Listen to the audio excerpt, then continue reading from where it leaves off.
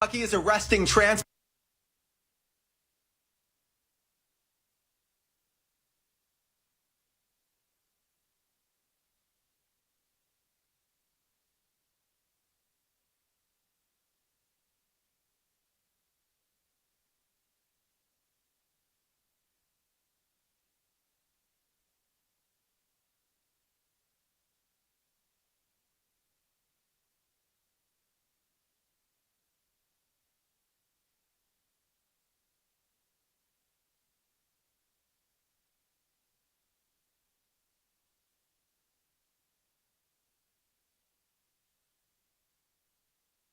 Okay.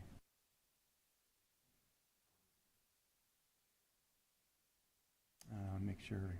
Are you ready then?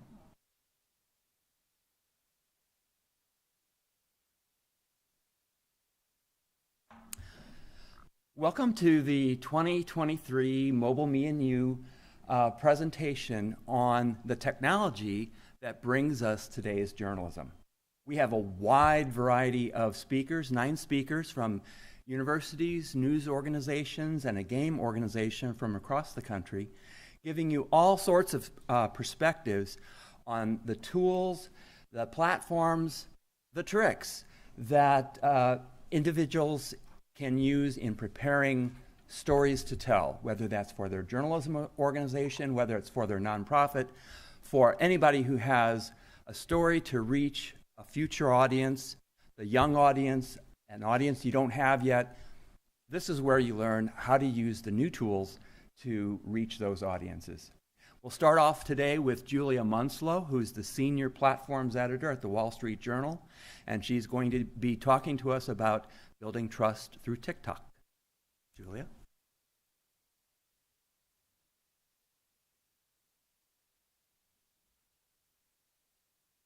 Thank you, Gary, and good morning, everyone. So first, I want to start with a question. Influencers or reporters, who do you think has more influence and can command more attention on TikTok? Answer it in your head, and then at the end of the presentation, we're just going to come back to that and see what you all think. So today we're going to be talking about first getting to know the audience. So who are we targeting on TikTok, on off platform, and what do they like? What are they actually paying attention to? Next, we're going to look at influencers and news publishers on TikTok. What are they doing? Is it working? Is it not working? And finally, how journalists can compete with all of this. And then we are going to look to next year. The 2024 election is coming up, as I'm sure all of you know, and I'm predicting that it will be an exciting time on the platform. So first, hi, I am Julia Munslow. My background is in journalism. I started out reporting and content programming, took a year off to teach, so English and journalism lessons. And through my students, I got introduced to short-form vertical video on TikTok and became an avid TikTok viewer myself and a self-taught video editor. And along the way, I played with a lot of algorithms and tried to sort of reverse engineer them to figure out what they were doing. And now I look at audience growth, so focusing on analytics and research on what audiences like and what they need. And then occasionally I also just serve as a human lighter for shots in the newsroom, as you can see up there. So first, how are people accessing news online? So we already know that people prefer social media over news websites, news apps, and this has only grown over time. Younger people especially really prefer social media. They are a lot less likely to go to a desktop website, pick up a print newspaper, or download a news app. However, news avoidance is also on the rise, especially among those younger generations. And it's not really a surprise if you think about what has been going on over the last few years. The COVID-19 pandemic, the war in Ukraine, now the war in Israel. And if you look at the economy, well, hasn't necessarily all been good news. So TikTok is one of becoming an increasingly used platform as a source of news, right? So if we look at the number of 18 to 24-year-olds who have used any social network in the past week, and this is from the Reuters Digital News Report, we really see that TikTok is starting to grow, as well as Instagram. And these are visual first platforms, right? So at the same time that Instagram and TikTok are growing, we see things like Facebook decreasing, Twitter decreasing a little bit as well. And about 20% of those adults ages 18 to 24 are using TikTok as a source for news. So if we look at TikTok, something that is really important because of how the algorithm works is who commands attention there. As a journalist, as a news organization, you're not only up against other journalists. It's not about, do I follow ABC News or do I follow CBS News? Instead, it's about, can I command attention more than all of the other influencers, the comedians, the entertainers, the celebrities on the platform? So if we're looking at news specifically, about 55% of people who do use TikTok for news are generally paying the most attention to influencers and personalities. So that's not journalists, that's not mainstream news organizations, it's not reporters. And in addition to that, about 44% of people who use TikTok for news are generally paying the most attention to just ordinary people. So folks who don't have that journalism training are not necessarily verifying their information, but instead are just talking about news on the platform. And so I wanted to take a look at what some successful influencers are doing on the platform. So here on the right, we have Josh Helfgott. He has a whole segment called Gay News, where he talks about what's happening in the news through the lens of being a gay man, really pulls out any threads that are related to LGBTQ news, and talks about that to his audience of 5.5 million followers on the platform. Next, we have Vivian Tu, whose handle is Your Rich BFF. She talks a lot about financial news, so news you can use, service journalism, what to do about student loans, what credit card you should open, all of those things. Next, we have V. Spehar, who is Under the Desk News, and they really focus on delivering the news in a sort of gentle way, a very empathetic way. Their first video, they got under a desk, literally crawled under a desk, and started talking about the news in a really calm, gentle, accessible way to their audience of 3 million followers. And then finally, we have Crime with Court. So it might not surprise anyone to know that true crime is a really, really popular genre of news on the platform, and there are really very few professional journalists doing it. Most of the true crime we see on TikTok is actually through the eyes of people who love true crime themselves, and follow cold cases, follow things that are unfolding in real time on the platform. So here are a few examples of what they are doing to sort of, pull attention, not necessarily away from news organizations, but they're certainly commanding a lot of attention on the platform. So this one is Josh. This is one of his gay news segments. Breaking gay news, Kentucky is arresting trans people and trans allies right now. Literally, as they're being arrested, one lawmaker gave one of the most powerful speeches I've ever heard. First you hated black people, then you hated Jews. Now you hate everybody when you hate yourself. This house is for the people, by the people, to serve the people, and you go after everybody's kids but your own. None of us said we would come here and hurt people. You make hate. Somebody's gonna have to tell. Yes, the gentleman from that shop. So obviously a very different way of delivering that news than you might expect from a traditional news organization, but the content is all still there, right? You have a host, you have an anchor, you have a clip from someone who is there on the scene showing you what was said by a prominent lawmaker. And next we have Vivian Tu. So she's doing GameStop, Reddit, and the market explained in 60 seconds. All right, Money Talk. Here's the 60 seconds on what is going on with GameStop, Reddit, and the market. Essentially, a bunch of regular people have made a ginormous bet against financial institutions, and they're currently winning. We're watching one of the largest wealth transfers from Wall Street to Main Street, so obviously it's all anybody can talk about. Essentially, a bunch of Redditors analyzed GameStop stock and felt like it was undervalued. They also identified a major weakness in the strategies used by giant hedge funds believing that GME would fail. And then finally, this is one of the true crime videos.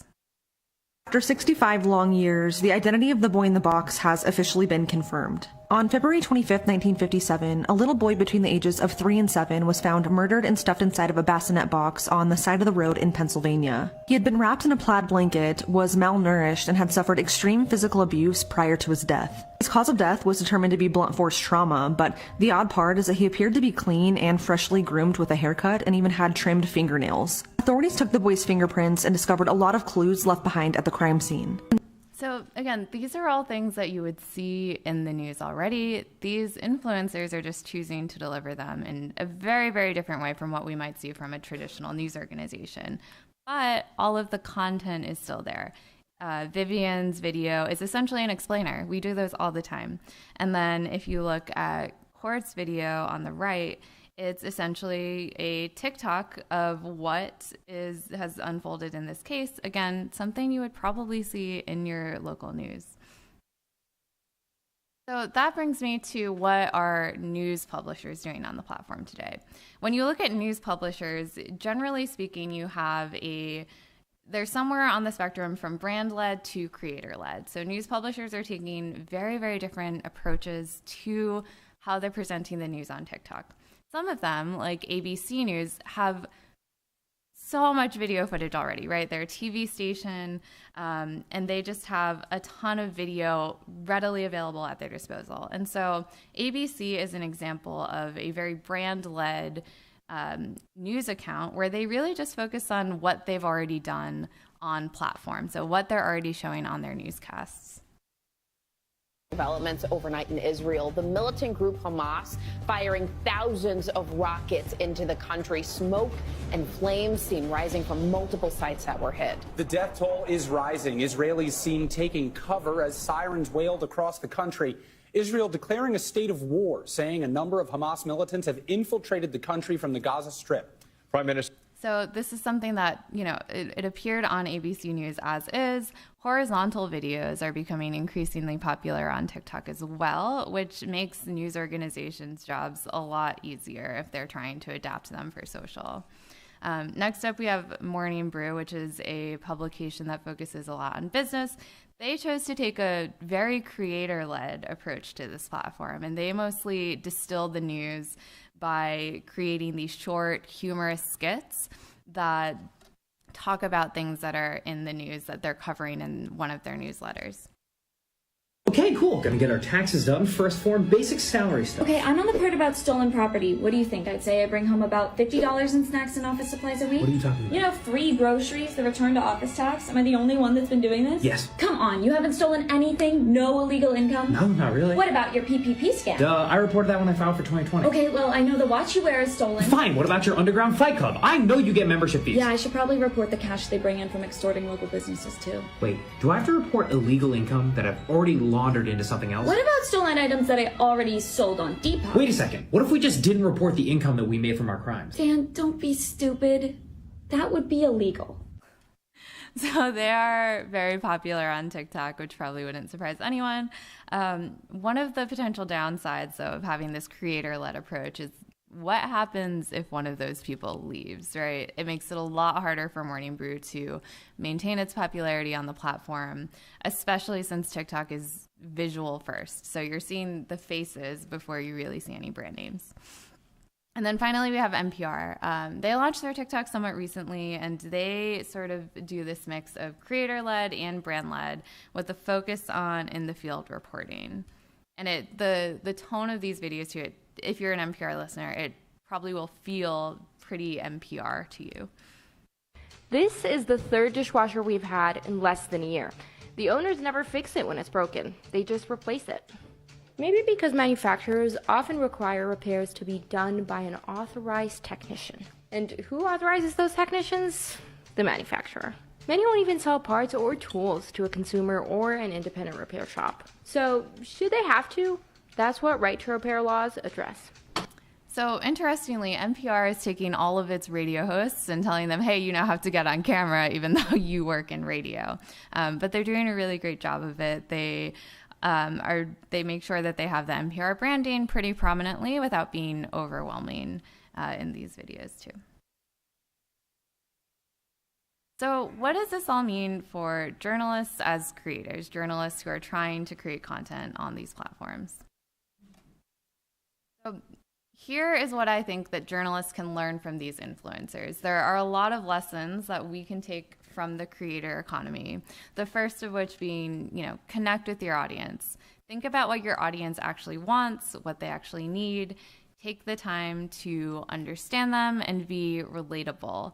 People who are especially those in Gen Z, especially those who are millennial, they want to listen to people who are relatable to them. They want to feel as though they're talking more so to a friend, maybe someone that they have some sort of parasocial relationship with, than turning on the TV and watching a news anchor. And second, explaining the news in terms that your audience both enjoys and understands. Obviously, this is not going to be the case for every single piece of news, but if there's a way to inject a little bit of your personality into a video explaining what's going on in the markets, why not? That not only allows your audience to connect with you, but it also helps you stand out a little bit more. And again, on TikTok, on social platforms, you're competing not only against other news organizations, but against all of those influencers, celebrities, creators. And then, keeping it short and sweet. TikTok did recently announce that we will be able to upload 30-minute videos. However, generally speaking, the videos that we see as being the most successful are under a minute, if not under 30 seconds. Why would I spend my time scrolling, if I'm scrolling through TikTok, why would you spend your time watching a 10-minute video explaining the markets when you could instead watch a 30-second funny skit about it, right? And then finally, and this goes back to the first point, allowing yourself to be human. A lot of the people on TikTok are, who are successful influencers, have really figured out how to connect with their audience and make it seem as though they're friends. They are showing the less glossy side of their lives. They're not necessarily posting the perfectly photoshopped pictures that you would see on Instagram or even Facebook, but instead they're embracing sort of the chaos that exists in everyone's daily lives and showing it for everyone. And of course, as journalists, there is a fine line to walk here, and there's a balance that we need to be aware of. But again, when you have those opportunities, I would encourage people to take them. And so that brings me to the Journal and how we as a legacy print news organization took on TikTok. So this is how we approach the platform. First, we have a dedicated core team that includes both TikTok specialists, so people who are trained in short-form vertical video editing and really understand the platform, the trends, and the algorithm, and a team of social media experts who can work across platforms. And these people produce the majority of our videos. So that means that we are not serving as coaches for people who are going on camera, but we're also writing scripts, we're editing videos, we are putting finishing touches on things, including captions, and we are making sure that all of the videos feel cohesive and appropriate for a place like the Journal. Next, we do a lot of newsroom collaborations, and this is something that I'm really proud of. So the Journal has a pretty large newsroom. We have bureaus all over the world, and what we've been able to do is hold a lot of trainings to coach reporters and editors to host videos, to film B-roll when they're on the ground. And we hold these both in person and remotely.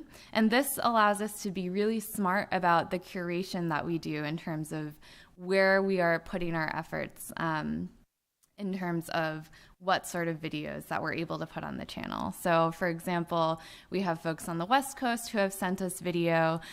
We had a reporter go on a whitewater rafting trip for a story, and he filmed the entire trip for us. And from that, we were able to cut together a video.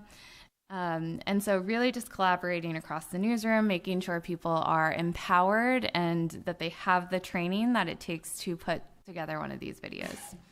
Next up, we try and keep our tone really intentional. So this is something that when we were setting strategy for the account, we thought a lot about. So how do you balance a sort of more straightforward delivery with that sense of humor that millennials and Gen Z really want to see from folks on TikTok? So we thought a lot about what we were going to do, how we were going to come across.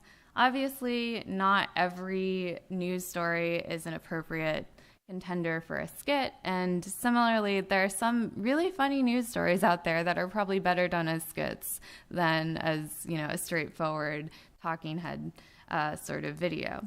And then finally, we thought a lot about safety. So this included both building in digital safety precautions and making sure people who are on camera were really comfortable. Because if there's anything that I think anyone can spot, it's when someone is on camera and they're feeling a little awkward. They don't necessarily want to be there, right? So making sure that people felt really empowered, really confident, and this included a lot of coaching, a lot of training for the people in our newsroom. So here are some of our recent videos that I think really exemplify, one, what we're trying to do, and two, have performed pretty strongly for us. So you may all remember the news story about the lost Titan submersible earlier this year. So when we were thinking about how to put this on TikTok, first, it was one of those stories that sort of took over the internet, right? You could not escape it. If you're on Twitter, TikTok, Instagram, it was everywhere. And so we looked at all of the coverage that was out there and said, okay, what can we do as the Journal that other news organizations can't? And so one of the graphics reporters on our team came up with this graphic of what it was actually like inside the sub. And so what we did is we said, hey, that's a great graphic. We're going to take this and turn it into a video, and this is what we did. Let's look inside the missing Titan submersible. The Titan fits up to 5 people who have to sit due to a low roof. The pilot tracks position, oxygen levels, and communications via video monitors, and uses a video game controller to steer. This section swings out as a door and has a roughly 20-inch window that lets passengers see outside. And there's also a small toilet in the front with a curtain. So all we did there was take an existing graphic that appeared on site and put it off platform into a short form vertical video. This video is our most highly viewed video of all time at 20 million views. And most of those views happened within a 48-hour period. And then next up, this next one is a collaboration with our enterprise team. So we came, the Journal's reporters got this footage of a Russian draftee basically surrendering to Ukraine. This Russian draftee was being hunted by Ukrainian drones dropping small bombs. Using hand signals, he proposed a messaging system to the drone pilots. He asked them to spare his life. Drones guided him through the perilous terrain toward Ukrainian-held territory. He is now being held at a detention facility in the Kharkiv region.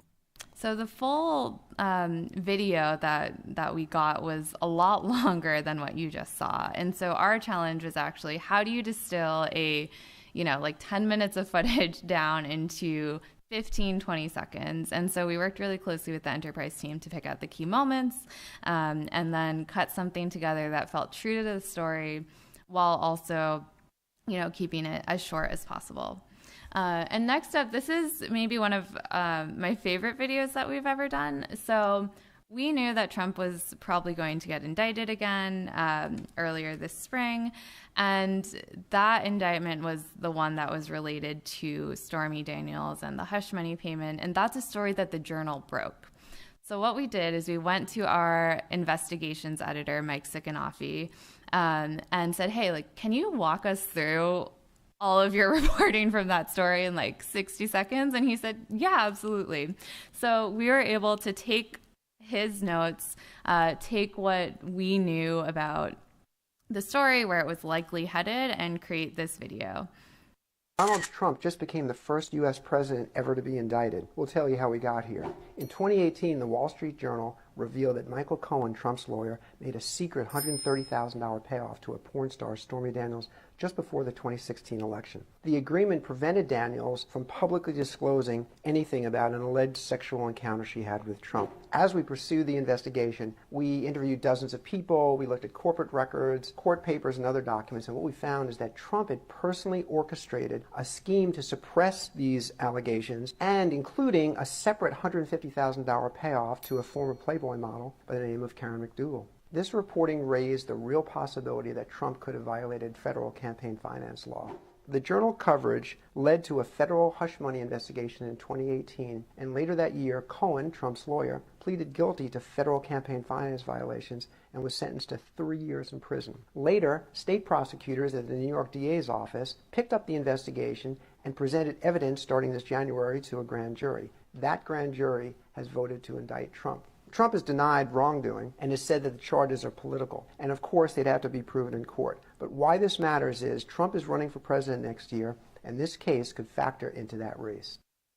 So Mike is great on camera. That was, something that I think we've learned as we've been going across the newsroom is even people who you might not necessarily expect to be TikTok stars can turn out to be TikTok stars. So don't discount anyone, including yourself. So the Journal also holds a variety of in-person conferences, including one called The Future of Everything. And this includes a lot of demos, a lot of new tech that's out there. And so we thought, what better way to spend our time at the conference than showing everyone all of this new tech and what it might bring. This is an airless basketball, and this is me messing around, for science. The prototype from Wilson Sporting Goods has the size, weight, and bounce of a regulation ball, though in my test I found it lacked the softness of traditional leather. Their rep told me it could hit stores sometime in the next year. So that was Jacob O'Hara, who's one of our visuals producers. He's really good at balancing, sort of like showing people what's going on while injecting a little bit of his personality into these videos. And this video was at over, I think it was over like 4 million views the last time we looked. And then next up, this is another favorite of mine. So one of our White House reporters, Sabrina Siddiqui, went on a trip with President Biden to Ukraine. And it was a really top secret trip. She could only tell like 2 people about it. One of them was her editor. The other person was her husband. And at the time, she's also a new mother. So she has to pump breast milk somehow on this clandestine, top secret, heavily, guarded trip. And so what she did for us is she said, let's open the reporter's notebook. I'm going to give you my first person point of view of what this was like for me. Here's what it's like to go on a top secret trip with the president. I'm a White House reporter, and last month I went on a top secret trip to Ukraine with President Biden. I was sworn to secrecy. I could only tell my husband and one editor at the Journal, and my phone was confiscated for almost the entire trip. We flew to Poland, and we took the train into Ukraine, where Biden met with President Zelensky. But for me, there was this whole other layer. It was my first work trip after maternity leave, and I needed to be able to pump breast milk for my baby. Thankfully, both the White House comms director and the president of the White House Correspondents Association are also working moms. And so before I even knew about the trip, they had been working on a plan for pumping in a war zone. On the way home, I tweeted this photo, and the response was overwhelming. Another journalist said it showed just how much had changed since she and other working moms had to hide while pumping or risk losing out on assignments. When my daughter is old enough, I hope what she takes away is what working moms are capable of and just how much having them in the room matters. And this was one of those TikTok videos where I think almost every single comment was positive. People were saying how cool it was to sort of see behind the scenes. They were saying how cool it was that she was a new mom going on this trip. And there were a lot of other working moms in the comments saying, I'm so glad that you shared this. It was really, really cool to hear about it from your perspective. So an opportunity to pull back the curtain, to show people, sort of what's going on behind the scenes. These are details that they might not have found out otherwise, but Sabrina was generous enough to share. Okay, so all this brings me to 2024, and what does this mean for political coverage on TikTok? So first off, I want to go back to 2020. So I covered the 2020 election, so this is during the pandemic, while I was at Yahoo News. And during that time, we built our TikTok account, which was at 1 million followers in under a year through political moments. So what we really saw is that we saw our biggest growth through these big breaking news moments that sort of everyone was talking about. So that included convention speeches, debates, so key moments, everything including something that Biden or Trump was saying that really made news, to even if you remember the fly that appeared on Mike Pence's head. That was a fun TikTok video for us. And then the week that was when we were waiting to hear the election results, people really wanted to know, when are we going to find out who won? Why is it taking so long? What does it all mean? And answering audience questions in that way. And then finally, when we were covering January 6th, we had a White House reporter on the ground who was able to feed us footage from what was going on at the Capitol. And in the 48 hours that transpired after January 6th, we saw an increase in account growth of 250,000 followers just in that 48-hour period. So looking to 2024, this is sort of what I am thinking we're going to see on the platform. So really a big one is explainers and fact-checking. I think that we're going to be seeing a lot of deepfakes, a lot of misinformation, especially as more people get access to AI tools, right? We're already seeing deepfakes of President Obama going around. So what does this mean for deepfakes that are going to start popping up of Biden, of Trump, of other candidates on the campaign trail? And how are we going to get ahead of that on social, especially? People are also really going to want to see what's happening on the campaign trail. So 2020, pandemic year, things are a little bit less crazy, a little bit less in person. This year, people are out and about again, right? So I want to see what's happening as it's happening in places that I can't be myself. So show me the unfiltered, raw footage. Show me what's going on the ground. And lastly, this is another thing that we saw a lot of success with when I was at Yahoo, is voter perspectives. What are other people talking about? What are people in other parts of the country talking about? People who are in red states, people who are in blue states, purple states. What are they actually caring about? And what are these ordinary people's opinions on what's going on? And so I also just wanted to talk about politics on TikTok. So this is sort of the format that I would imagine might start to become increasingly popular as we are seeing more political pundits pop up on TikTok. Right now, there aren't too many that are active. Of course, there are some, but during the 2020 election, we really saw a lot of young political pundits talk on TikTok about what was going on in the race, what they cared about, where they thought things ought to go. And so this first example is actually something we did when I was at Yahoo. And I think it just goes to show that, again, these videos can be very short, they can be very simple, and they also should always be highly visual. This is the moment, tonight is the night, we'll fight till it's over, so we put our hands up like the ceiling can hold us. So that's just a time lapse of the election map and how it turned out. But that video did really well for us. I think it's over 1 million views at this point. And then I also just wanted to highlight Jeff Jackson, who is a Democratic congressman from North Carolina. He is extremely popular on TikTok, and he breaks down what's going on in Congress for not only his constituents, right, but pretty much everyone who's on TikTok. For the first time ever in American history, the Speaker of the House has been fired. We just took the vote. I just left the Capitol, and here's what I saw. When I walked through the doors of the House chamber and onto the floor for the vote, the first thing I saw was about 200 reporters up in the gallery. That's not normal. Then they banged the gavel and brought us into session, and everybody sat down and got really quiet. That's not normal either. The thing is, no matter how long any of these people have served in Congress, none of them have ever seen this happen before. So he goes on to explain what happened with McCarthy in the news recently, but he's able to really inject some of that personality in there. He's talking about it in a really, really accessible way, right? He's giving you context while telling you what's happening and saying, you know, this thing happened, but it's not normal, and this was also what I saw, but it's also not normal, and here's why it is such a big deal. And so I would expect an increasing number of people to be, maybe they're not going to be on TikTok, right, but they'll be on other social platforms doing things sort of like this. And that is it for me. So thank you so much, and let me know if you have any questions.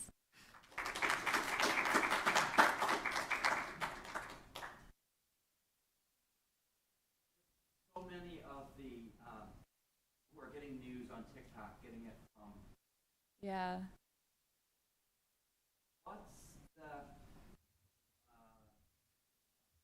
How do you control the point of view? Oh, thank you. Okay, so with so many people getting their news on TikTok from influencers, those influencers are basically mediating it from a news organization. Yes. So do you think that the audience understands that news is mediated and therefore might have a point of view in it? Yeah, no, I think they do understand that, but I think they also would rather hear it from this influencer than someone working at the news organization. And while that might sound like bad news for journalists, I think what it really does is it shows us that there's a huge opening there for journalists to come in and start emulating some of those techniques. Okay, and to be influencers. Yeah, well, journalists are influencers already, right? We're all constantly creating content. I think people look at influencer and they have certain notions about it, but at the end of the day, we're all telling stories and we're all trying to connect with our audience and explain to them what's going on. And if that's not an influencer, I don't know what is.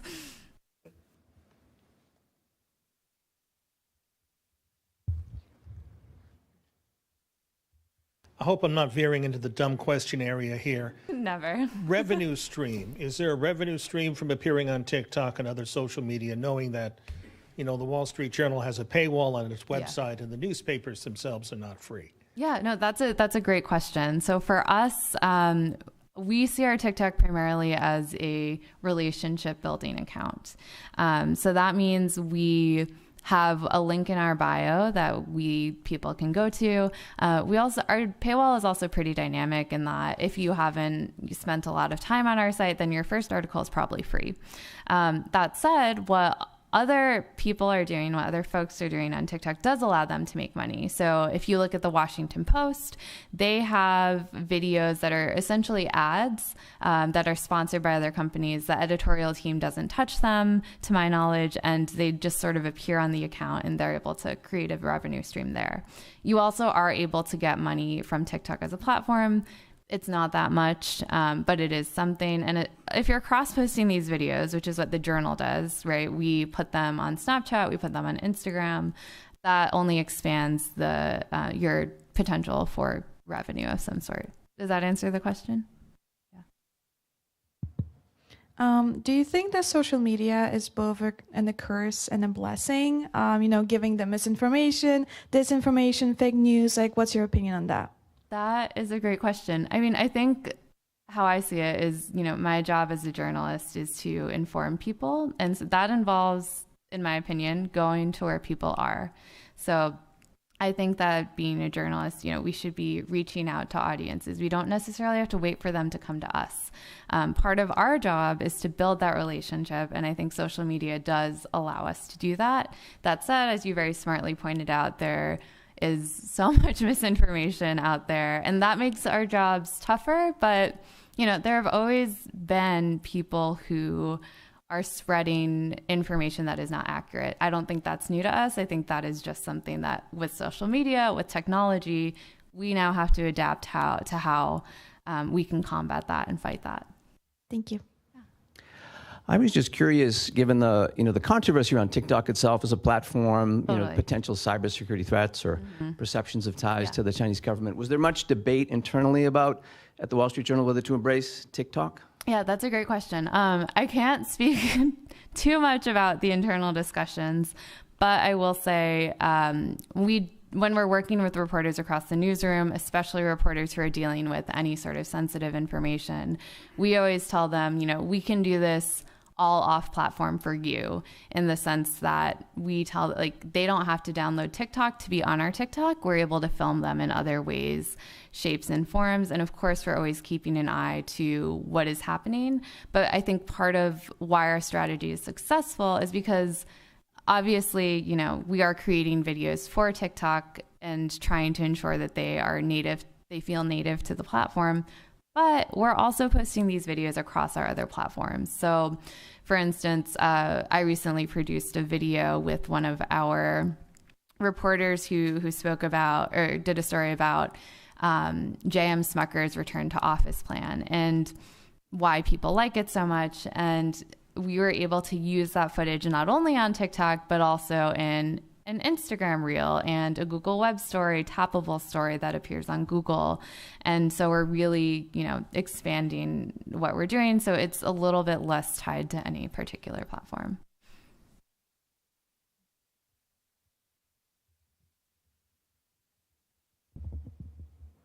Thank you so much. I hope you have a good rest of the conference.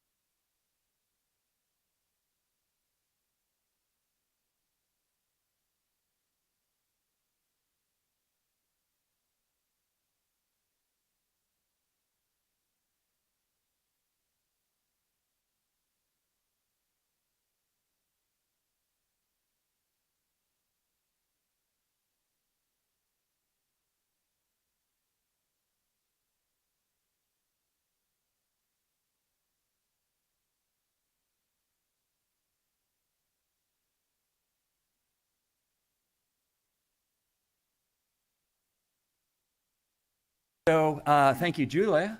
And now we have Subbu Vincent from the Markkula Center for Applied Ethics at Santa Clara University talking about mobile news apps. Thank you. Thank you, Gary. Thank you all for being here today. This is going to be really interesting to follow because Julia is awesome on the social media side, and I am not going to be touching the social media side, but there's a lesson in the story just in the two slide decks. I do research and tool development as well as convening, consulting, as well as I also write on media ethics. It's an intersectional role at the Markkula Center. And this is an applied ethics center. So applied ethics is not ethics in the sense that ethics usually in a university campus goes to philosophy. Applied ethics in my role is industry facing. So we're constantly talking to industry, whether it's social media companies or the news companies and so forth. So just quickly, the apps topic for me today is actually the news aggregator apps. It's the apps that you might call as Google News, Apple News, Smart News, and Seeker, and Bing News if you're on Microsoft and so on. I'm not going to be talking about the social media apps themselves because they are a major distributor of news too.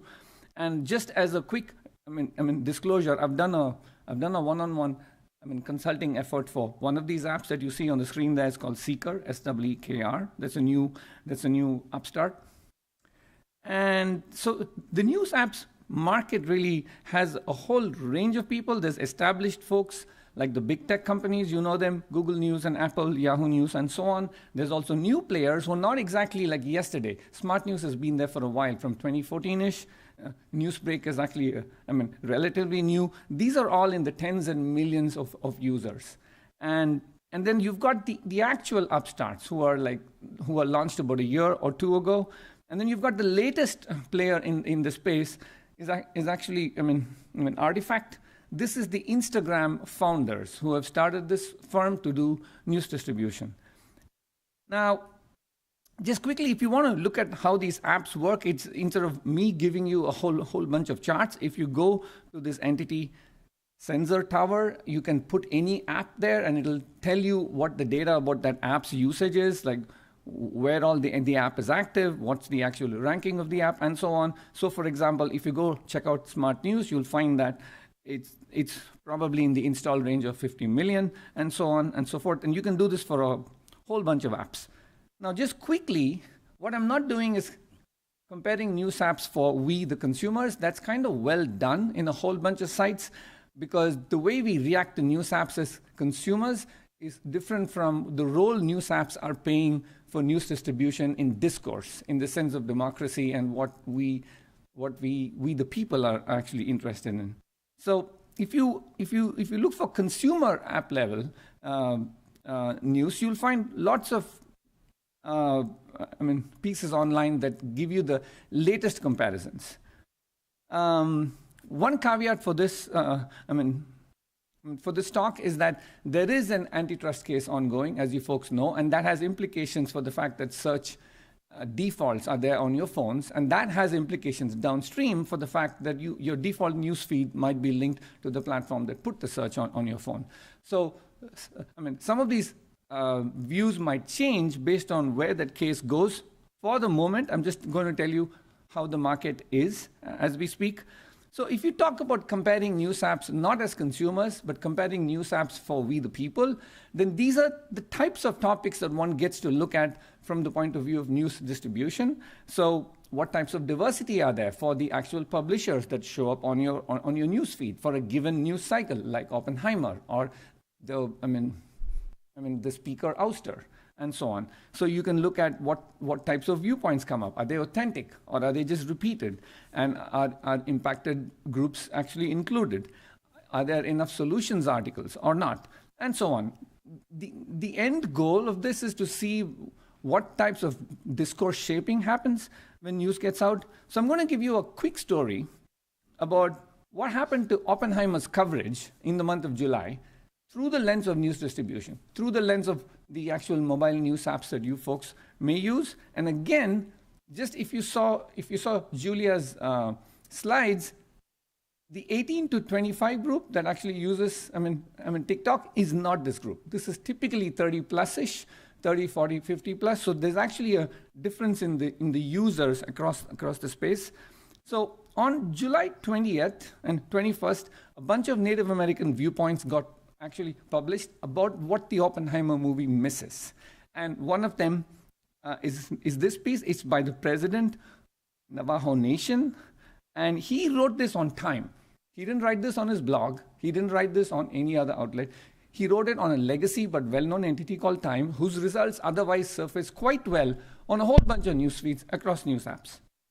And it just came up online. It also came up on Native News Online, which is an indigenous American news outlet. There's about 10 or so that I track. And and the author of the outlet, of the piece there, is also an author. Here you can see his name, Levi Rickert. So that's also an author from the same group. Now, when you started looking at feeds, so I started looking at news feeds on 24th or so, and I found that lots of coverage had happened. As you know, this is a pretty major blockbuster. There's all kinds of stories, everything from little gossip about did the lead actor lose weight so much in order to act as Oppenheimer, about the lead actress, and so on. And there's also controversies from around the world, like the India controversy about the sex scene in the movie and the link to Bhagavad Gita and so on. So it's not just the coverage of the film that actually will show up on the feed and actual criticism about the movie, but also all the stuff that happens afterwards as discussions take on in Japan, in India, and so on. So it's not surprising that you'll find all of these these pieces from across the different types of publishers on your feeds. Now, if you go across them, Google, Bing, Seeker, what's interesting is, and then on the left, you'll see another app, The Factual, and then you have another aggregator called Ground News. That's a more recent entry in the play. None of the major apps actually carried either the Time piece authored by an indigenous American leader or pieces on indigenous American publications referring to that kind of piece and the same views, which was about the fact that the land on which the Manhattan Project and all of the stuff got built actually were occupied by them earlier, and then there were all kinds of downstream implications for that project. I don't have to go into all that, you folks know it. So, but then on July 27th, the feeds changed. So what happened? What actually changed was that on Bing News and Google News, the LA Times picked up a piece that actually goes into the fact that Native Americans today actually have views on that, and they explain why, and so on. And that piece came up on the LA Times, and this is very similar to the criticism leveled by that author who wrote the piece on Time. And also, that also appeared on Native News Online. And it also shows up in Google News, but it's a different entity. It's called KSL News, which is a broadcast station, pretty well known, I assume, in the system. So Bing and Google News actually pick up, but they pick up the perspectives from mainstream publishers on 27th. So what changed? More importantly, why? So what happens is LA Times actually has a Hispanic targeting publication called The Loss, I think. I don't know if I'm pronouncing this right. Is that how I pronounce it? And that publication, which runs off the LA Times domain name, actually ran the piece explaining the issue. And what's interesting is it embedded a tweet by a user who actually pointed out the ethical issue with how the New York Times called the land on which the Manhattan Project was built as desolate. She took that on saying, really?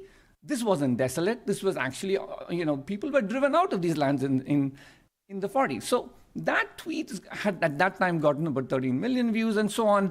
And on the 26th night, the LA Times piece embedded this tweet, did not cite her, did not quote her in the text, simply stuck the tweet in as an item on the issue and did the piece. And once the LA Times piece happened, it actually started showing up by other people who did the same thing. So broadly, this is like a story and a timeline about how one particular group, marginalized group, Indigenous Americans, who speaks for their perspectives, how do their perspectives show up when they write about it, when a publication writes about it, when the actual mainstream entities write about it. So I see this as an absence-presence question, not as a ranking question, because this is not about who gets ranked first or second. This is about, is it even there on the feed? And is it even there on the feed when the news cycle is running as early as when the viewpoint is made?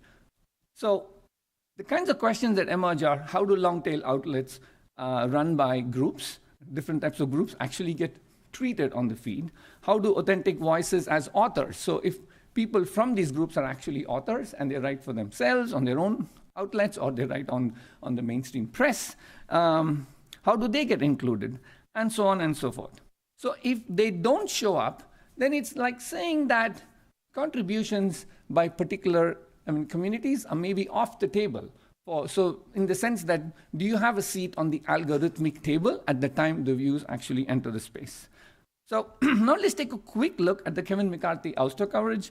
This is a different angle on how news distribution controversies work, and all of these are on these apps. So just last week, online, there was this whole thing about how did OANN, which is the One America News Network, how did they get a ranking of very high and an actual political bias label of center when they're not supposed to be, because they're supposed to be right of center, and because they've distributed disinformation before, there's this thing about, can they really be high? They should really be low-grade article, and so on. And this was contrasted with how articles from The Guardian and Bloomberg and ABC News and so on all got this thing called very low.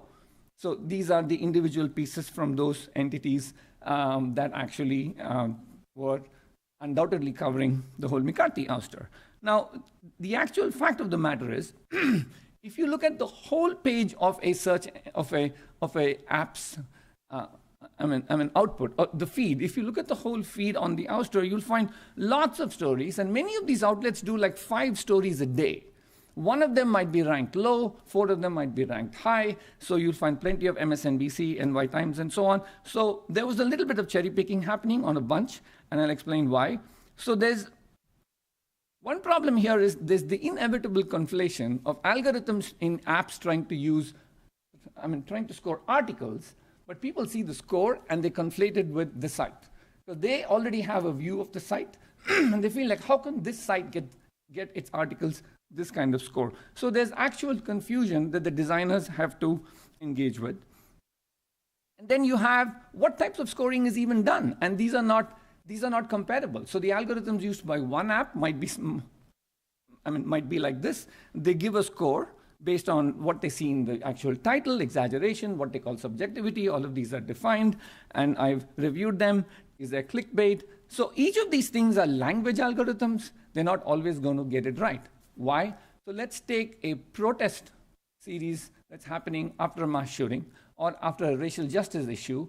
And if you start quoting people who are protesting, let's say students are protesting, those voices are going to be in the story. And it'll be a legitimate story.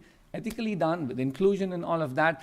And then let's say the headline elevated some of the protesters' views. There might be anger in there. So it's not automatic that the per article algorithm score is going to account for the fact what type of story is this, who's being included, and so on. So the scores are this whole system is actually relatively new. And then you've got other types of actual scoring. So this is another app. They do author topics, diversity of the sources, what types of quotes are in it, and you can they also look at political slant of the sources and so forth. So it is a competitive space. Different people are implementing different types of per article scores and so on and so forth. Now let's look at ground news. I've shown you a few screens earlier. Thank you. I'll just take a quick drink. So this app is interesting because it literally does political bias indicators for news articles as a proposition in its own right. Now, if you see ground news, it's a fairly complex app. It's kind of the opposite of Apple News. If you've seen the Apple News screen or even Google News screen, you'll find less information about the stories and more the stories themselves. Here you'll find that given a story, so let's say, yesterday Steve Scalise dropped out of the race, US speaker, and then there will be a summary. There's an algorithmically generated post there, and then it'll say all the actual publishers who have their stories. You can pan on your screen, on your mobile screen, and then it'll also say what's the distribution the story has across entities. So it'll say this news story has 32% center political bias coverage, and then it'll say below, if you see here, you'll find that it's got 34% sites on the left, 34% sites on the right. This is kind of relatively even. But also what's interesting is it'll also say how many sources on the left and right are actually covering it from the 90 sources or 80 sources or so that are on the screen. Now, why are these actual companies doing this? What's the intention? Because they're trying to compete with the big players. They're trying to come up with one idea is it's trying to differentiate uniquely around what their product can offer for the audience they're trying to build out. They're going after audiences that are more sophisticated maybe about what they expect from the news, also about knowing their sources, transparency, about political bias, like can I know? And for the sources, for the news publishers, you already know their slant. You know your slant, you know their slant, and so forth. For the news publishers, you don't know from whom you're getting new voices and new stories maybe. The idea is you have to know their slant. Now, it's not that simple to talk about transparency as a norm. In ethics, we talk about norms a lot because transparency is not an automatically super value that you can implement all the time. So for example, when you talk about transparency, if you talk about government transparency, there's a fiduciary question there. Our taxes are with the city, so we want to know what the city is doing with our taxes. So that it's expected, there's an expected outcome there. Here what happens is we're trying to use algorithms to signal to people something about the slant of the entity, which is actually political bias around left, right, and so on. But these views are actually held at the group level. They're not individualistic signals about one person learning about that entity. It's actually at the group level. So it's not really that simple because it can make you behave in a way that you behave in a group.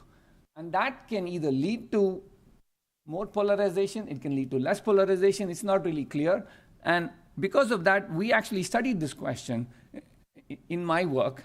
And we had an early finding that the assumption that if you stick a political bias label on a story, what does that do to selection from the feed? It's not automatic that people are media diet oriented. It's not automatic that people are going to say, I'm left leaning, so I'm going to read more articles on the right, or I'm right leaning, so I'm going to read more articles on the left. If anything, we found asymmetry. We found that Democrats and left-leaning people tend to want to cluster more around the left and read less from the right if the labels are visible. But we found that Republicans and right-leaning people have less of that tendency. They also cluster, but they cluster a little bit less. But the difference was statistically significant enough to say that it's not a done deal to simply say media diet, balance your media, and so put all these indicators and hope that people will do it. But having said that, as product designers, the app companies are including these features. But The big tech people, Apple News, Google News, and Bing News, if you notice, they don't do all of this stuff. They basically, we're the big people, trust us, we've done our algorithms, we want to keep it simple for you, especially Apple. If you see their screen, they've got five stories maybe on 2 scrolls, and then they essentially say, take the news from us, we're giving you the experience. So there's no scoring, there's no political bias, there's no distribution data, and so on, whereas all the startups usually have something or the other, and the latest entry actually gamifies the whole reading process as well. That's actually Artifact. So the real challenges in this space, there's a distinction between journalism and the actual quality of the work along those terms you see there, like just the factual nature of it, an informative story, how many experts are quoted, diverse views amongst the experts themselves, whether it's actually timely, exposing, unearthing, just the volume of stories an entity can do on an issue.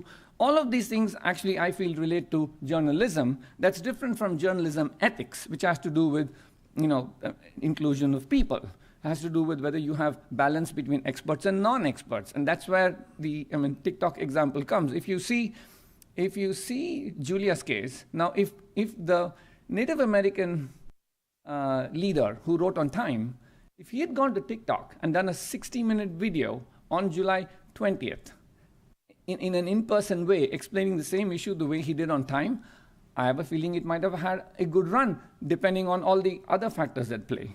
So there's different types of angles here that it's not automatic that when you build a news app, you are separating what you see as journalism from the ethical work that might have gone into it even before it actually appeared as a story. And the systems may be conflating all of these things when they rank pieces and they include pieces and they actually show up one piece or the other. So there's a different way to frame this whole thing about how do you do a bias indicator. I would say what journalism is, it has a bias towards problematization. It has a bias towards reporting the problems, which is a good thing. It's not inherently bad. But there is an anti-solutions bias. You don't have enough solution stories that emerge. That's why there's a whole movement in that space. So there are ways to maybe use algorithms to put indicators on stories saying this is a solution story. And there's also data that indicate people want more of those. And those areas are not yet included in design at this point. There's also an elite bias. So we tend to quote more experts. We tend to quote people more in power, people who have title. We don't quote people so much on the ground. That's shifting now. So that's another kind of bias on which you can put indicators that are more around democratic values in terms of how you use the apps and what signals you read on it. So all of these things are kind of topics that are now entering discussion at a roundtable that I run, and I have to thank all of these folks because they give inputs to me in the actual meetings we have. We're discussing use cases at this point on how distribution works. There are people from Google News and YouTube, and TikTok has joined last month, Ground News as well. And the idea here is to try to build a consensus set of principles on what can the app companies do and distribute on how they distribute what are their inclusion policies, and what algorithmic transparency do they need to have. That's what we're doing. Thank you.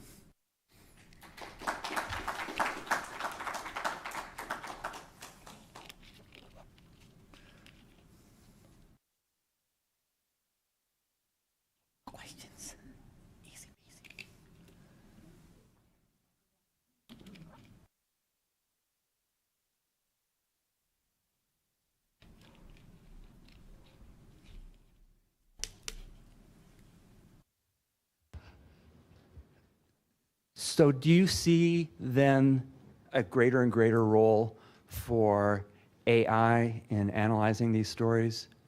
And first of all, determining whether it says the story is biased one way or the other, and then also putting a tag on it? Just as a describer of the reality in front of me, yes, because engineers are going to do what engineers do. And I used to be one, so there is that productivity feeling people get. I want to sort these articles, I want to rank these articles, I want to use large language models. There's already efforts to use large language models in this space to catch up where the older algorithms couldn't do it. So as a describer of what's happening, yes, I see more and more happening, simply because they're approaching the intervention point downstream of where the supply side works. There's infinite supply of stories on a news cycle today. Given a news cycle, relative to what human attention has, you have thousands of stories competing for your attention. So their utility angle will be, I want to give you a feed that has the stories that you're most likely going to click on. So there's going to be engineering work, and as a result, there's going to be AI work. Where I come in on is, there's going to be tech work anyway. Why don't we complicate the way we start looking for ethical signals in the work so that your distribution doesn't just follow business metrics, but it follows business metrics and some value for democracy. So otherwise, we're flying blind for democracy.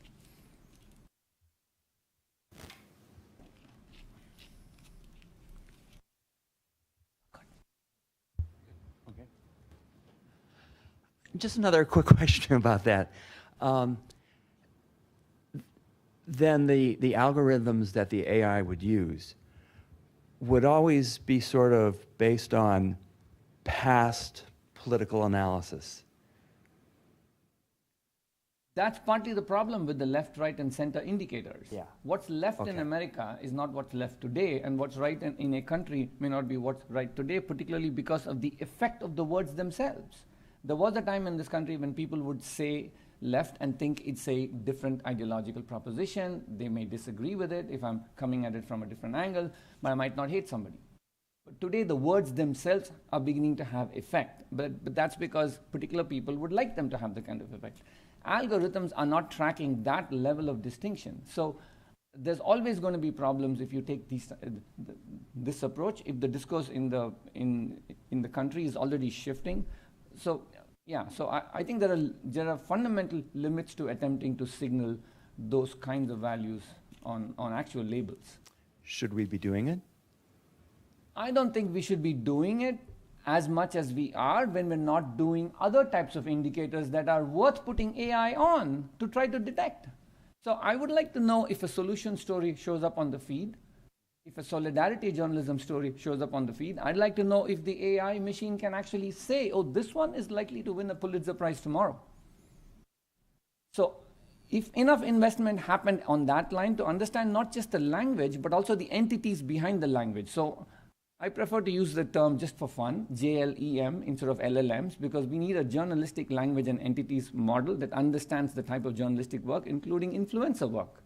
So there's more work to be in. If I had to invest tech in it, I'd invest tech on those lines and get all the false positives, get all the false negatives, and work through that with the same grit that engineers and product people are now showing for the conventional type of algorithmic advantages you get in trying to identify political bias and so on.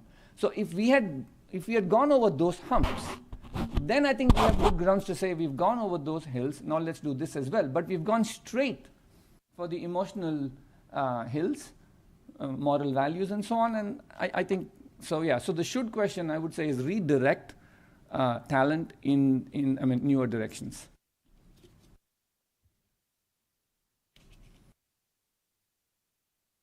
Thank you.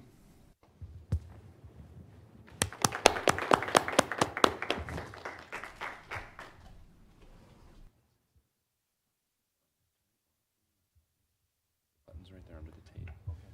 You have to hold it, and if you look at the screen, it takes like 6 seconds to turn it off, but it turns on in like a second. Okay. So I'm going to turn it off now. Just hold it, and it'll do a real.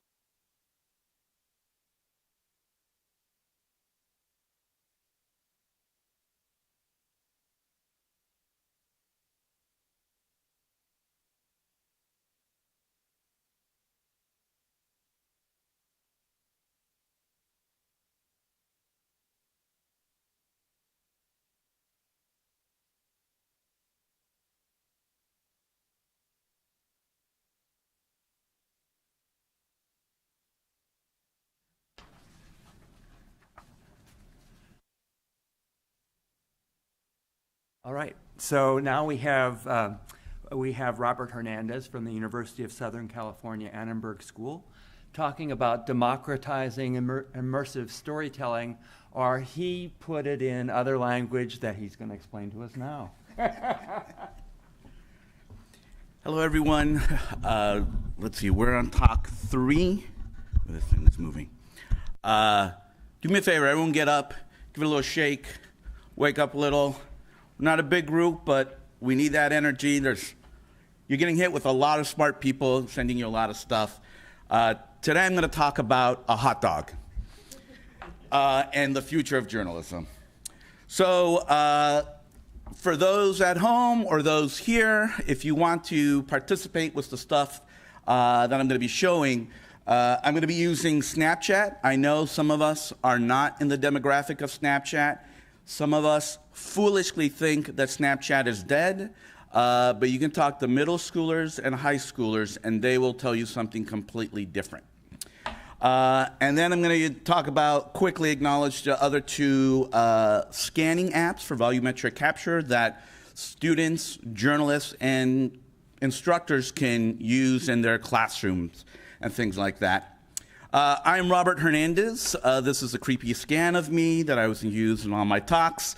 I'm a digital journalism professor at USC Annenberg, where I focus on emerging technologies. So anything new that I think could be hijacked for journalism, nonfiction storytelling, at the affordable, reasonable rate of free or damn close to cheap to free, aka a typical newsroom's resource, I try to play with and figure out how might we use it for our type of storytelling.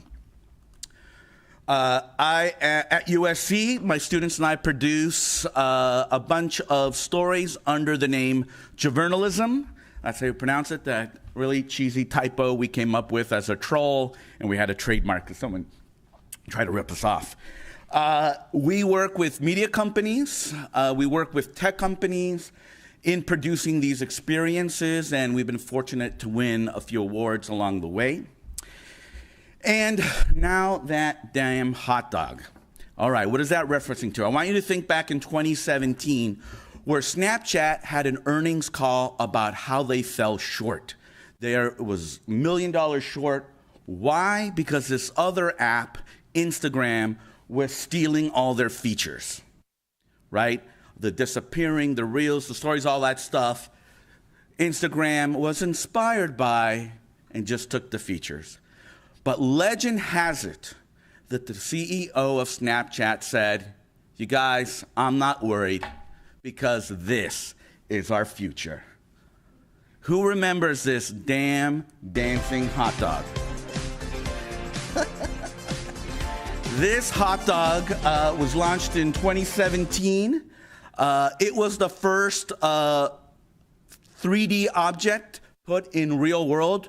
Snapchat had been using AR to augment our faces, to throw up a rainbow, of course, to infamously make us into puppies or change our voices. But the hot dog was placing something in your world, and it went viral, creating really funny, random, dark memes. I'll let you take it all in, right? Someone stealing their hot dog. This is kids today. Hot dog visiting grandma at her funeral. He will haunt your dreams. Out of all the memes, the one that I'm invoking is this one where imagine you're at the earnings call and the CEO says, this guy, I'm not worried. And truth be told, Snapchat has been a leading company when it comes to augmented reality, and other companies are trying to catch up, including that one Snapchat has been inspired by and created some similar platforms. What does that have to do with journalism? Well, in 2018, my students and I were trying to figure out how might we use, what tools are out there to create augmented reality experiences that we can share with the world. And we had decided to do an immersive series on the unhoused community. And we had the idea of like, what if we could capture a dwelling and let you hold presence with it? Well, how do you capture a dwelling for AR? Well, we did 360 video, things like that. I somehow charmed a company called Capturing Reality for them to let us borrow, for a limited time, a license for their software called Reality Capture. And what that is you take a bunch of pictures of something, put it through this expensive software, hit a button, and within minutes, poof, a photorealistic 3D model appears. So I brought my old camping tent to campus. We took pictures of it. We quickly glanced over the instructions, said, screw it, let's just hit the button and see what happens. And lo and behold, it created a photorealistic representation of my tent. It's not perfect, but it's good enough for me to tell you a story, not about any tent, but that particular item, that particular artifact. So great, now I can do a 3D model. The next challenge was how to optimize it, because how are we gonna create an experience or a story that we can therefore distribute? Most AR platforms or for news entities create their own custom app. And chances are you're not gonna download my app. Maybe my mom might download the app, but probably nobody else. So I paid a lot of developers to create an app that no one's gonna engage with. But someone told us a possible solution for this is Snapchat Lens Studio. This launched a few years ago. It is free. It has grown and developed, and it's become, for us, the most stable and powerful AR platform. Again, it's meant for your face, not really thinking about augmenting the real world. We thought that damn hot dog.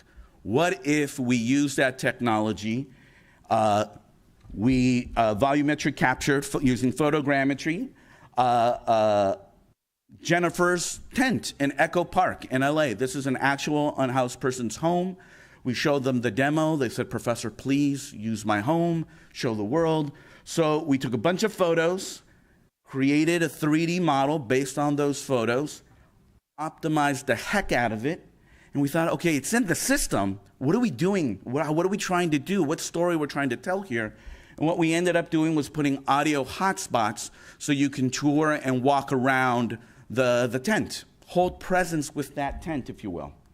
So I showed this last year. This is one I always show. If you have Snapchat, you can point your phone to the snap code. We created 4 experiences. The snap code in the middle will launch this, Jennifer's tent. And you tap to place it on the ground. Hi, my name and is Jennifer. Jennifer welcomes I'm you. going to show you how homeless people live here in Echo Park. And we're going to look around at my tent today. So welcome. And you can interact with this That is a audio tour in augmented reality. But what's really crazy is that you can crouch down and step inside to hold presence with her home. You can charge that at a local library, which the majority do. We used the Snapchat platform to create this experience and distribute this experience. And Snapchat was blown away. When I first pitched them the idea, they said, Professor, that's a great idea, but it's never going to work. Because there, at the time, lens limit was 4 megabytes. A photogrammetry-based model is often in gigabytes. So somehow we just figured out a way to optimize everything and make this happen. This was in 2018, and we did that in collaboration with the unhoused community. And it rewired my brain and it rewired my students' brains in terms of how we can tell stories, not in the traditional framework of journalism where, hey, let's go to a community, parachute into a community that has some negative connotations there. Instead of going there, gathering the information as ethical or accurate as possible, we decided to find members of the community to be partners with us. And they decide the story, and we, with them, produce these stories. The example I always give is this one down here. I think this is the laser pointer. This over here. Tim and Daisy wanted to talk about what it's like to fall in love while homeless. How do you foster intimacy in a relationship when your whole life is so public on the street, right? One of my students was the managing editor of the student publication, and he told me later, after the semester was over, that he posted on Facebook, if my reporter came to me with this idea, I would have said, no, this isn't journalism. What is this? Where's the news? But as he was producing this story, Daisy asked him, as they were taking a break downtown LA, there was a police car driving by or something with a siren, and Daisy asked him, why doesn't the media show this side of us? It always presents us as either lazy or crazy or addicts. We're human beings and we deserve love too. And it's that humanity that is a thread that it's in all our projects that hijacks that technology to make these stories accessible and engaging, right? It's a common thread that brings us together. We did this project in partnership with Contrast VR, which is Al Jazeera's VR branch. And luckily, thankfully, we won a Webby for reality. They submitted it for the reality TV category. We won that. We were honorees for the student category, and SPJ gave us the Mark of Excellence Award, meaning that of all the journalism produced in the country, this project was the best. All the journalism produced by students in the country, this was the best of the best.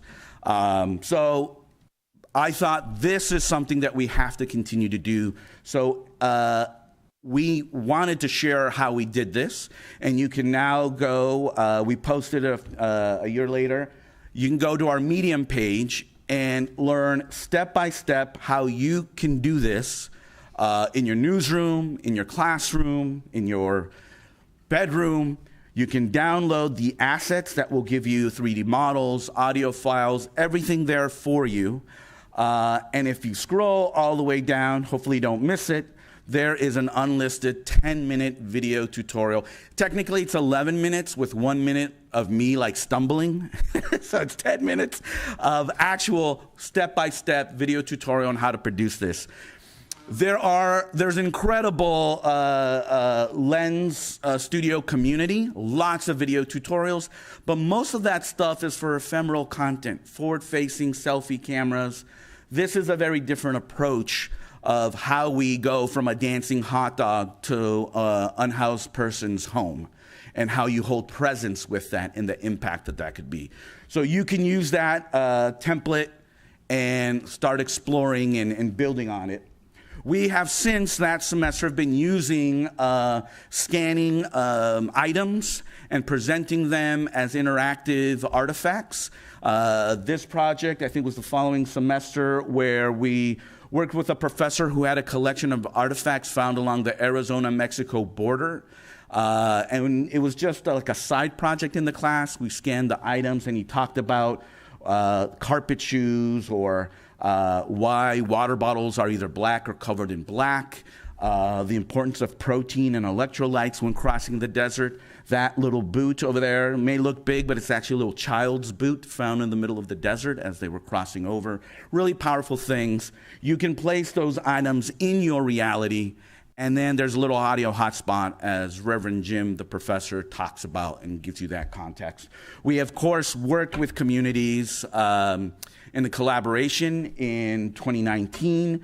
We worked with youth in foster care and produced a bunch of different pieces. One of them was about this teddy bear, that when you are separated from your family, they give you a plush teddy bear to kind of something to hold on to. And for one generation, they welcomed it, but for another generation, they hated it, especially if you were separated from your parent, multiple times. They're imperfect parents, but they're the only ones you have. And so it's traumatic to be separated from them for whatever reason. And if you did it multiple times, you get another plush animal and another plush animal, like, sorry, we took your mom and dad away. Here's a teddy bear. So they really freaking hated it. So we have two perspectives on Jenny's teddy bear. That's her actual teddy bear. That's the woman on the left. She's a social worker, an advocate for youth in foster care, and her teddy bear is on her desk. You can click on the button. She starts to talk to you about her experience and the representation of the teddy bear, and then Miriam is on the right. We've worked with survivors of domestic abuse during the height of COVID. We did 360 videos. We shipped cameras to the participants, but one student managed to go to an altar for Dia de los Muertos. A college student working with a nonprofit created an altar of the victims of intimate partner violence. So they took pictures really quickly, and we ran it through some software, and poof, not perfect, but effective enough in a few minutes to make an experience where you can place the altar there and then walk around it and hold presence with it. We did a project with reentry, formerly incarcerated folks, then giving them 360 cameras, talking about their lives. But one family. It's the woman in the middle and the woman on the right. That's a mother-daughter. Their story was about spending their lives for the last 22 plus years trying to get the son, their brother, out of prison, who they believe was wrongfully convicted for murder. And the 360 video goes into their lives, and you see all the documents the mom has pasted on every surface in their little home, and how she uses her beat-up Vietnamese to English dictionary to try to translate every word in these legal documents, hoping to find the key to get her son out. In this particular one, we didn't use Snapchat. We used Sketchfab. We used some scanning apps, the ones I'll talk about in a little bit. But it's a little thing that we, of course, in text can describe the dog-eared book. Maybe there's a picture, maybe there's video, but there's something quite powerful where this is something you can rotate in front of you. Sketchfab is like the Instagram for 3D models. You can upgrade to get a pro account. I think with professors they may work. That's how I got a pro account for free. And they have an AR version. So you post a 3D model and then you can watch it in the app and tap to place it in AR. It's a really great platform. Recommend it. And this semester, we are working with the drag king community. Most people have heard of drag queens, you know, from RuPaul to all these other things in the news, right? But when we did reporting, trying to figure out which, you know, the class that we want to work with the LGBTQ plus community, we try to figure out who's underrepresented in that community. Of course, there are many, but we also found that when you think of drag queens, that narrative is dominated by white men. And we thought, what's an inverse of that? And it's the drag kings community, where there are women that dress up as men, non-binary, trans men. And so we've connected with participants, performers in the community. We just finished up our 2-week training, giving them a camera, working with them, brainstorming on the stories. I want to share this one story, but I don't want to jinx it. But they're really fantastic stories that are coming out. We're trying to figure out, with every technology, what matters most is the story. With every piece that we do, it's the story. And if there's a way to incorporate the technology, great. If there isn't, that's okay. There's still a compelling story. They'll all be told in 360 video. But Enza, who is in the black shirt on the left, second from the left, they're a performer, and they did something for Angel City Football Club Pride Night. They made a paper-mache soccer head. It's a soccer team, so they made a paper-mache soccer head and performed. And so that might be something that we scan and then augment as an artifact that you can place in your reality, amongst other experiences that we're working on. But keep an eye out for that. I mentioned Snapchat, but of course there are a lot more platforms that have come along. Spark AR started from Facebook, now of Meta, of course, was inspired by, I'm going to project, to follow Snapchat. TikTok is there as well. They have something called the Effect House that is slowly, I mean, you've seen the AR things that it can do, the manipulation, the viral videos, things like that, but you haven't seen many world items, right? Augmenting your reality with items and 3D models. You haven't seen that click there yet. The technology is getting there, but the stability of Snapchat is why we use it, and that's the one we would recommend to journalism institutions to use. But it's only a matter of time. Meta has, I don't know if you've heard this, but Meta has a lot of money and a lot of resources, and they're betting in that immersive future. So you're going to see more and more of that platform mature and mature and mature, creating and catching up with the creators in these spaces. But there are more advanced ones like Unity and Unreal. Those are gaming engines that develop video games for the console and other places. So there are a lot of options to play. Of course, there's even WebXR, browser-based AR, VR experiences that you can incorporate as well. But for us, the key here is how do you replace that hot dog with an object? And at the time, we used capturing reality. We've experimented with HP's Z 3D camera. That's for $500. You get this little scanner camera, you attach it to your monitor, you put a pad on the table there, and you get an object, the best, no bigger than 9 by 9, no smaller than 3 by 3 by 3 inches, and you rotate the item under the camera, and in real time, it is creating an optimized model. It is removing your fingers from the model, from the item. $500. Prime Day is over, I guess, so maybe it was on sale, maybe it wasn't. But, you know, it's a little weird misfit tool that is out there that, again, they're not thinking about us as content creators. I met the person demoing it at CES. They were in a corner, sadly rotating a shoe. And I was like, what are you doing?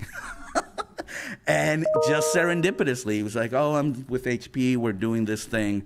And my jaw dropped because it's really difficult at the time to find ways to effectively, in the framework of a journalist, popping into a scene, how can you capture an object? We can do photos, but how can you capture it faster? Technology has evolved.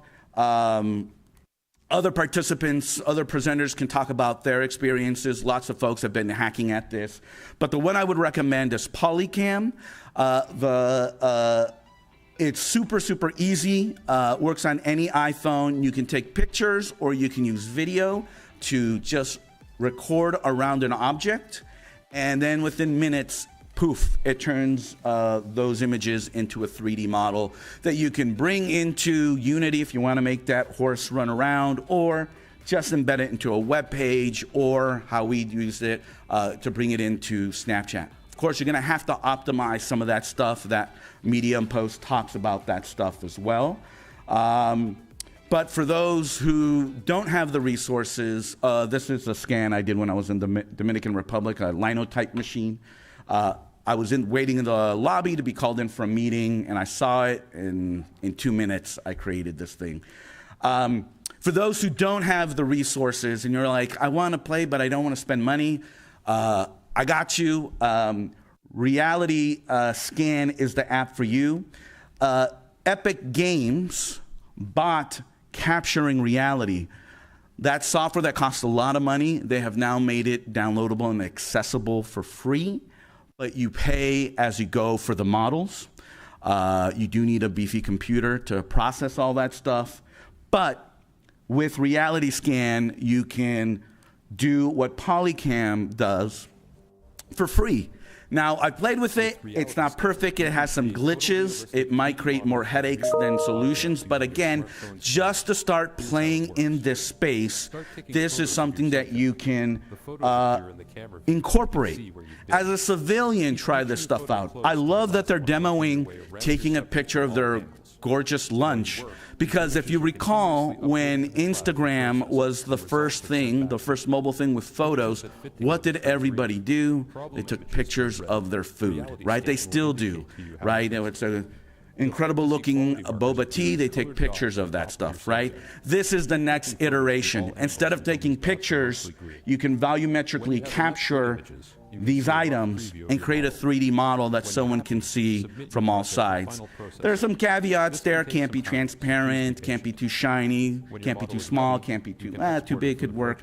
But again, other folks will talk about scanning and such like that. This is something you can do for free now.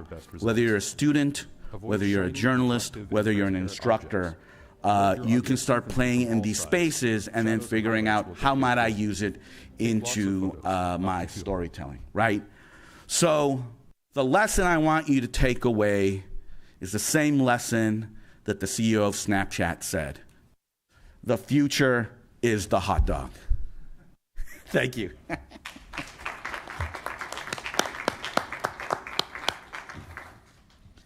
Any questions? That was awesome, Robert. Can you tell us a little bit about how you stay in touch with your students after they finish work with you and they go out? What are they doing? Has this So a couple of things come into when I make my class, and the most important thing is culture. I try to recruit students from across the university. Of course, I have my journalism students, but the trick is to get misfits from across the campus and have them buy into each other and trusting each other and their different backgrounds. And so the first day of class, I'm talking about culture. I'm talking about us. We're the ones doing this. We're the ones collaborating together. And that culture builds a community that we communicate via Slack, and after they graduate, they come back in guest lecture, they participate in Slack. I started off with one class when I started experimenting with this. Now I have 3 classes, and some students have taken this course 3 or 4 times because they see something here, rewires their brain, and they want to pursue this for their career. Not everyone wants to do that. Some of them just want that exposure, and they get it, and they can put it on their resume. Other folks get bit by the bug and go way in. So yeah, I have alums. One went to the New York Times and now is a senior immersive producer for Nat Geo. They've gone to all different places, from local news to international news. Yeah, and again, this is something, if I tell my colleague, in fact, my colleague told me, as other technologists I'm sure have heard throughout their career, that's not journalism, you're just a tech enthusiast. Aha. So I thought, how do I prove this person, how do I try to convince this person that this isn't some gimmick, this isn't just social media where they're dismissing, oh, those are what kids use, that's not serious journalism. So that's why I started to submit these projects for awards. 2 lessons are there. One, this is award-winning journalism. I laugh because it's the hot dog, but it has impact in ways that our medium, our industry needs to embrace. And 2, you're never going to convince the haters. You just have to acknowledge them and move around. They're walking zombies that are going to be phased out. You have to push forward, not only for the industry, but more importantly for your students to get this stuff. And so the students see that, they collaborate, they come to do conference talks with me, they go and get these awards, they go and influence the industry, and we keep producing that stuff. So we can keep in touch that way. The microphone here and then in the back. This is really inspiring work, Robert. It's awesome. And I feel like one of the reasons it's so powerful is because you're creating empathy with the people you cover by putting a little bit of their reality into your own reality. And I'm just curious, do any of the people you cover, like the unhoused community, do they get to see the reaction of people experiencing the, looking through their tent and listening to the audio and all of that? Yeah, definitely. So we often work, we think about, my students and I get together the semester prior. It's an elective course. They're registering the semester prior. Once I hit a certain number, I bring them together and I say, which communities do you want to work with in the coming semester? We vote, we pitch ideas, we vote. And then over winter break or summer break, I go make those connections. As a reporter, I go figure out, is there a nonprofit? Is there a community I can connect with? And in this framework of journalism, it's not the traditional journalism framework, it's this community collaborative journalism. I find partners that are equal partners that are often, if I'll be honest, distrusting of us because we've been misquoted or we've been voyeuristic or we've misrepresented their lives. So I have to win their trust, and now I get to show them past projects. But the agreement is, you own this. We can share the copyright for it. More importantly, if you have a nonprofit, I'm more than happy to demo this stuff during your next fundraiser or your next social event. So for the Unhoused project, we met in the downtown LA library. The library, thankfully, likes my crazy ideas and has been very supportive. And so we debuted it there. We had a Saturday event where we had booths there and the panel of the folks on stage talking about their experiences and the projects, and we demoed it. We've done projects with deportees and a nonprofit called Al Otro Lado. And the representative Al Otro Lado was with us every step of the way. I explained what the project is and what the outcome could be, but it wasn't until she put on a headset where she was like, I had no idea and just started crying, right? They see the impact, they see themselves, they see a connection in a different way.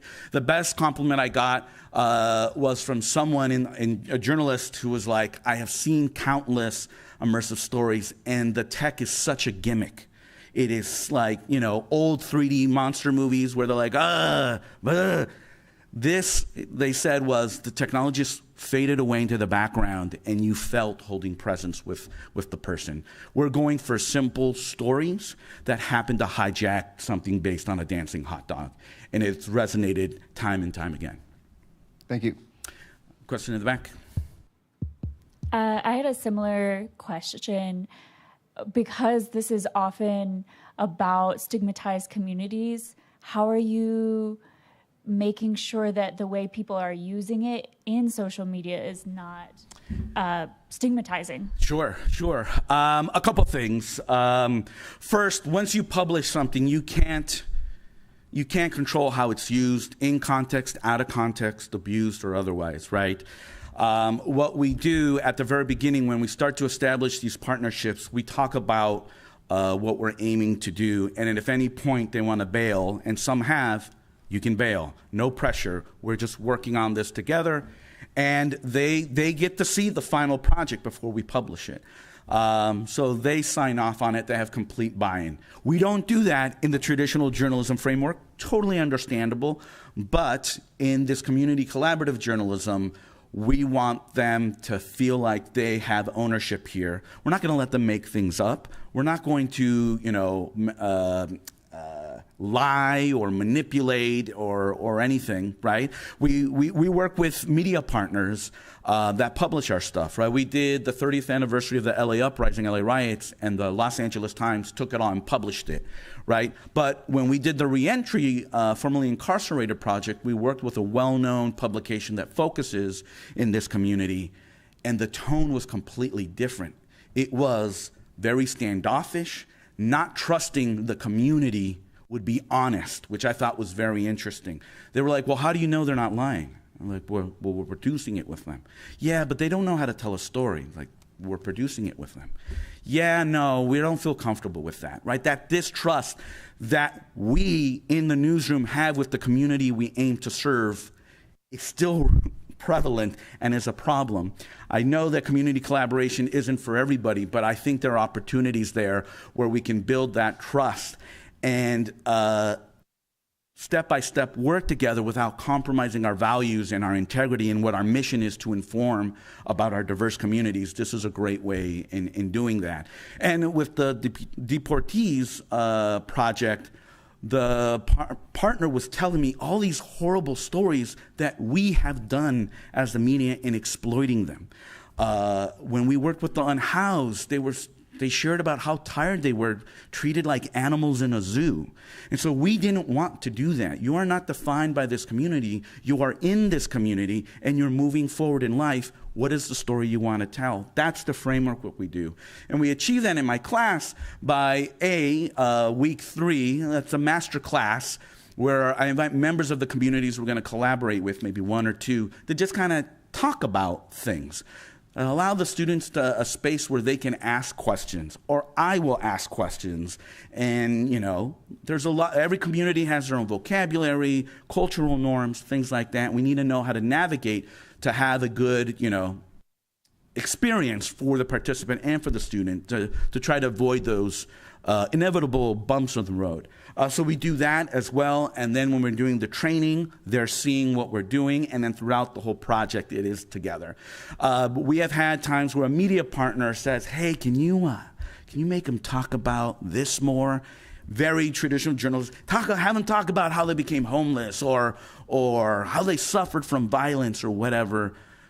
We don't do that. We are telling the stories that the community wants to tell, and when we go to a media partner and they agree before they see the projects, they have the right of first refusal. If they're paying us money, they can give us editorial notes. If they're not paying this money, they get what they get, and they decide whether or not they want to publish the story. And most times they say it's pretty powerful that they do choose the story. It's a relationship all the way through, being transparent and communicating and understanding the needs of all the stakeholders and finding that path. Everyone wants a compelling journalism piece that helps you understand another community, whether it's in text or with a dancing hot dog, right? The truth is, these stories are not being told in traditional forms, but I can sneak these stories in if I hijack a dancing hot dog or hijack that Apple, really expensive Apple headset or something like that. If I can put those stories in those spaces, there's a better likelihood of understanding those communities. Question over there? I'm very interested in how successful you've been in placing your stories that you and your students have done. And I'm wondering, what about local media? Yes. A current focus in terms of, not like the LA Times, but maybe a community in Northern California that lost all of its local newspapers and so on. Yeah, I would argue that any community in any city in any part of this country has lost their coverage. So there's no shortage of deserts that are covering everything. We just knock on doors, or sometimes news orgs approach us. We did a project with ABC News. They got a Google grant to tell hidden histories, is what we call the project, hidden stories about the diverse communities that make up our cities. So we did an immersive documentary on Catherine Chung.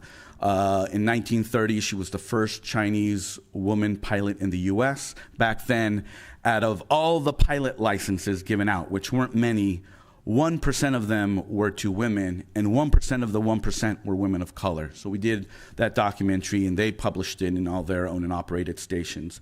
We've worked with Desert Sun, a paper in Palm Springs. We did a piece on the Salton Sea. So we're definitely working with nonprofits, with news organizations. Whoever wants to play and understands the framework and feels comfortable with what's going to come out. They, of course, don't have to publish it. They can say, no, I don't feel good about this. Totally fine.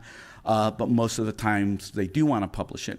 When we published the LA Uprising, LA Riots piece, when I was talking to news organizations, the LA Times and PBS KCET, who we've tried to work with before, it was really interesting that the problem wasn't the content. The problem was wondering if their audience would understand how to engage with the content.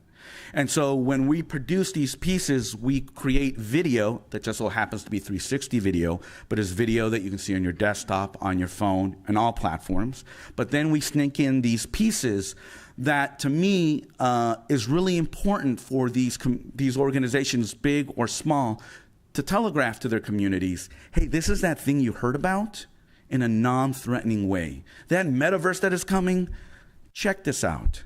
Play with these spaces, explore this stuff. LA Times ran everything. KCET just chose to run with one 360 video because they weren't sure their audience would get it, right? The different demographics, different audiences that they serve. But yeah, I'm always looking to collaborate. That's the whole point of my work. How do I democratize this stuff and put it in the hands of people that are not the New York Times or the Washington Post or CNN or NPR, which has so many resources. Granted, they always need more, but so many resources and opportunities that smaller, local, regional, nonprofit orgs don't have. Thank you. Thank you. Another question?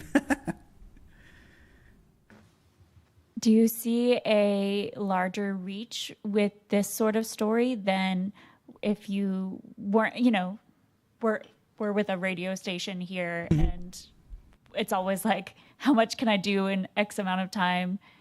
Does it seem worth it to the news organizations? So there's a couple of ways of answering that. So the first, I would say to the individual reporter, audio or whatever reporter, start playing with this stuff.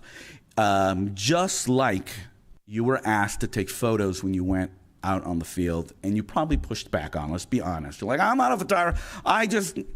You have the device. You take pictures. This is the next evolutionary step about it. Start playing with that on your own, on your terms. To the news organization, start playing with that and start thinking about, hey, this is something that can really enhance our stuff.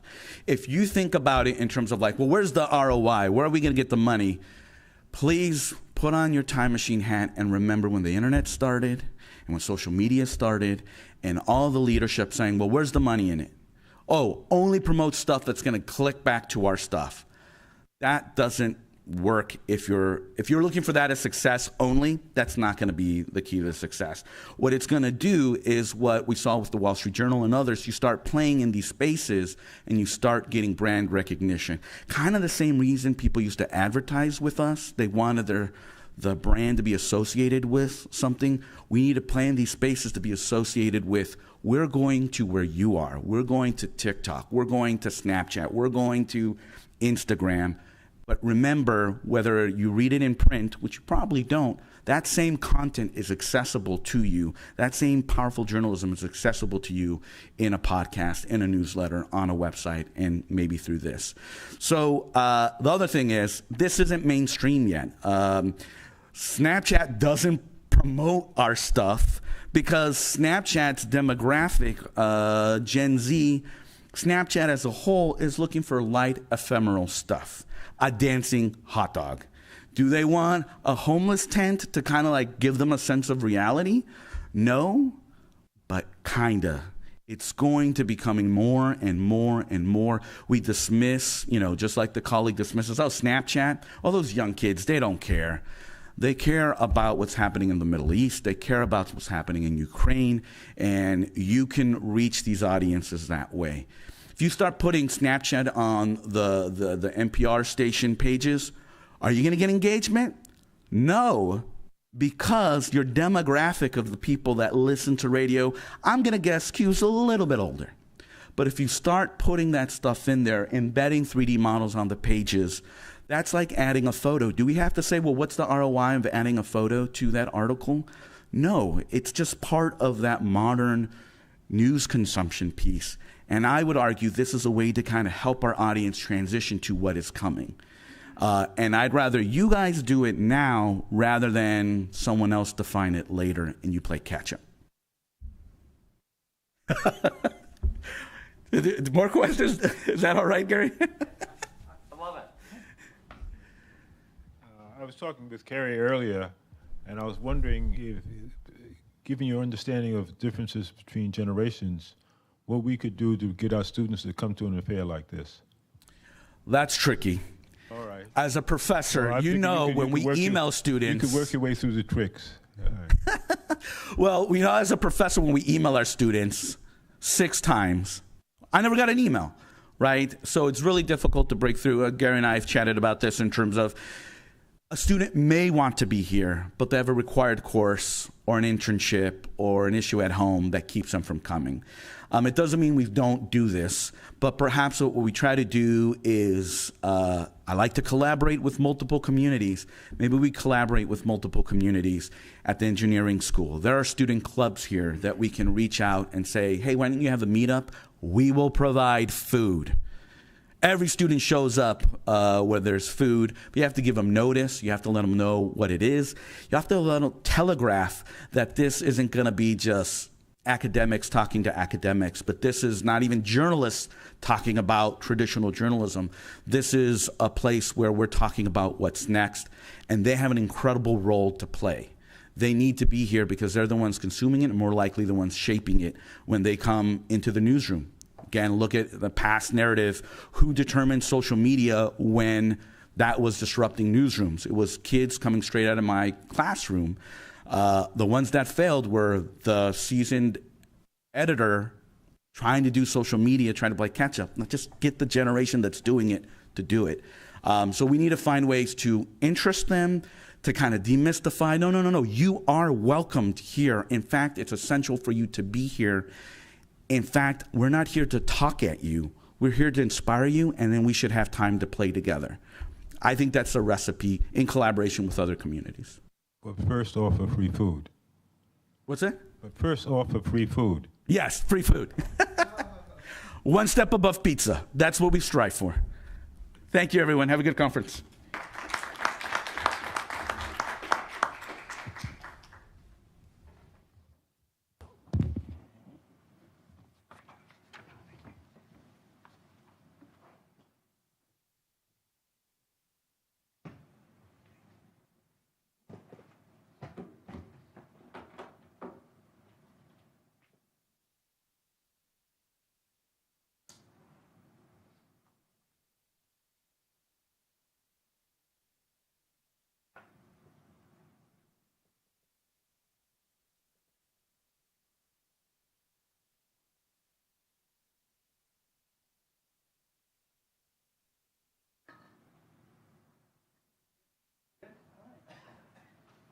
So now, thank you, Robert. And we have Zach Wade from CNN, who's going to be talking about performance feedback. And basically, it's how do we learn from all this stuff that we're doing?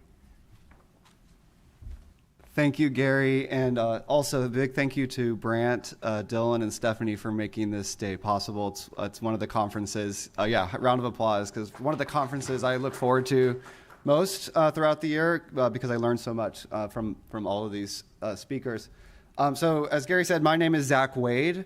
I'm senior producer for editorial product and performance at CNN. And what makes me most excited about that job is it's really about driving a cultural transition at CNN Digital to one where we're making decisions based on evidence and insights and analysis. So, we want to produce features on our websites and apps, and we want to write stories, and we want to do good journalism that we have a high degree of confidence that will actually connect with audience. And so my work is really about empowering our writers, our editors, our assignment editors, and our product design and engineering folks with the best performance feedback possible. And when I talk about this today, what I hope is this can also provide a framework for how you approach performance feedback in shaping the coverage in your own newsrooms. And so I hope there's some very practical takeaways. And, certainly reach out to me, after this conference, ask questions, of course, today. But I'm really excited to help others start thinking about this space because it's really important for the sustainability of journalism that what we do, resonates with audience. And it's also ever increasing that we need to engage our audiences, deeper and deeper into the content funnels. So I'll talk a bit about this. So let me start by saying, what is performance feedback? And I think one really good way to talk about what something is, what something isn't as well. So, there's just plain data that we have access to. Maybe at your organization, it's page views on your story or unique visitors. Sometimes it could be time spent, or total content consumption time. That's data, right? And it's important because it's a critical ingredient to creating performance feedback. But performance feedback takes data and adds context. And what performance feedback does is actually creates actionable insights out of data. So I'll talk today a bit about how we do that at a story level. If it's just your own story that you're hoping to analyze and gain insights from, we'll talk about it at a storyline level. If it's something episodic, that's happening over several days, or months, like the war in Ukraine, or the Titan submersible sinking, or whatever you're covering. And then we'll also talk about how you might approach content strategy at your own news organization using performance feedback to sharpen the way you think about signing stories. So this is a good example because this is a story we did on a local landmark banyan tree during the Maui wildfires. And of course, there's so many stories to tell about the Maui wildfires, obviously stories of tragedy. This example's, I think, a good one because it's fairly elective.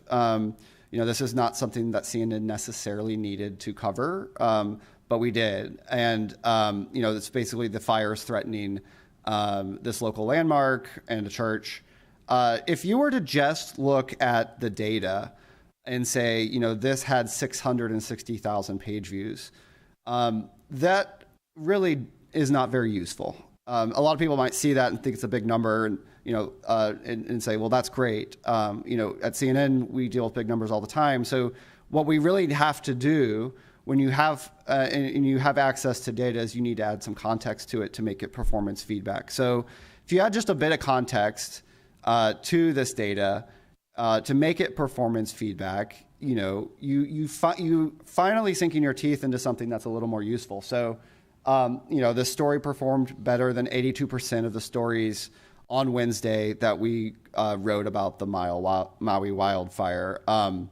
If your news organization is smaller, where you may be just producing one story each day about the Maui wildfires, you might want to compare it to that overall basket of content. But this is helpful now because you're saying this actually worked. We maybe should do a follow on this story and track the health of the banyan tree. And that's important because you need to determine what's working and what's not in order to determine better practices. The second line here, earning 40% of its traffic through Google Discover, that's also actionable because you can start thinking about, well, this story might not be so reliant on our homepage audience. Perhaps we really just think about publishing it for unintentional search like Google Discover and use other stories in that really prime real estate on our homepages. So just 2 lines of additional context can add a lot more actionable performance feedback.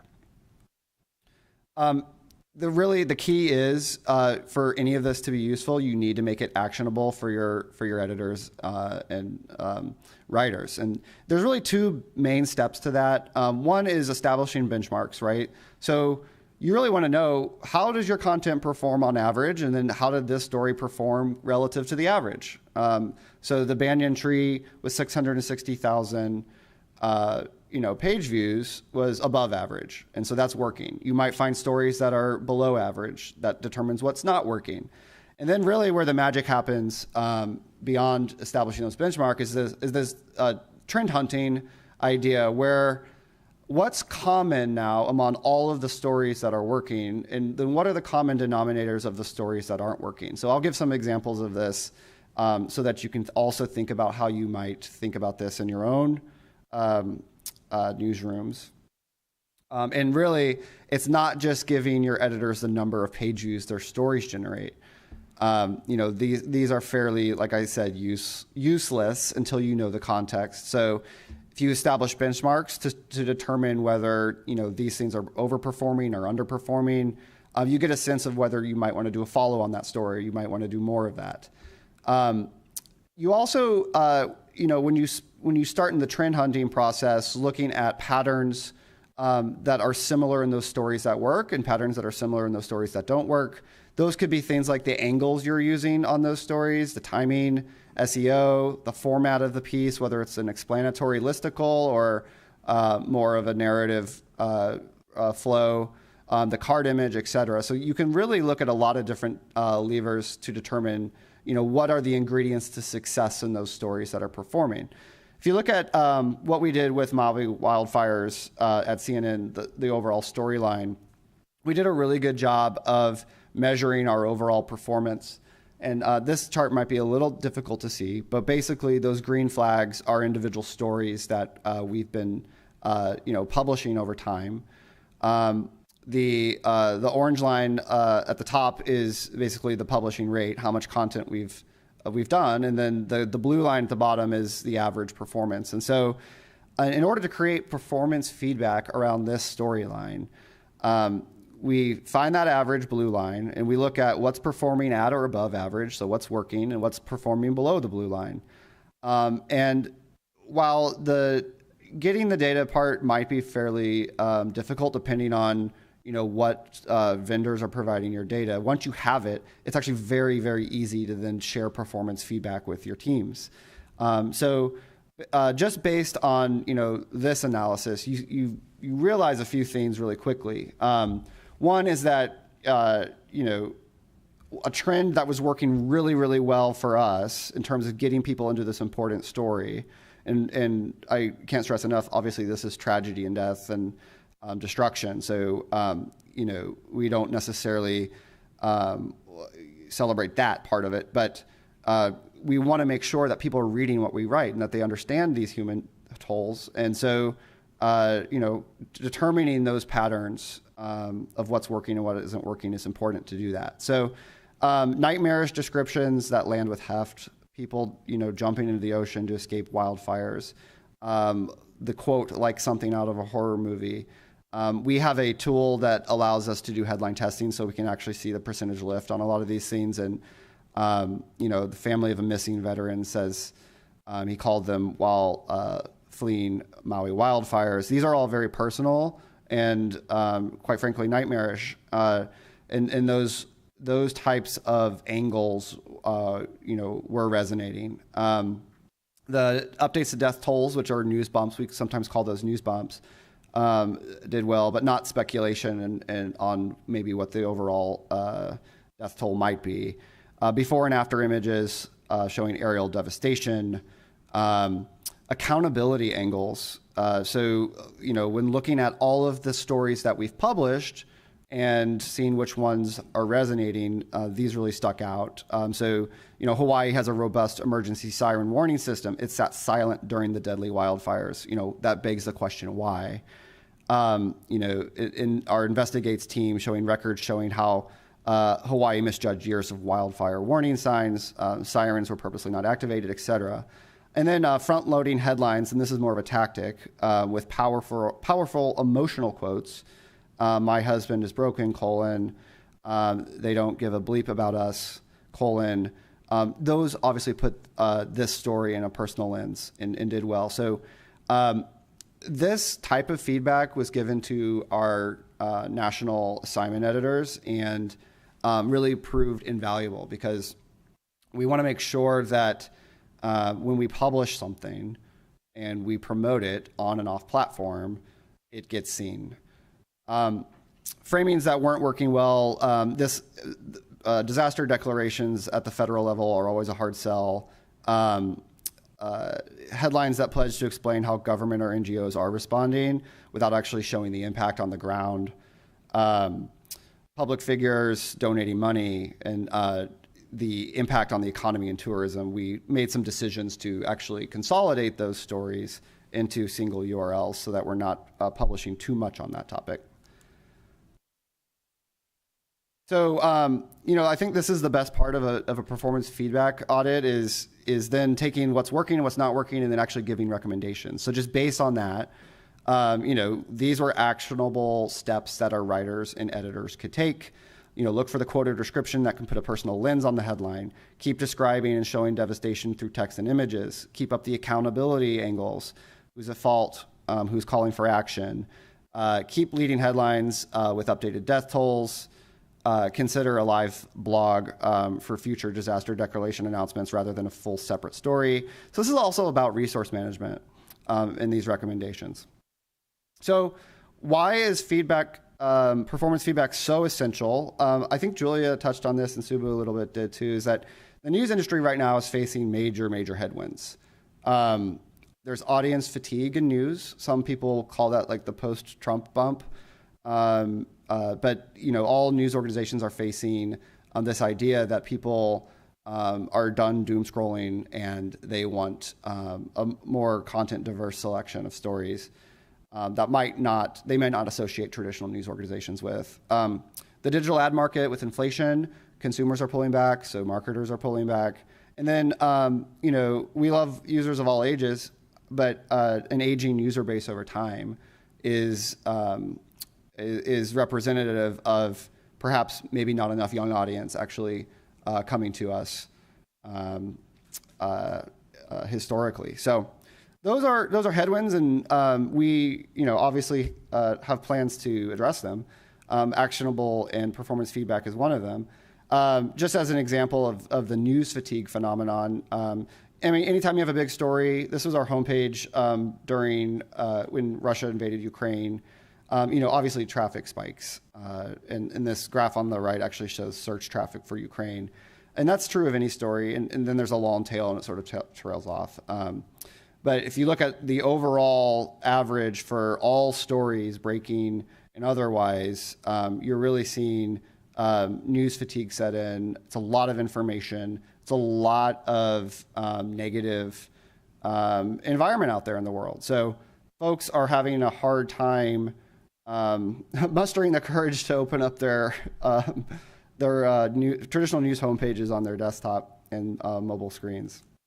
So in essence, newsrooms really need to address this by looking at return on investment on their storytelling. And I think, Robert, you made some really good points about not everything is about ROI, reaching audience off platform where they are. I don't think it was quite a takedown of ROI. But it is important to think about this stuff when you're looking at your own content strategy.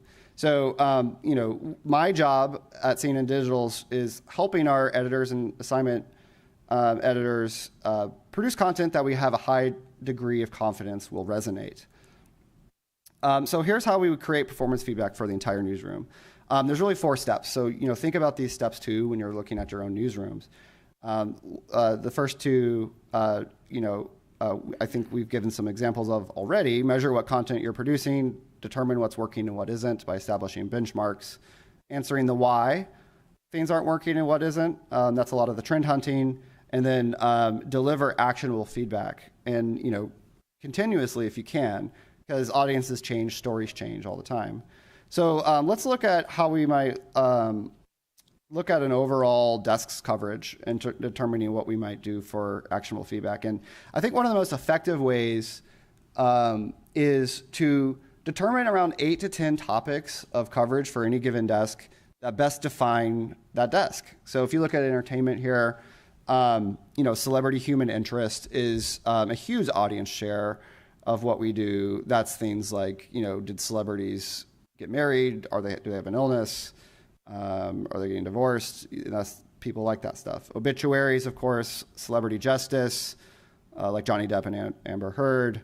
Award shows and events, industry news, cultural trends and controversies, TV, film, and music reviews, trailers and first looks. And we've done this with several desks, and we are continuing to do this with more. But essentially, you can create a spreadsheet and say, of the, in this case for entertainment, it was around 3,000 stories published throughout the year. So it was a lot of work. But of those 3,000, which fell into which of these 8 to 10 categories, and then how did those actually perform with audience? So these charts just show the overall audience share. But where you actually start to get into what's working and what isn't is if you chart those out in a simple table like this, where you take those topics and you look at the percent audience versus the percent articles. So this top example with what we call the obituary topic, where we have tributes and reflections and funerals also categorized in there, which are usually just follow-up stories on obituaries. They had nearly a quarter of all the audience to entertainment were for these types of stories, or only about 10% of the articles we publish are on them. So this is an area that's in green because it's overperforming. The percentage audience is higher than the percent articles we're producing. Where it's a little bit harder sells, the TV, film, and book reviews, where 5% of our audience is at, but 15% of the articles we produce are on that topic. So you get the idea. This is a really good way to start determining what's overperforming and underperforming, and you can do this for any desk, for any number of stories. And you really start to look at where there might be opportunities to do more of this type of storytelling and where there might be opportunities to do less, or to tweak best practices to determine better outcomes. And we'll get into some examples of that. But some of these, you also want to look toward an eye of what's the most movable. Obviously, for obituaries, we can't make more people die, and if we could, we wouldn't want to, because that's very news-driven. However, given that this is a giant topic of interest for our audience, who are the public figures that they've come to love and know over the years that are now gone, are there better ways for us to distribute those stories and lean into this area to see if we can capture even more? And then, other areas that are in the red, decisions that are around, should we do more, less of them, or should we try to really dig in with better practices on headlines and angles and distribution? So answering the why something's performing well or something's not performing well is super important. So generally, when we're looking at that table, we would then categorize all of these into opportunities to seek and opportunities to tweak. So opportunities to seek are generally the overperforming areas: celebrity human interest, obituaries. For culture team, it was religion, subcultures like vampires in New Orleans who are actually drinking blood. That stuff's doing great. True crime, as we know, and religion. And opportunities to tweak, are sort of on the right-hand side. And by digging just a bit deeper and looking at just the industry news topic, for example, you start to gain a lot of insights by, really analyzing those stories and figuring out, what of this underperforming category is really a drag on audience. And in this case, we learned it was service to niche fandom, a lot of celebrity product tie-ins, like Snoop Dogg releasing a new cereal, casting speculation. Here's a few of the bottom performers. And for CNN, anything with 11,000 unique visitors or fewer actually represents the bottom 10% of our content. So a lot of these niche fandom stories from industry news fell into that category. And you'll start to notice when you group these together, the trends. So a lot of these are about speculation on casting or show development and not actually about news in the industry. So, there's Kelly Clarkson reuniting with American Idol. Ben Affleck might be back as Batman. Timothy Chalamet wants an Apple TV Plus show. These are mights and wants and not really news. So, this was an area that we wanted to say, well, let's maybe raise the bar a bit for those types of stories so that we're not spending time on the things that are getting less audience. And then how do you package all this into something that's actionable for your newsroom? If you look at that T-chart of what's overperforming and underperforming, you can kind of also display the lessons learned. In the entertainment space, what's really performing well for us and that we want to do more of that we decided is compelling original reporting, celebrity life events and justice, and then optimizing our newsroom best practices for obituaries. I think one really good example is when Tina Turner passed, we did a cross newsroom exercise where we were super disciplined about what we were publishing. So instead of doing both a main bar and a live story and a style article and a photo gallery and celebrity reaction, we got super hyper focused and decided let's just do the main bar and the DLE. And that was for the reason to not cannibalize ourselves in search. If you do too much of something, you could actually end up hurting yourself in search visibility. So we were super disciplined on the day one, the day two, and the day three follows, and we optimized our DLE to just the celebrity feedback and not the news of the event itself, so that they were distinct. And we're sharing these best practices with not just the entertainment team, but for other teams that may deal with big public figure deaths. Religion and subcultures and best practices around framing that draw interest for culture, and true crime. Something that we're terming true kindness, which are unexpected acts of kindness that can change someone's life. That we actually now have a call out and over 100 submissions for regular everyday people experiencing these as an area for us to look into after seeing that being a bright spot of coverage in the enterprise team. And so one example, with representation and identity. That we found through analyzing what's working and what's not working is generational identity. There's a lot of interest in what Gen Z means to society, baby boomers. And we actually ended up leading the homepage with this great story by our writer, Catherine Schoikert, on how there's actually a lot the baby boomers and Gen Z have in common. And one of those things is about upper class bias of how they're perceived. Boomers at one point were, perceived as hippies and just as woke as Gen Z, So, and that's not always true. And this story examined that and did very, very well. And we're continuing to do more of these generational identity pieces because we've realized through performance feedback that that's an area that our audience craves. I would also encourage, when you develop a report for performance feedback, try experimenting too.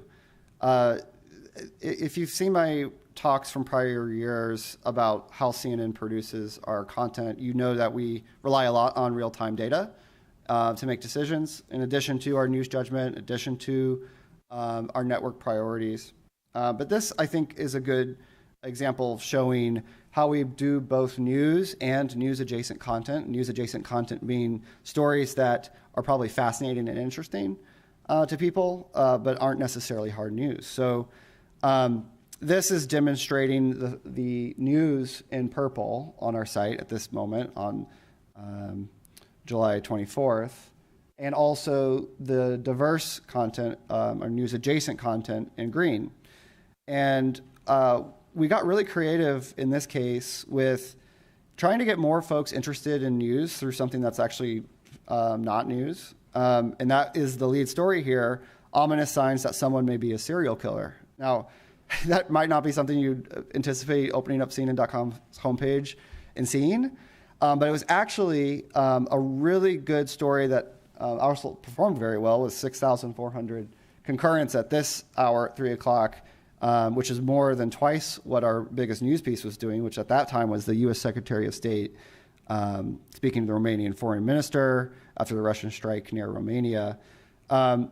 But it was also a entry point into the Gilgo Beach murder package overall. So not that the Gilgo Beach murders actually needed a lot of extra juicing to get people interested in. People were actually very interested in that anyway. But we got creative with thinking about, okay, what is our audience, what's really going to resonate with our audience, and getting people interested in this package at this hour of the day where maybe news isn't actually driving audience.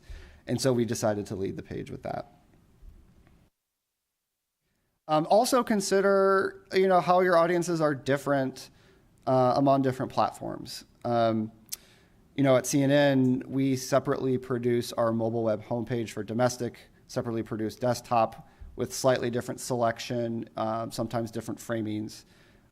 The app top news feed is managed by a separate person 24/7. And then our international pages have generally a more international flavor and less domestic focused. But even the mobile web and desktop pages are separately managed because of the different behavioral patterns on mobile and desktop. So also, consider those audiences and fine-tuning your performance feedback to mobile web or desktop specifically, especially if you're looking at a situation where you don't have real estate to play on both. Where might it perform best, and consider really fine-tuning it for that platform and programming on it. And then this is just showing our progress with giving performance feedback in a project that I lead called Rising Tide at CNN. You'll see the entertainment, culture, and enterprise stories and our desks and the lessons learned from those stories. We are doing the same with travel, with politics, with business, especially with a focus on the election year coming up, where we're going to be highly informed by performance feedback on what we want to cover, what we want to write. And that's not to say that we also wouldn't publish stories that are important and distinctive, regardless of whether we consider our audience would come to them. We are CNN, and we have a large global footprint of correspondence covering many stories, and we want to continue to do that regardless of audience. But where we can be audience-led and where we can drive more interest in the stories we produce, we should know exactly how to do that and the ingredients for success in doing so. So this is part of the culture we're driving at CNN Digital, is to be really intentional, to be really data-driven, still rely on our news judgment, our ethics, and our distinctive reporting where it makes sense. We're really excited about this new way of working, and hope that some of these examples can inspire you too on how you might optimize your own newsroom's coverage. So just to recap, establish benchmarks, trend hunt. If you do those two things, you're creating performance feedback. You can do that at the individual story level, you can do that at a storyline level, and you can do that for full desks or your entire newsroom. If you get enough performance feedback, dare I say, you can call that a content strategy, and that's super valuable for people, right? And I think the best feedback is continuous. If you have the bandwidth and you are able to make these tables and these T-charts and get some, something you can really sink your teeth into data-wise, you're going to be a really, really powerful contributor to your newsroom. And I hope this demonstrates that it's not rocket science, actually very easy math, and it's super helpful. So thank you very much, and I will take questions.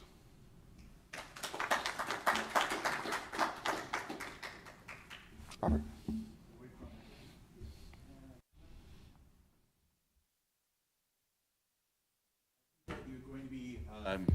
Tracking performance. When is that deadline? When are you going to know it worked or, oh gosh?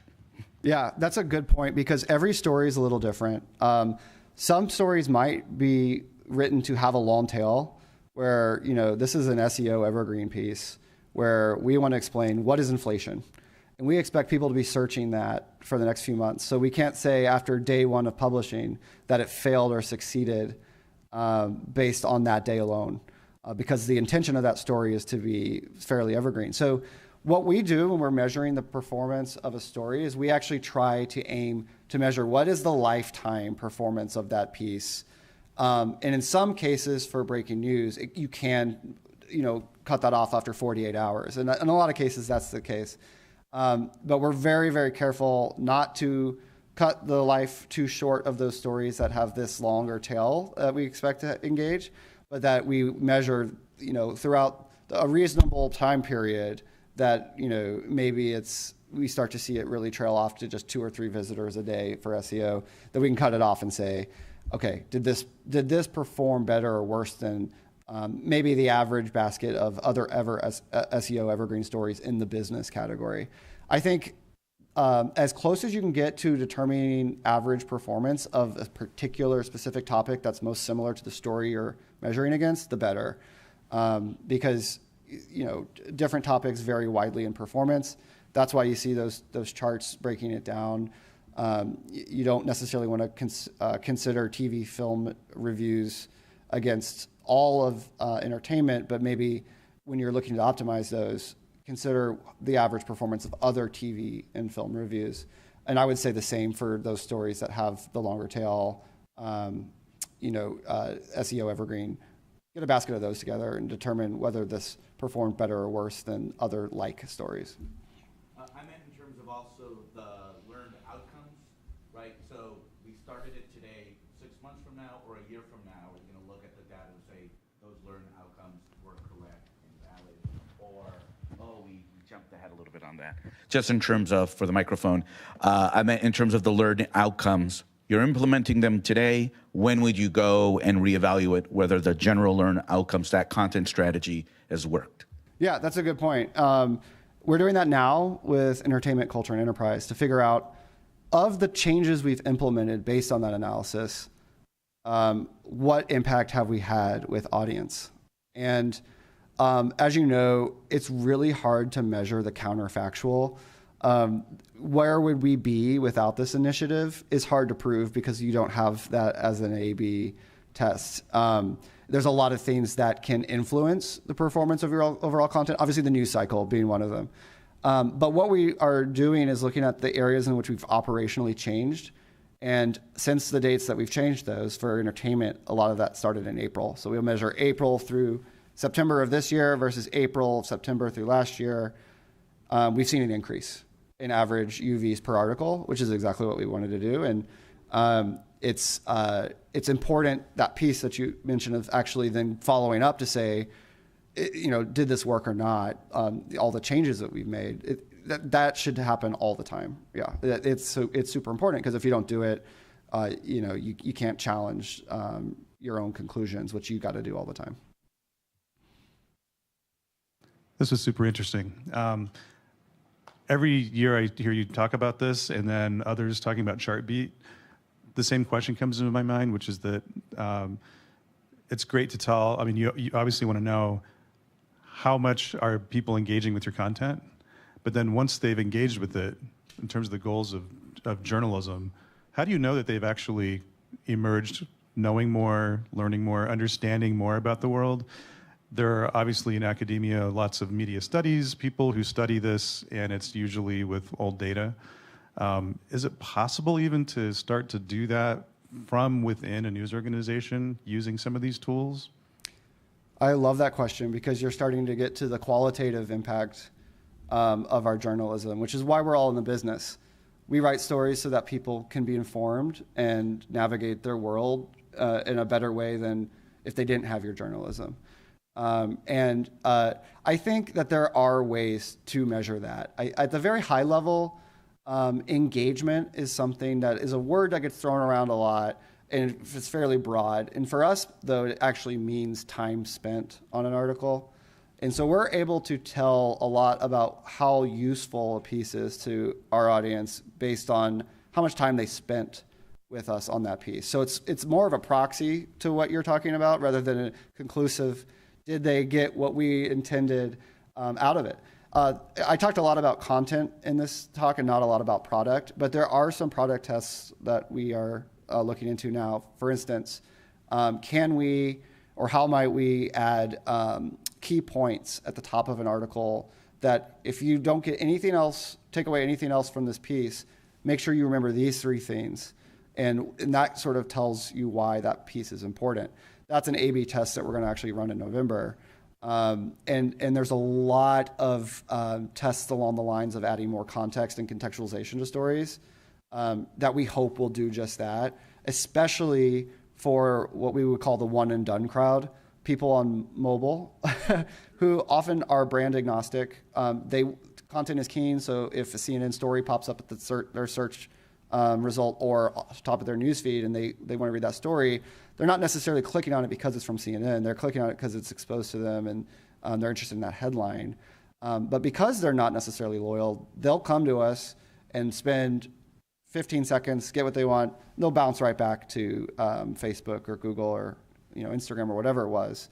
So what we really want to do is try to say, make sure that their time spent with us is time well spent, so that they're more likely to engage in a second article or remember that CNN was a good source of information and re-engage.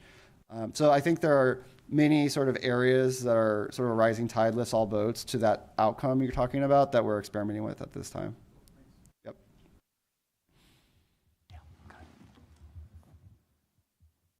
I had a quick follow-up on Dan's thing. We did an experiment at the university on comprehension after people have spent time on a story.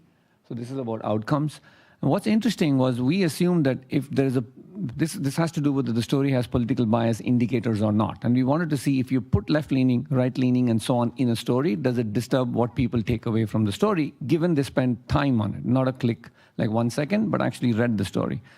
So what was interesting was if people read the story, regardless of whether they're left-leaning and they came to a right-leaning site's factual story, or they were right-leaning and came to a left-leaning fight's factual story, there's no opinion, just factual, plain, straight news, what we call, 80-90% of the time they retain the facts. You ask them questions about what they remember that were facts in the story, they actually are able to. That surprised me, because the assumption in academics world were, oh, this polarization and all of that stuff. But when people are surprised by the story, when they feel its opinion, but they went in thinking it was supposed to be facts, then they think it's political bias. Then the left calls it right-leaning bias, the right calls it left-leaning bias, and then there's disturbance in what they take away. So and this is just a very preliminary experiment we didn't even proceed with because there's so many other data we were doing. I'm just saying there's a lot of room to just follow up on what Dan asked you, to actually study this in newsrooms itself. We didn't use any fancy tech to do the research. So, yeah, I agree. I think there's a lot of work that has to be done. One example that I found really interesting was Often Blotted, a Scandinavian publisher, found that if you add if you're able to have your audience understand what they're about to read before they even engage, or add a little bit more context about what they're about to read, they actually spend a lot more time on it. So it's a little counterintuitive, because if you summarize the article, for instance, you might think maybe they've got what they need out of the summary and they don't want to continue to engage. But I think to your point about expectation versus what they actually receive, if those are aligned, they spend a lot more time, as Often Blotted has found, on the article itself. So, if there are certain indicators or tags or contextualization or key points at the top that, those users who encounter those before they even start reading the actual prose, get a sense of what the story's about, and they actually spend more time with. And that is one of the hypotheses that we're trying to test at CNN with a variety of tools.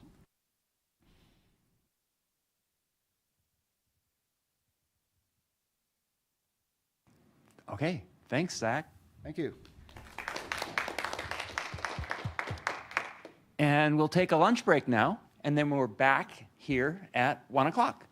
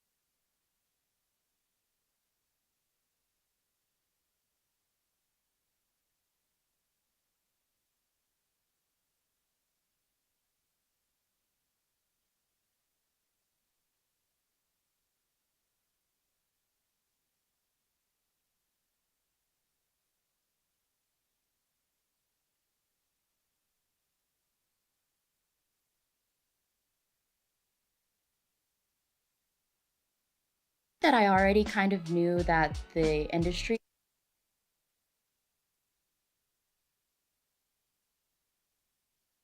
newspapers and traditional news is actually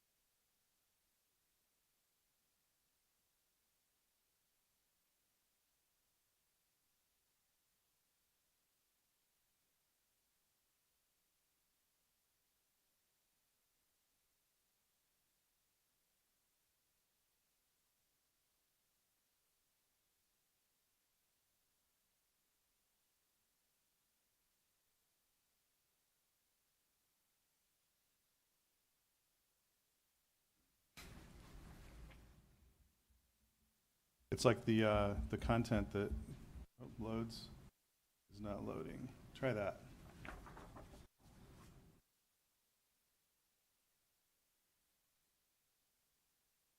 Oh, it works. Good. Okay, click allow. Mm-hmm. And then just like move your phone around and then.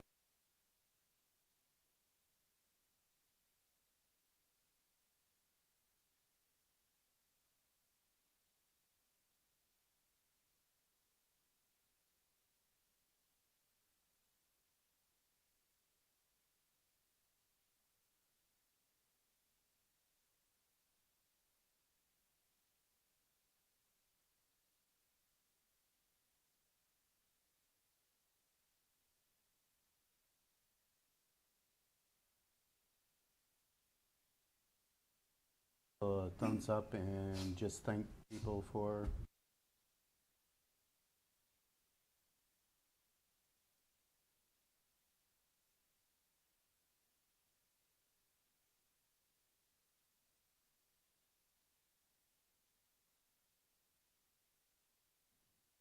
Michael, okay?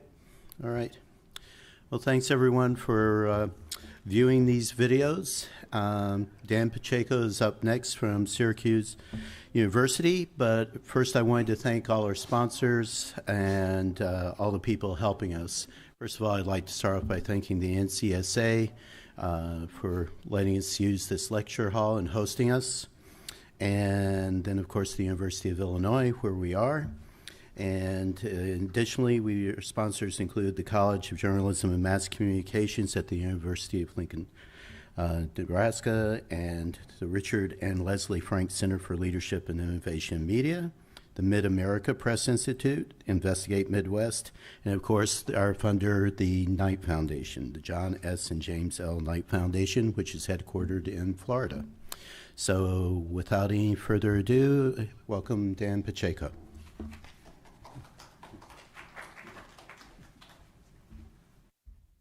Thank you, Brant. Thank you, Gary. And thank you, NCSA and Knight Foundation. Yeah, I'm here to talk about something fun. It could be used for journalism. It could also just be used for fun stuff. And it's mobile-friendly digital dioramas, I call it. No shoebox required, and I have cute little robots created by DALL-E to kind of help this along. So just a little about me. I think basically this slide just says I've done a lot of things. I've worked in journalism. I've mostly digital. Actually, Gary and I both worked on the breaking news desk in raw HTML back in the early days, and we survived. For the last 10 plus years now, I've been working as a professor.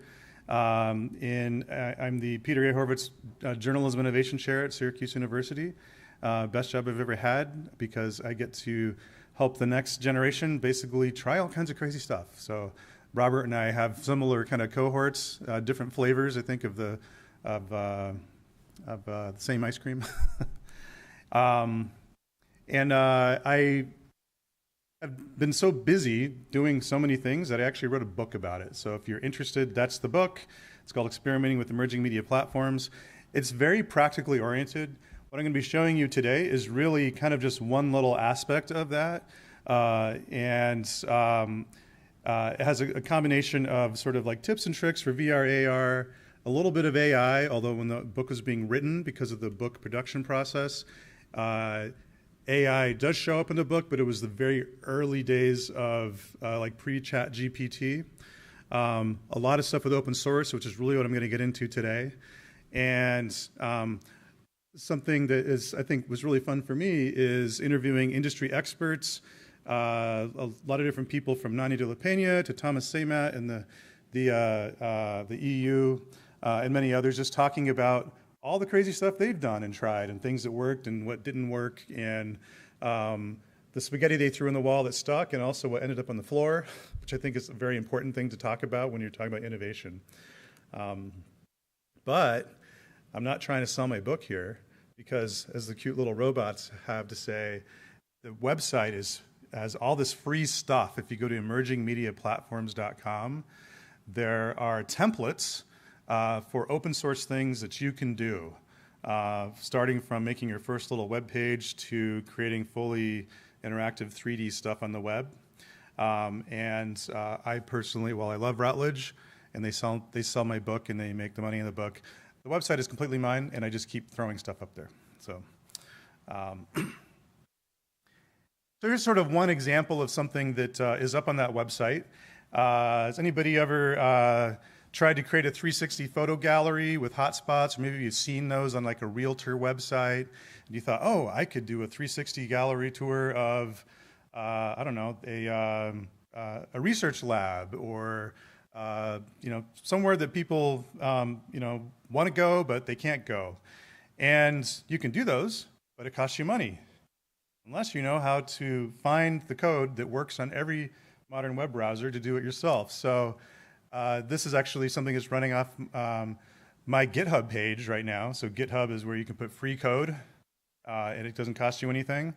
And you can put, if you put the right code up there and you just have your assets, you have a 360 photo gallery.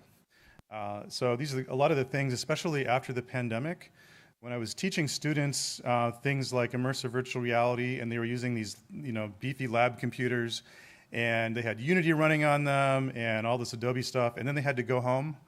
Remember that? We all had to retreat to our bedrooms and couches, and they were using their laptops, and I could almost see the smoke coming up in front of their face and their laptops in Zoom, and I had to shift away from all that stuff towards things like what I'm going to show you here. This actually emerged from that. But 360 is not what I'm going to be talking about today. Instead, and I'm also not going to talk about putting anything on your face for, I think, the first time ever at this conference. You don't have to do anything on your face. In fact, this is the first time I've ever presented here talking about just things you can do on your phone, with Mobile Me&You, which there's a reason for that. The biggest one is that a project that I had worked on with students called Visualizing 81, which I'll show in a second, we realized, okay, we can't just make something. We know we could make it for VR, but we know that most people aren't going to then put the thing on their face. So let's just take all these technologies and make things that work on their phones. And that turned out to be the right approach. I'm not against putting things in your face. We'll see what happens with Apple's Vision Pro. But right now, we're sort of in this in-between stage. So I want you all to kind of put on your imagination caps, and I want you to connect with your inner child. So you're going to go back in time. Hopefully, when you were growing up, you spent a lot of time with stuff like this: crayons and scissors and paper, cardboard, right? To do things like this, make adorable little dioramas. Anybody remember making dioramas? Dioramas? Fun fact, I asked this an engineering student who works for me from India. I was like, diorama? She's like, no, what is a diorama? But when I described what it is, she's like, oh, okay. Yes, I did that. And these really, I use this as an analogy because this is something we've all been doing since we were little, right? We, go to a history, class in the 4th grade or something, and then they bring the shoe boxes out, and you're like, okay, now you're gonna put together a little diorama with your scissors and pipe cleaners and glue, and you're gonna recreate, this part of history, whether it's, the story of Thanksgiving, which of course we know was not complete, or certain, I don't know, something about, I don't know, give me a history story. Any kind of history. It was very much around history, understanding our world, right? We do this, and that is immersive media, all right? It was but it's super accessible. And you can do that kind of thing on your phone. So we're talking about really, really simple things, which I'm going to show you. So keep that idea of digital diorama in mind. But you might be wondering, as our next cute little Dolly created robot here, I used Midjourney, and then I used Dolly 3 in ChatGPT. So how does that connect with news, right? It sounds kind of like, okay, this is the after lunch guy trying to wake people up. But what if the content in your diorama is reality-based? It's stuff that exists in the real world. And you're just like a photographer capturing things, you're actually capturing the thing, maybe even the environment. So Robert talked about photogrammetry earlier. That's really what I'm alluding to here. But there are other ways of doing this coming down the pike. There's something called NERFs. Anyone heard of NERFs? All right. Anyone made a NERF? Ooh, I'm going to be the first one to make a NERF then. Just kidding. You probably will beat me. But this idea, like you can use what's called light fields to just capture like the way that light bounces off things, and then you can do other things with that. That's also a potential tool for immersion.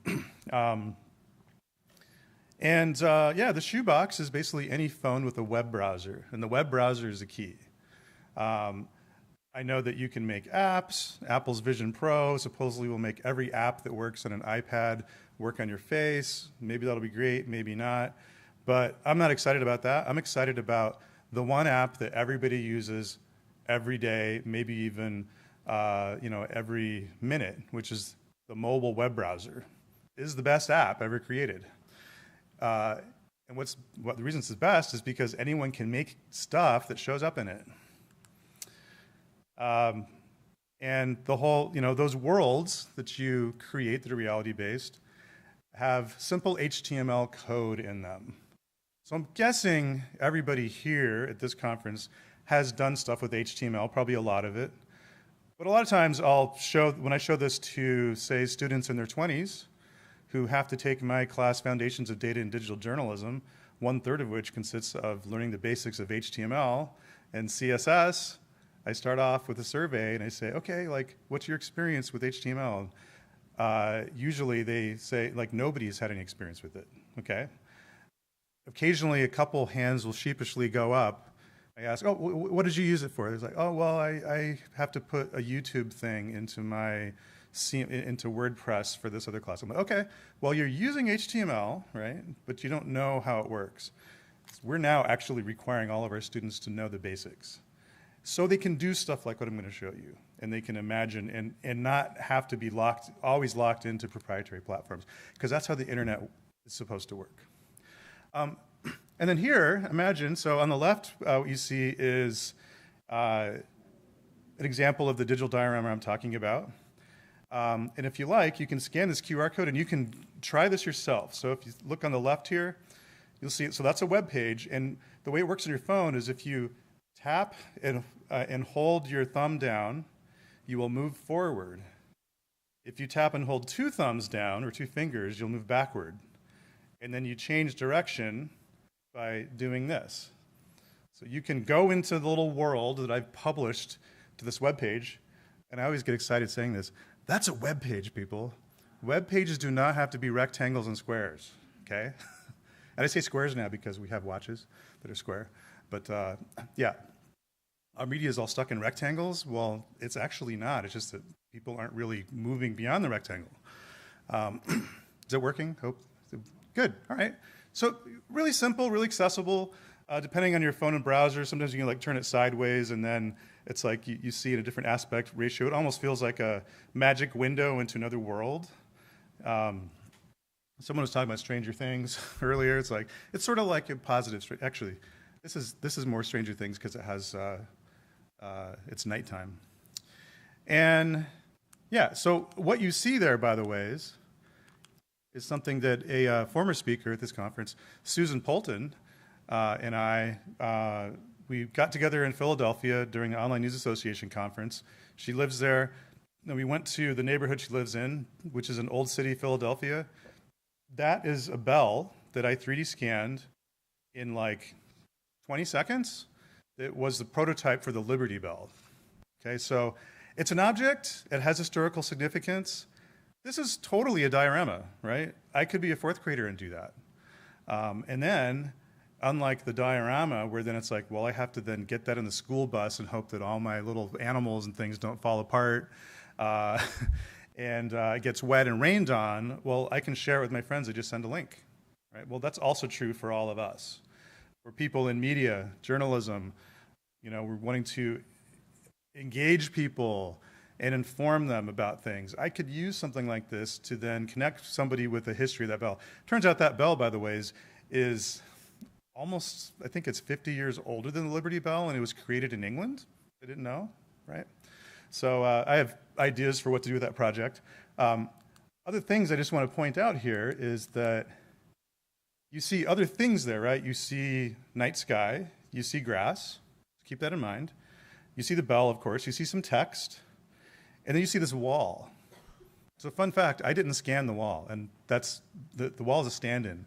That is a randomly scanned wall from somewhere in, I think, Ireland, that someone just threw up in Sketchfab and let anyone download.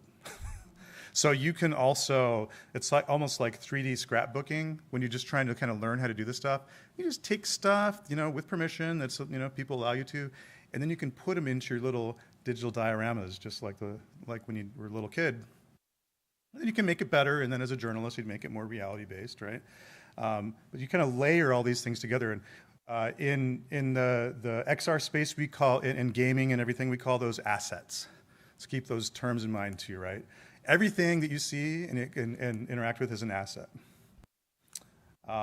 So where this actually kind of came from, it's not like I just sat down one day and said, I'm going to like teach people how to make dioramas. It was a project that I worked on called Visualizing 81. It actually got the SPJ's Mark of Excellence in 2022. It was a ONA Knight Foundation funded project through Journalism 360. And it was basically about this urban highway project in the 1960s that divided Syracuse along racial lines. And we wanted to just really connect people to that story as the future of that whole highway, which needs to come down now and will be coming down soon. There's talk about creating what they call a community grid, and let's bring everyone back together. And so with the students, we sat down and we thought, well, I mean, do people really know the story of that, like the history? How can you really imagine the future as with something like a community grid? It sounds great, right? But I mean, the community grid could be end up bought up by Starbucks and Costco's and who else, right? And like hotels. Like, is that really gonna bridge divides? No, it starts with understanding. So what you see here is actually, and I talked about this in previous years, so it's up on the website, sorry. Kind of messing up a little bit here. That's the inside of what turns out to be the oldest African-American church in Syracuse that was abandoned when the highway went up, because then 4,400 families basically found themselves needing to leave. And the church was in the middle of what then became a ghost town with the big highway. And so we used photogrammetry to scan the inside of it so people could go back into it before it gets renovated. Because now that's part of the plan, is to kind of bring that church back as a training center for young black, I think, restaurant.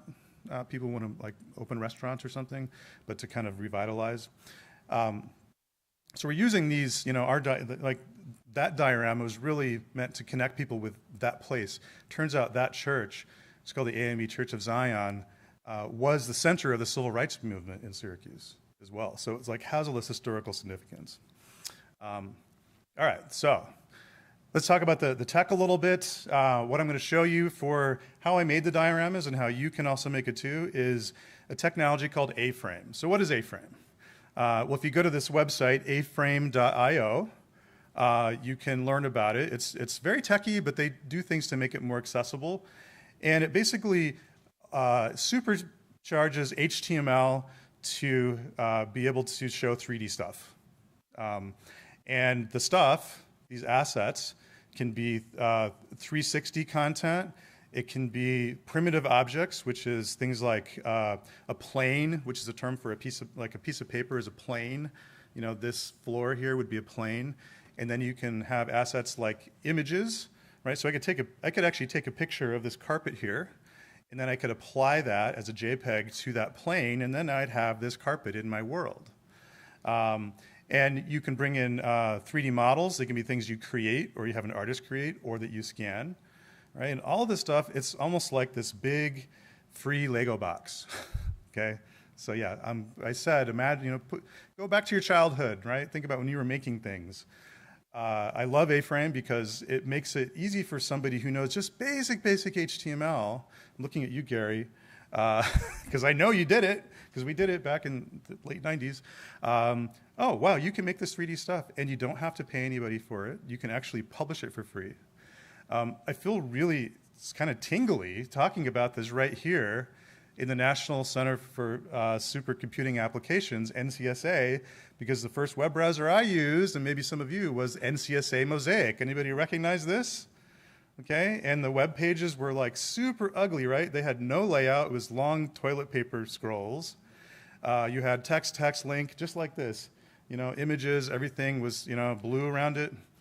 But it was the first, and it was built around open standards that make the internet. And the fact that, you know, we should all thank our lucky stars that the internet is still free and open source for the most part, right? If you can access it, well, you can also then put stuff into it, and other people can access that. And that's, I think, the most important thing that we all need. Like, it's our job to preserve that, I think, as journalists in particular, because that is the foundation of free speech in a digital economy or digital society. So right here, it was created. And the open web has evolved. Obviously, we have, you know, just like we have layout with CSS and things like that. Well, we also can put 3D stuff in it. So 3D scanning, which you heard about earlier today, there are many different ways to go about 3D scanning. I've tried a lot of different things going back years. In fact, Robert, I think I 3D scanned you with a structure sensor at an ONA like 8 years ago when you showed that. I'm like, I have this in memory because I have it in my account. I'm gonna but like this stuff is not new, but it's becoming more accessible. And you can do it from your phone. So I'll show you kind of some ways that I use that. And once you get the right model, then you can do stuff with it. So you learned from Robert Hernandez about how you can do things with augmented reality, which is really cool. I've had my students use those templates with Snapchat, very, very cool. But you can also do this kind of like diorama approach. There's a lot of different ways you can use these. And so this here is actually, this is a picture of a statue right here on campus. So when I arrived yesterday, I went around on campus and I was 3D scanning stuff. This was the best one. So has anybody seen this who's from here? Okay. What is it called? I'll have to ask you afterwards because I want to put the story of it into my diorama. But at first it looks like a person, right? It's really realistic. I thought at first it was an actor, that if I went up and took the picture, then he'd be like, boo, right? And I'd have to pay him a tip. But it's just a really cool statue. So what you're seeing here is Polycam. So I have the graphic up there. This is a 3D scan that emerged about 10 minutes later. Pretty good, right? Now I'm using an iPhone Pro that has a LiDAR sensor, but I didn't use the LiDAR mode. I used just the photo mode, which works better for objects like this.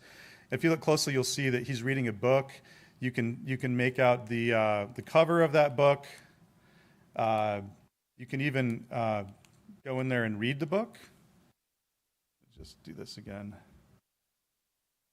It's pretty cool. You can see like the text on the inside.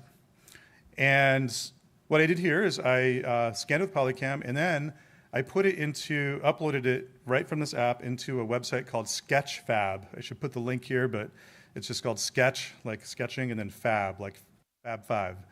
And once it's there, then automatically it's set up so you can download 3D optimized models that work in A-frame.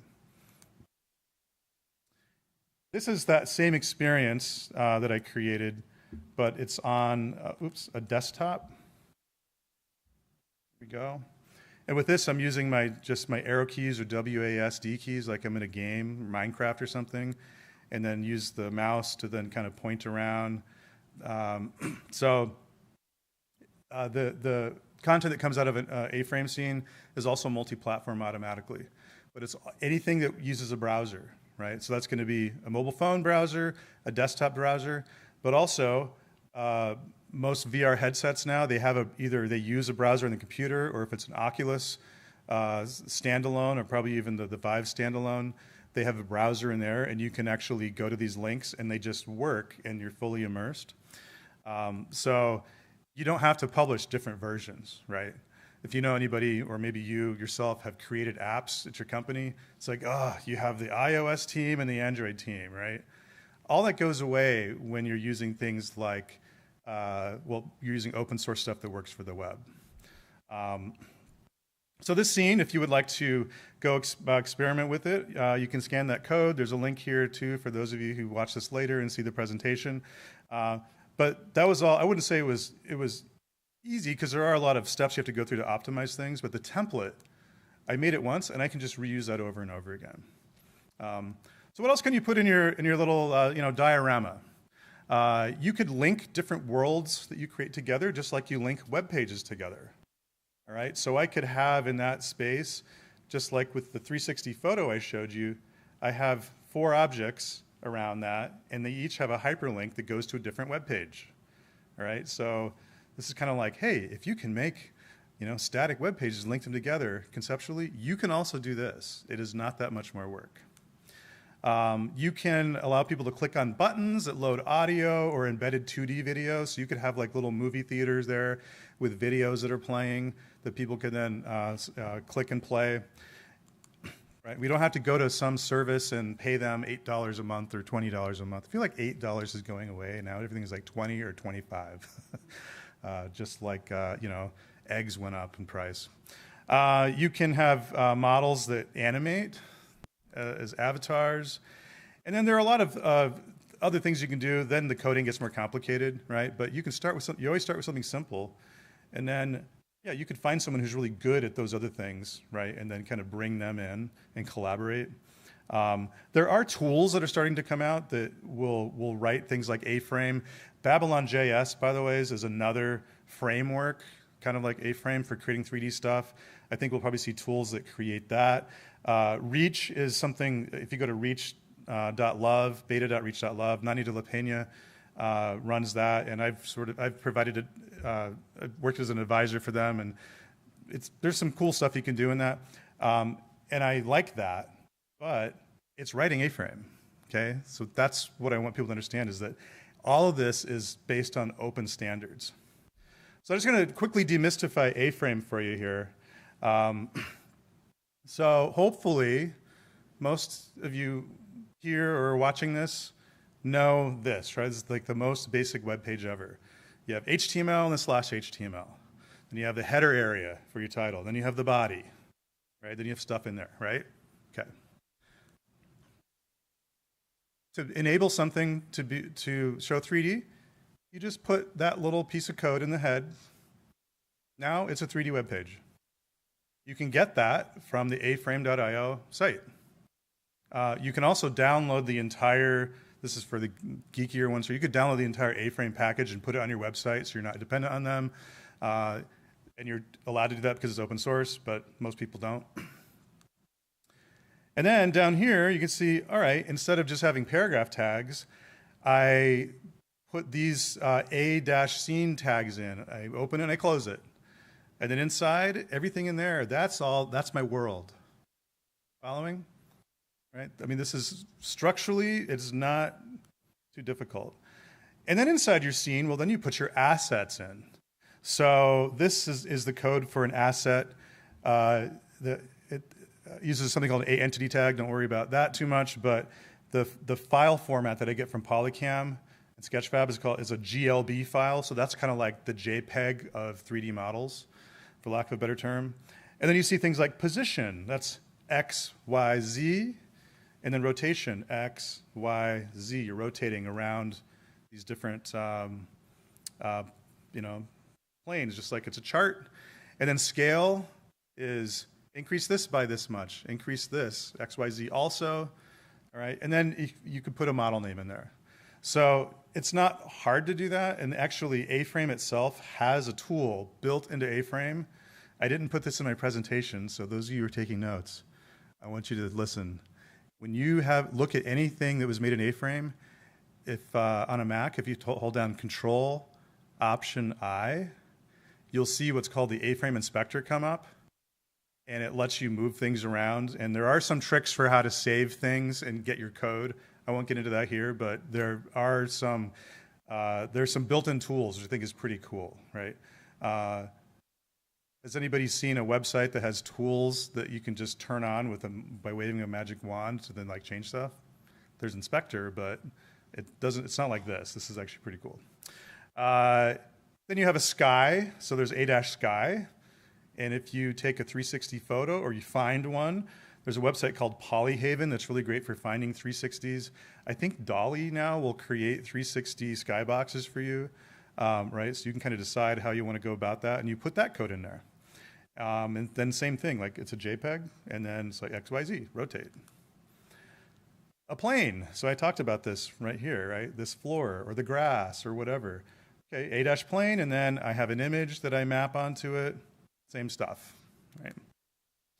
And then once you've settled that up, you may think, oh, I need to have a server. Oh, that's going to cost me money. Oh, I need a webmaster. I need all this. Like, no, you don't need any of that. You don't need to pay Squarespace like whatever dollars per month or Wix or anything. You can just go to this link on GitHub, pages.github.com. If you've never used GitHub, you should make an account and then go to pages.github.com, do what it says, and you get a free spot to throw all your files, and then you get links. Free. Okay. But if you don't want to go that far, there's a really great website called Glitch. I use this with most of my students who are learning the basics of HTML, and then also for the 3D stuff. And you just go to new project, and you make a basic website. Let's see here. Yeah, you click hello website, and then you just erase their code. You put your code in there, and then you have a preview, and it just works. And it does work with A-Frame. So I have a template that you can use here. There's a QR code I have a link to from the slides are up. This will open Glitch up, and you can then save it in your notes. And the way you would use that is you make your Glitch account, which is free also, and then you click this button at the top that says Remix, and then you get your own version of it, and then you just kind of play around. So this is what I have all my students do as well. Last thing here, well, okay, so now we know that this is possible, right? That's kind of how it all starts. Like, hey, did you know you can do this? And it's free, and it's built upon the open standards of the internet, and it is applicable to journalism. Well, once you understand all that, then it's like, well, what kind of stories could we create as dioramas that we then have embedded into our stories, that are mostly web-based? Even if your news organization has an app, most likely everything is in HTML2. It could be in a CMS. You may have to talk to the right developer and give them a case of beer or something, but it is possible, right? These are the sort of stories I've seen students create. So things about arts. We have an arts journalism program at my school. So they'll go to the different art galleries in town, get permission to 3D scan things, and then tell the stories about them. And if you're not in the art world, I mean, there are so many stories built into that are just like, art is about stories, it's about people, it's about communities. I had somebody go and scan a whole bunch of Yoruban African statues. And then he kind of overlaid all the stories of what they meant. They were tied into different deities, and it was really like pretty deep stuff. The history, we talked about that. I do want to find out what the story is behind that person statue that I scanned. So I'll have to find somebody here, and you can tell me. And then documenting what's lost. This is a big new area. It's happened in Ukraine. If you want to see a really amazing website, go to Backup Ukraine. It's actually run by Polycam, and when the Ukraine invasion began, Polycam set up this process where they told people, hey, we know you're going to lose a lot, just start scanning things that are important to you. So it's really, when you go there, it's sort of haunting, because a lot of the things that have been captured, people's entire rooms, objects important to them, family keepsakes, like they may not exist anymore. And we might be seeing the same thing happening in Palestine right now, right? So like this is something that just continually comes up. With climate change, a lot of parts of our world will disappear. People will be displaced. We need solutions to that, but they also can kind of save their legacy. We can help them. So those are just some ideas I had. I would love to talk to people afterwards about ideas you might have, and I'd love to collaborate along with my students as well. So that's my presentation about digital dioramas. Here's my contact info. My cute little dolly-generated robots wave goodbye, and let me know if you have any questions.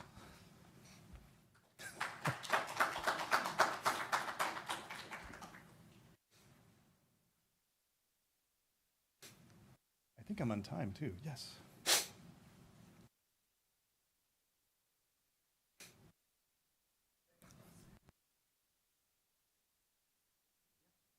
Oh, I just probably wasn't speaking into it. Okay. This was awesome, Dan. Thank you. Your demonstration of A-frame and glitch kind of reminds me of this question that keeps coming up year after year. Those applications are so powerful on the web. Are we getting close to a point in your mind where there's not a competitive advantage for an app with the technology of the web catching up? I mean, great question. So I thought about this also in a sense of VR, because I've worked on things and had students work on things in VR that basically become inaccessible as the technology moves. And the VR, initially the only way to create VR content was essentially through an app that something like Unity would then save as an executable, and not just an app, but an app that only would work initially on a Windows computer. So I think the proprietary nature of downloadable software programs is what you should really call them, whether it's an app on your phone or it's something you have to download to your device or you download on your computer. I don't think those are going away, but I think there needs to be a really compelling value proposition for someone to go through the friction of, to get past that awkwardness and have to, just install something. They may not have space on their device for that. That happens a lot with students, so I tend to not, I have to always have another option, even for something to download on their computer, because otherwise they have to clear stuff off, right? But most importantly, I just feel like links, I think content works best when it can be easily shared, and stuff that's in an app is not as easily shared. I mean, if it is, it's still sent as a link, and then it takes you to an app, it says, please download our app, usually on a web page. So I think given that, I do feel like, I'm not going to say, oh, all information needs to be free, right? I think information needs to be accessible, and the internet, as it was originally designed, is still the most accessible way to get information out there. Then after that, you can decide, okay, is there something really special that we can only do in an app, right? Well, then it would make sense. Otherwise, you're just kind of creating friction for your audience. So, thank you.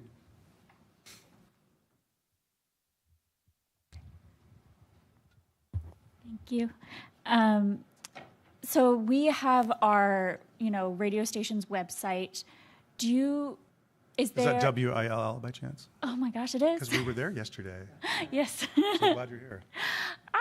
Okay. Anyway. Do you recommend people, is there a way to embed 3D things within a web page? There is. Okay. Yes. Okay. Cool. And that's using either iframe or embed tags. And that's been the case for 20 years. So yeah. So you could have content living on a web server outside of your CMS, as long as you can if you can embed a YouTube video, then you can embed that page inside your content. Nice. Okay. Super exciting, isn't it? I don't know why people don't talk about this more. The internet works that way. Thank you, NCSA and Mosaic. Yeah. Right. Is that all? Oh, I think there's a question back there.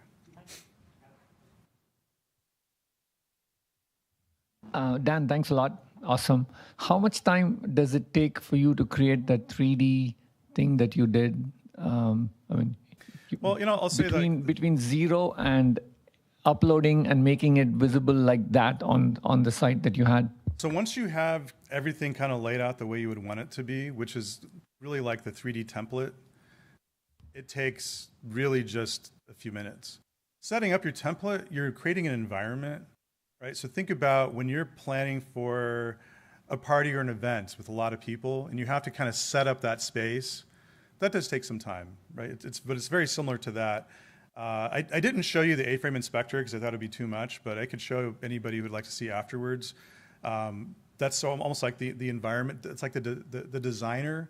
Unfortunately, it doesn't let you save anything. You have to copy code snippets, but you can handle it. I do really feel like we're not far from there just being ubiquitous tools that just create worlds, because that's going to be necessary for the metaverse as envisioned by all these huge companies. Yes, it looks like a lot of metaverse is sort of on hold currently because they're focused on AI, but it hasn't gone away. And the fact that the internet supports this, there are a lot of startups out there that kind of are invested in this, and there are audiences already.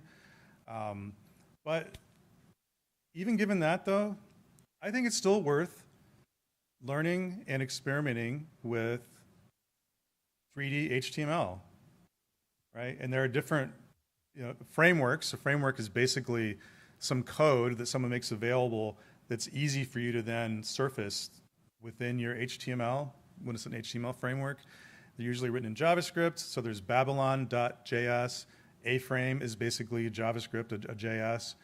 There's something called 3.js. I wouldn't worry about that. That's a little bit too hard, but A-frame I found to be the most accessible for students who have never done anything with the web. And within like one assignment from learning it 1 week, they're publishing stuff. Yeah. Oh, she needs a microphone.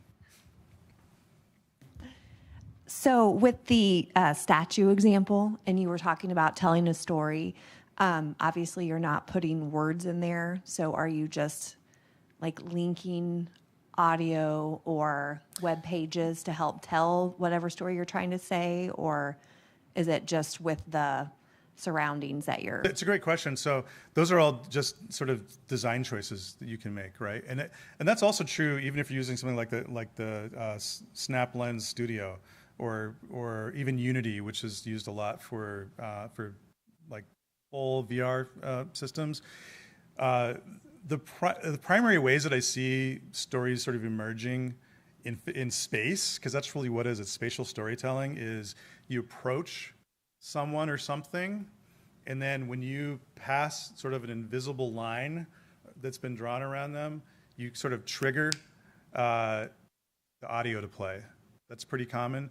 You can also trigger an animation. So let's say that that statue, we were able to animate it, which actually that one wouldn't work, but there could be another version where it could. Then if there were animations built into it, then that trigger could then trigger the animation, which would be the statue standing up and then maybe waving, and then it triggers an audio saying hi. You could have text appear, right? You can kind of decide that. But to your point, it's just knowing that it's possible doesn't mean that, well, then you automatically know what the right way is to go about things. So you do need to spend some time thinking about the space and then what happens in the space, right? So go back to I'm gonna have this party, right? What's my perfect party? Who's gonna talk to who? Okay, how do I make sure that the right people are sitting next to each other? How do I, what's my ideal scenario? Then you kind of set the scene and the environment up so that that's more likely to happen, but you still don't know because they can choose to go that way instead of that way, right? Who wants a party where it's like, okay, first you're gonna go here, you're gonna get your cake, then you get your drink, then you're gonna only talk to Chris, then you're gonna leave. You're not gonna go to that party. You have to design the ideal experience.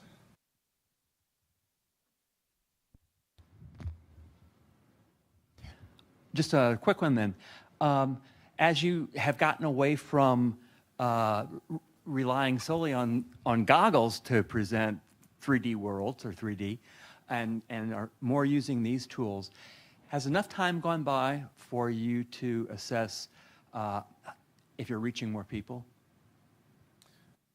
Through immersive media? Yeah. Well, I can tell you for sure that when you have things that are available on any web browser with the link, then you always reach more people. So I feel like that needs to be the default for anything that is engagement driven, okay? But then after that, I do feel like there are, I know there are compelling reasons then for people to dive in more. And at lunch, I was talking to some people about I'm a juror on the Peabody Awards for interactive titles last year and also this year, and I saw some amazing stuff that even though I have every VR headset you could possibly need through my lab, I don't spend a lot of time in them, but some types of experiences I go back in to and it doesn't matter if I spend 30 minutes because the story within them is so compelling. Sometimes there are other people through avatars in these spaces, right? So I think immersion in goggles has its place. I don't think it's just like, the internet didn't replace newspapers and magazines. They've been reduced, but they're still there, right? So all of these things kind of have their, for every season, for every time there's a season, right? I think that's the case for headsets. Now, what'll be interesting is when, and I don't think it'll be immediate, but in the, I'd say, months to years after the Apple's headset comes out, their whole, what's called the Vision Pro, and I'm going to say their vision for the Vision Pro seems to be, okay, they call it spatial computing, a term they actually ripped off from Magic Leap, just to be clear. That's sort of the Apple way, and Microsoft way for that matter. They're looking at, okay, how can we let people have screens anywhere and not just in their pockets or on a computer? But the thing I was most excited about, because I watched that whole keynote carefully and then I read all the documentation, is that they said every app that works on an iPad or an iOS is going to work in the Vision Pro. It's like, okay. That includes Safari. And anything you can do in Safari, their web browser, will also work in the Vision Pro. And I practically leaped out of my chair and clapped, right? Because I realized this stuff can work in there, right? They're not going to block that. They're not going to try to create a whole new splinter net, if anyone remembers that term. And you'll just have to see, it's going to be based on how we see people using things or not through the metrics, if they're engaged or not. I'd say also if they're, if they're informed or not, if they're, like how it makes people feel, how it changes the way they look at the world. Some things maybe will only happen or could only happen in a headset, right? But I don't think it's the right place to start. I think, I don't think it ever was, to be honest. I think it was just something new, and the new keeps coming. But the foundations of everything, which is open source and the open web, that has never changed. We better hope it doesn't change, right? If it does, then all of this is up in the air. So that's kind of that's sort of like for, part of digital citizenship, I think, is support and, talk about the open web. Use the open web, the open internet rather, and then, put your money where your mouth is with that too. There could be one day attacks on the open web by these big 8 tech companies. It was attempted once before. There was a massive antitrust lawsuit over that, and Microsoft lost it. How do you know it won't be some other company, some other billionaire who then tries it again? I think we can almost expect that to happen. So.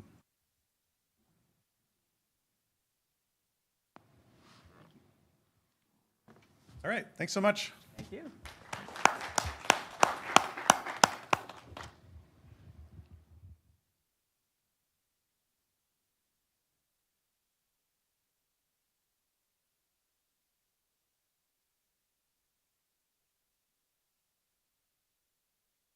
Outside, Granger Bob. And he is computing a future.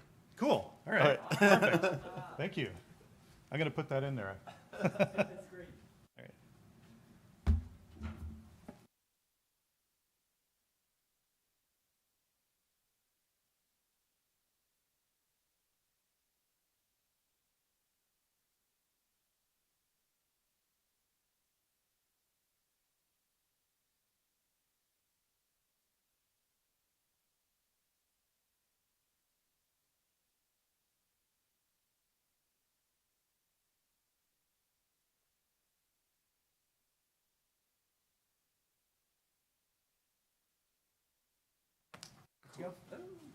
All right. Okay. All right, so now we switch a little. We add in AI and games and the lessons that we can learn from it, in particular, with personalization. So Ray Soto from Loric Games.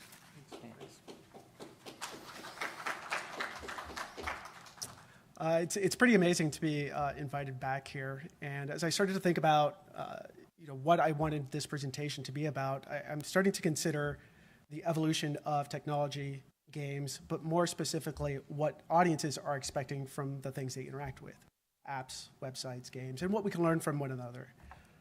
What I want to do is I want to start with a question, and this is inspired by a conversation I was having with Chris last night over dinner. Just by show of hands, be honest, how many of you play games? That's awesome. That's fantastic. For those of you who didn't raise your hands, I can almost guarantee you that you are interacting with apps right now that are inspired or leverage technologies that come from games. So there's quite a bit of commonalities between the two, and that's some of the topics I'll be covering within this presentation. So a little bit about me. I'm a game developer who went into the journalism industry, who then left the journalism industry to start a gaming studio. It's been an interesting journey over the course of about 20 years. And all of this really, the work that I'm doing now is very much inspired by the journalism industry. It's pretty wild when I think about, 8, 9 years ago, I received a phone call from Gannett, who truthfully I'd never even heard of, and I was mispronouncing their name, asked me if I knew anything about VR storytelling. Full transparency, I didn't really want the job. I had nothing to do. I was actively interviewing for my dream role. But I went in anyway, and as I started to walk in, I met Dan Pacheco, and I saw the USA Today logo, and I realized, wait a minute, this is factual storytelling. There's something interesting here. And through that kind of 3-month contract, I was really inspired about how we can merge games, technologies, VR, where that might be going with factual storytelling. And it's one of those things where the course of 8 years before I decided to leave the industry to start a gaming studio, I'm pulling so much from there, from what I had learned from audience expectations, from telling stories, how to research and kind of gather information that will help not just inform the factual reporting side of things and who you work with, but more along the lines, are you reaching the right audiences? Are you targeting the right stories, and on from there? And ultimately, it really does come down to is I've got this really, really deep passion for interactive storytelling and immersive experiences. So, interestingly enough, this final picture here, the largest one that you see, was my final day at Gannett. It was still in the pandemic. I walked in. I was the only one in the office. It was surreal. Packed all my things in the one box, and I said, "Okay, I'm done for now." And by the way, the job that I ended up turning down to go in journalism was to art direct a Star Wars project. So what do we do at Lord Games? Lord Games, we started about 1.5 years ago. We are a VC-backed indie studio. Our goal is to self-publish our games. But ultimately, what we want to do is we want to really dive into shared story experiences. A lot of this stuff is going to be driven by AI, and we've done quite of our own internal work to start, cataloging event logs and generating narrative. And I'll dive deeper into a lot of that type of stuff. But I feel as if none of that would have been possible had it not been for the co-founders and the team that we currently have put together that is providing those diverse perspectives when we want to consider what type of stories do we want to tell, what technologies and tools do we want to employ, who do we want to target, and on from there. Folks that work for us have worked on major IPs like Fallout, Game of Thrones. You think about Warhammer, Star Wars, it's pretty broad. And I think when you look at kind of the resume that we all have, it's all about storytelling. And I think that is a pretty consistent theme. So it's really, really exciting for me to be able to kind of pull what I've learned in media into games and on from there. But still, it just comes down to the question, why games? To go back to the story of me going into the journalism industry, about 3 months after I had finished the contract with Gannett, they had hired me full time, and I was invited to ISOJ to speak about the work we were doing. And I met Robert Hernandez for the very first time. And he came up to me and he's like, "Are you crazy?" And he was asking me, why did I leave tech and games to work in media? And I was like, oh, this just makes sense. And for me, it's really interesting that the last two presentations have really dived into the technologies that they are using and how they are starting to think about these digital dioramas and how do you interact with them, how do you deliver them to the audiences you're trying to reach. And there's a lot that we can learn from one another. So when I ask this question as far as why games, to me it makes perfect sense. But at the same time, the gaming industry should be also asking themselves, why media? Why should we consider media? Why should we consider journalism? There are a lot of parallels across those two and even beyond into other industries as well. So a lot of the work that I was leading over at Gannett, it was very much leveraging different technologies and ways that we can recreate these environments. And I find it really interesting that now we're talking about handheld LiDAR capture to capture a statue. 6 years ago, for us, we didn't have that. So what did we have to do? We had to hire a helicopter with a LiDAR sensor and this massive camera and fly over areas of the US-Mexico border to be able to render out a 3D environment onto Sketchfab. So it's insane how over the course of just a handful of years, that technology has started to get smaller, smaller, smaller, and everyone can pretty much put it in their back pocket and start to create these types of stories. And interestingly, and I didn't know this until a couple years afterwards, but this right here is also leveraging AI.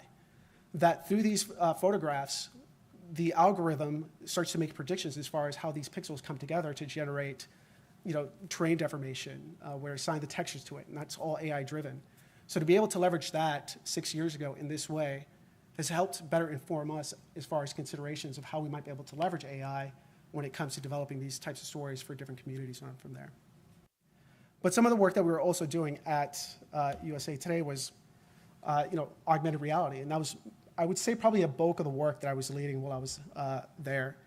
And this particular story for me is the one I'm most proud of. There was, small newsroom that had reached out to us and said, hey, we have an idea. We are looking to tell the story about the Freedom Riders and the attack on the bus in 1961. They had proposed a story, and for I think all of us, we start to talk about the ethics, the considerations, how we're going to tell the story. And they threw something that made me really excited. They said, we're actually interviewing Hank Thomas, who was on the bus as a teenager when it was attacked. And I was like, that changed everything. So to have factual accounting and to be able to work with them and historians to recreate a timeline of the events that he had experienced with Hank Thomas himself through audio being able to narrate this provided a unique opportunity to serve this story through AR through our app. And here's an example of it. In 1961, an integrated group of civil rights activists known as the Freedom Riders boarded two buses in Washington, D.C., bound for New Orleans. Anniston, everybody knew, more than any other city, was absolutely very dangerous. A flaming bundle of rags flew through a broken window, engulfing several upholstered seats. Dark smoke filled the bus. And in that second, he pulled his gun and fired into the air. But during the time he pulled his gun and fired into the air, I thought he was going to shoot me. So it was a really, really powerful story. And wanting to ensure that we were transparent in the sense of we wanted to make sure that we illustrated this essentially. We didn't want to trigger anyone. We didn't want to misrepresent anything with, let's say, almost true to life representations of the bus. But for me, this is one of those stories that towards the end of my time at Gannett that really stood out to me in the sense of, okay, we figured something out and I'm pretty proud of it. Even more interesting is the day that we had launched this particular story, the average time spent per user was about 350 seconds per, which is pretty phenomenal when you think about it. And my background in games, when I think about some of the mobile apps that we were creating, and this is about 10 years ago or so, if we had 344 seconds per user, that was a huge success. So to be able to get it for a story like this to reach our audiences was pretty spectacular. But one of the things that I want to start to kind of dive into now is this convergence. And it goes back to that question of why games, why media? And at Lorick Games, as we started to evaluate where the opportunity might be, we started to notice this interesting convergence. And I talked about this last year, where you look at the tech industry, kind of, the Sony, EA, the game side of things, they've got premium content, games as a service, subscription models. On the other side, you've got more of kind of the traditional media streaming services, and those are starting to blend. You think about, they're all trying to serve the same audiences. They are all trying to provide premium content. Everyone is fighting for the same eyeballs. But what's really interesting about this, after I started to review this particular side from last year, it's how do they go about meeting those audience expectations? And what you see here is just an example from the USA Today app. But through that convergence and the lens that we approach interactive storytelling is, are we meeting audience expectations? And a year ago, I would say, okay, if it has these four, we're off to a good start. strong visuals, interactivity, sound, and pacing. And pacing is really, really important when you think about how you want to tell a story through an interactive experience. But again, as you start to evaluate, there's something missing. The audience expectations are constantly changing, and I think that's one of the things that I find most relevant about conferences like this. You know, when I think about the presentation I gave last year, I'm thinking about this particular presentation, you almost immediately notice that things have changed so much that we have to address it. And for us, it's augmented reality. Or sorry, it's artificial intelligence. But with that, I'm going to ask another question. When folks hear about AI, what do they think about? If anybody wants to throw something out. Robots? ChatGPT? Yeah. Yeah, yeah. Yes, yes, and yes. And interestingly... Oh my God! Oh my God! It's information overload. It's dizzying, exciting, it's somewhat scary, but honestly, it's mostly exciting. But it is a ton of information.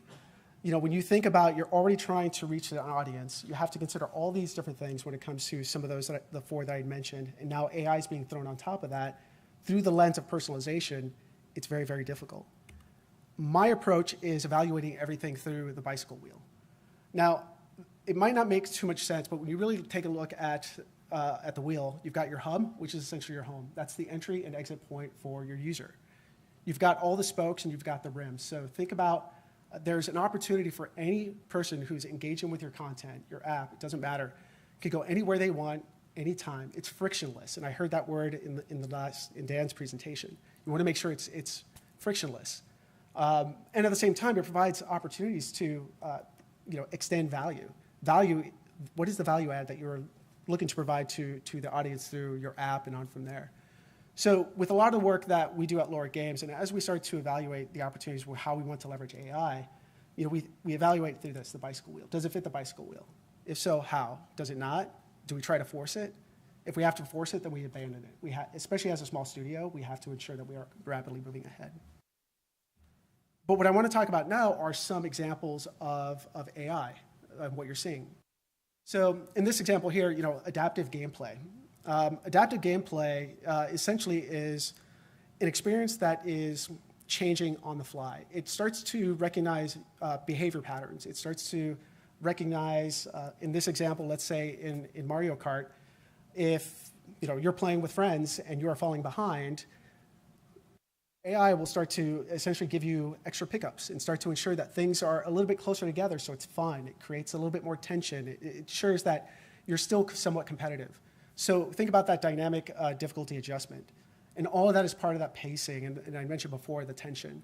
But interestingly, when you look at that lens of adaptive gameplay through Super Mario Kart, you also find that in things like Google Maps. Think about the behavioral analysis of when you're driving, it starts to recognize, okay, there's a traffic pattern, you're about to hit a major traffic jam, let me divert you. Or the recommendations that surface to you when you're looking for, let's say, a cup of coffee. All of that is driven through AI and that recommendation system. So, when I made the comment earlier in the sense of how many of you play games, and then, again, following that up with, you might not realize it, but you're also interacting with things that have been greatly impacted by some of the tools and technologies in games, such as Google Maps, as an example. I was talking to Subbu this morning on the way here. We were talking about this particular topic, and he hadn't seen the slide, he hadn't seen my presentation, but he brought up Waze. And I didn't know this, but Waze has a gamification aspect. Did you pass an accident? Hit yes. You've got some sort of, I don't use Waze, but the way he described it to me, you start to gain points. Then his daughter likes to use Waze quite a bit, and she wanted to unlock a new skin. But to unlock the new skin, you have to drive 100 miles to unlock it. It's all gamification. It's all gamification. Procedural generation, generative AI. It's all about leveraging this algorithm to dynamically create environments, dynamically gather and deliver information. It's one of those things where this is one of those areas that is great to consider when you think about providing value, that extended value, the replayability to come back, that retention rate. So, the two examples here, Minecraft, I think, is pretty recognizable when you consider the unlimited replayability because of the generated terrains, But then on the flip side, you look at it, news aggregators, what they're surfacing to you. It's always new content, always new content. It's personalized. So while not necessarily generative, it is procedural. So there are a lot of themes of AI and personalization that you can pull and recognize from games into more traditional media and formats and vice versa. And lastly, the one that I find most exciting is dynamic narrative. Dynamic narrative essentially is being able to recognize the decisions that a player is making and adjusting the story on the fly to tailor towards maybe something that they're interacting with or the choices they are making. Branching narrative, think of it along that way. You're seeing a lot of that within virtual reality more recently. It's a super exciting space to be in. It's one of those areas that I had hoped to have attained when I was at Gannett, but it's very, very complex. You have to think about all of the different scenarios that might happen. The game that you see up here, the Mass Effect series, is a great example of branching narrative. You can select the type of player you want to be, the aliens and people you want to interact with, and the outcome at the very end of the game could be very, very different. Did you save all of your companions? There's quite a bit within there, but ultimately, it provides an opportunity for everyone to have a very different experience. And I've used this analogy in previous presentations, but I think about dynamic narrative happening right now. When you think about each one of us in this room, you're having a personalized experience. Everyone is going to walk away with something different, but we're all experiencing the same thing. So that's one of those areas that I'm most excited about, and I can't wait to see that expand even more. So the technologies that we're using right now at Lorik, the first one to highlight is that procedural generation. What you see off to the left is a sketch. It is an idea, a concept piece of a series of floating islands. And using that, we decided, okay, can we recreate this using AI so it is a new gameplay experience every time you go into our game? And what we ended up doing is figuring out a voxel-based system in which we can start to deform, push and pull in different areas, and start to also define areas of nodes. And those nodes can be new characters. They can be, let's say, enemies. It expand on and on and on from there. But with what you see from the sketch and the idea, could we do something with AI, start to deform it, starting to create clusters of islands, and ultimately have a much, much bigger world that is completely generated by AI?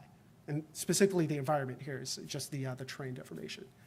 So we knew right then and there that we had this opportunity to tap into this particular player base where they are expecting personalized experiences.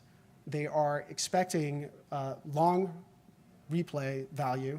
And it's been one of those things where we are starting to define our own algorithm to get us what we hope to achieve based on that first concept art. But similarly, we're developing what we're calling a narrative sandbox. What we identified is, as part of a multiplayer experience, if we're all playing the same game, we lead busy lives. If I have to leave and then maybe I have to come back the next day, I'd go in and having no idea what everyone had done. So I essentially have to play catch up. So what we've done is we've developed this system in which we catalog, we tag things in our game, and if players interact with it, it creates a log. And through that log, we throw it into an algorithm, which then generates copy as a previously on narrative story, and then we generate audio against that. So here's a preview. Ladies and gents, welcome back to Skies of Elysium. Last episode, a flurry of activity. Our dauntless heroes, Focus and Mighty Mouse, joined the game and set about changing Elysium's real estate. Focus channeled his inner... So it's pretty crude, but essentially it was one of those things where it took the team about 2 weeks to develop that. It's like, you know what, there's something here that we can actually use for our game. So we're leveraging AI quite a bit in the sense of procedural generation to extend gameplays, personalized experiences through the narration, and for that, those are going to be real core features of our game. And the reason I feel it's really important to start talking about that stuff is how do we apply that to media? If you look at that narrative, the narrative side of things, perhaps there's an opportunity to essentially deliver personalized podcasts on a daily basis.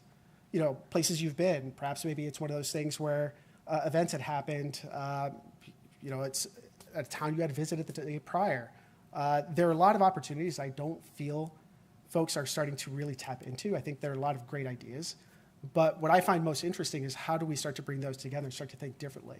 I truly, truly feel there's a way for different industries to inspire each other, and through AI and this personalization side of things, something special could come from that.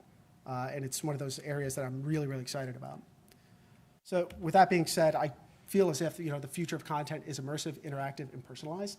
Last year, I said it was immersive, interactive, and 3D. But again, you have to always be reevaluating. Are you heading down the right direction? What might you be able to leverage in a new way? So for us, it's AI, and I would encourage everyone to think about AI just beyond generating more content, more articles, but more a personalized experience that is very much unique to someone. So I think that's all I've got. I don't know if there are any questions.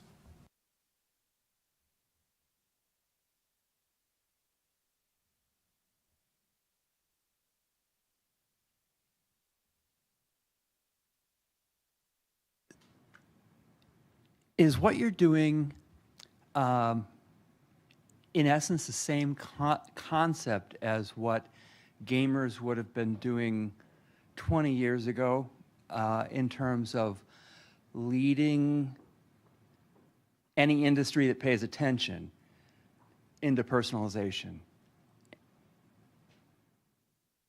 I find it interesting because 20 years ago, I don't feel as if the gaming industry was a club. Mm-hmm. I don't think they were really ready to kind of share. It's like, no, this is ours. We've got something here. I feel as if the industry is much more open now.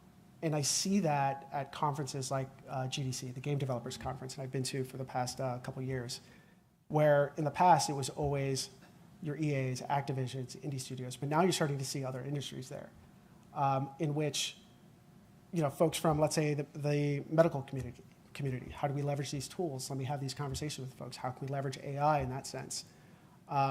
So 20 years ago, I feel like it was still fairly early on, but it's been really interesting to see that shift in culture.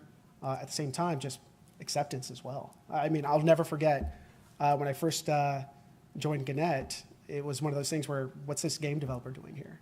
Mm-hmm. No one had any idea. And fortunately, I had some great partners to be able to work with. But that started to change over the course of 2 or 3 years. And the same is true in the industry as well.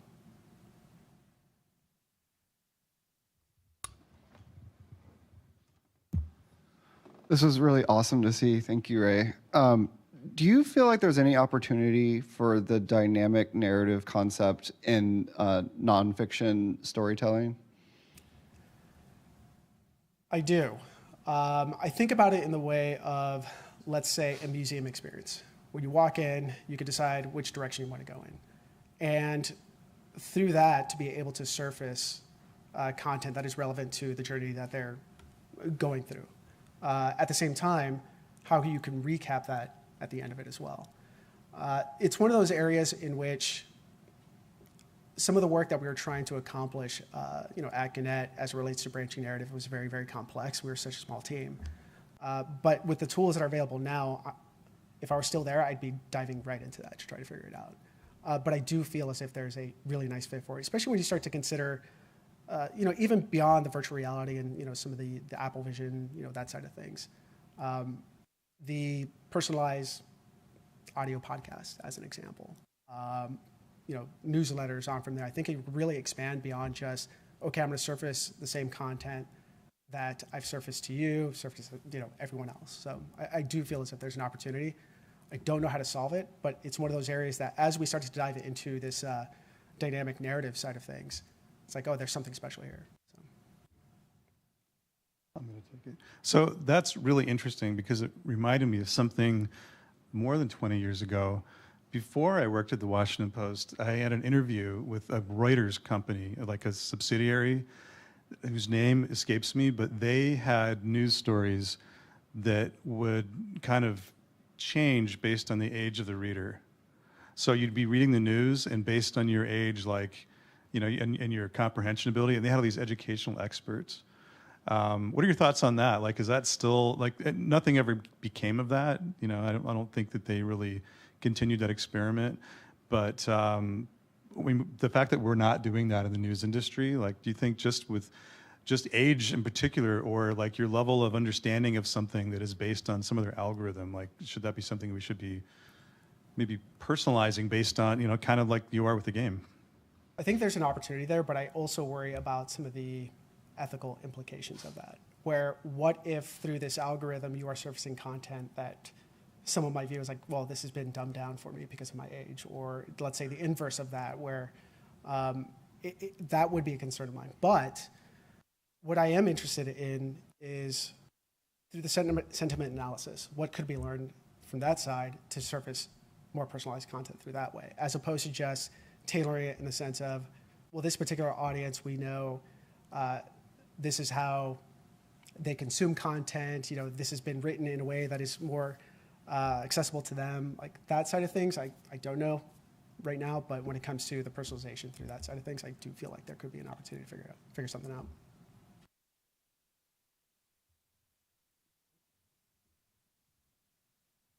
All right, thank you. Thank you.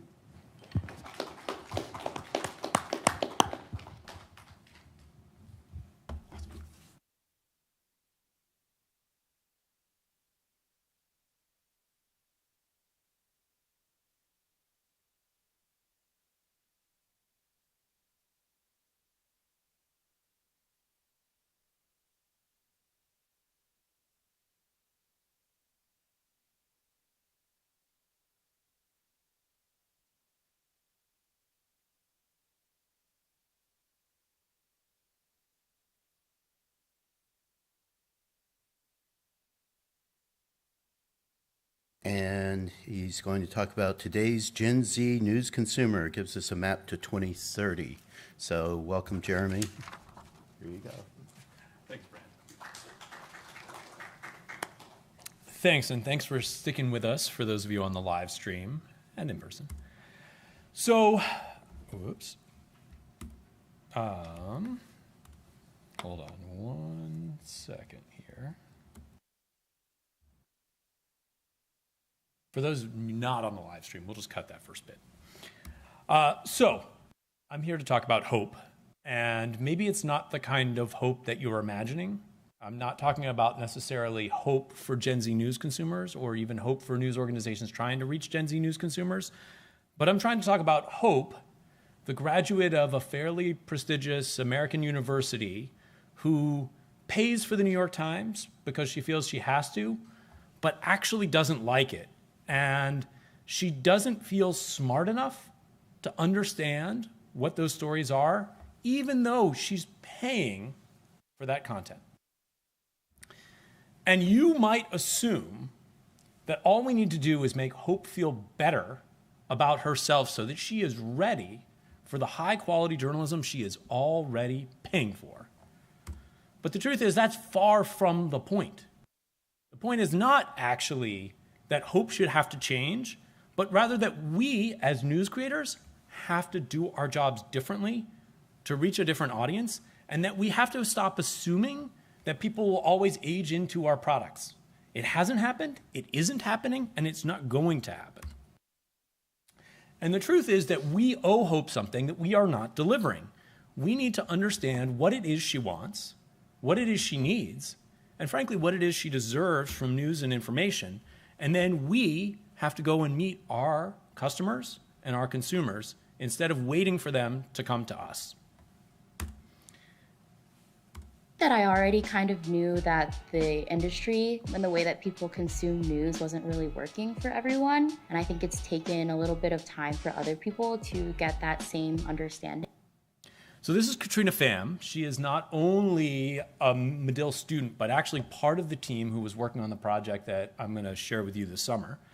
What we did in partnership with the FT Strategies team and with some local design research partners and funding from the Google News Initiative is we interviewed ethnographically 45 18 to 24-year-old young news consumers around the world. So in Illinois, in California, in Alabama, in Abuja and Lagos, Nigeria, and in Bangalore and Delhi. And we went, in many cases, into these people's homes or into locations that they chose for us And we asked them to tell us about their interactions with news, not define the way that we think of news, not on legacy platforms.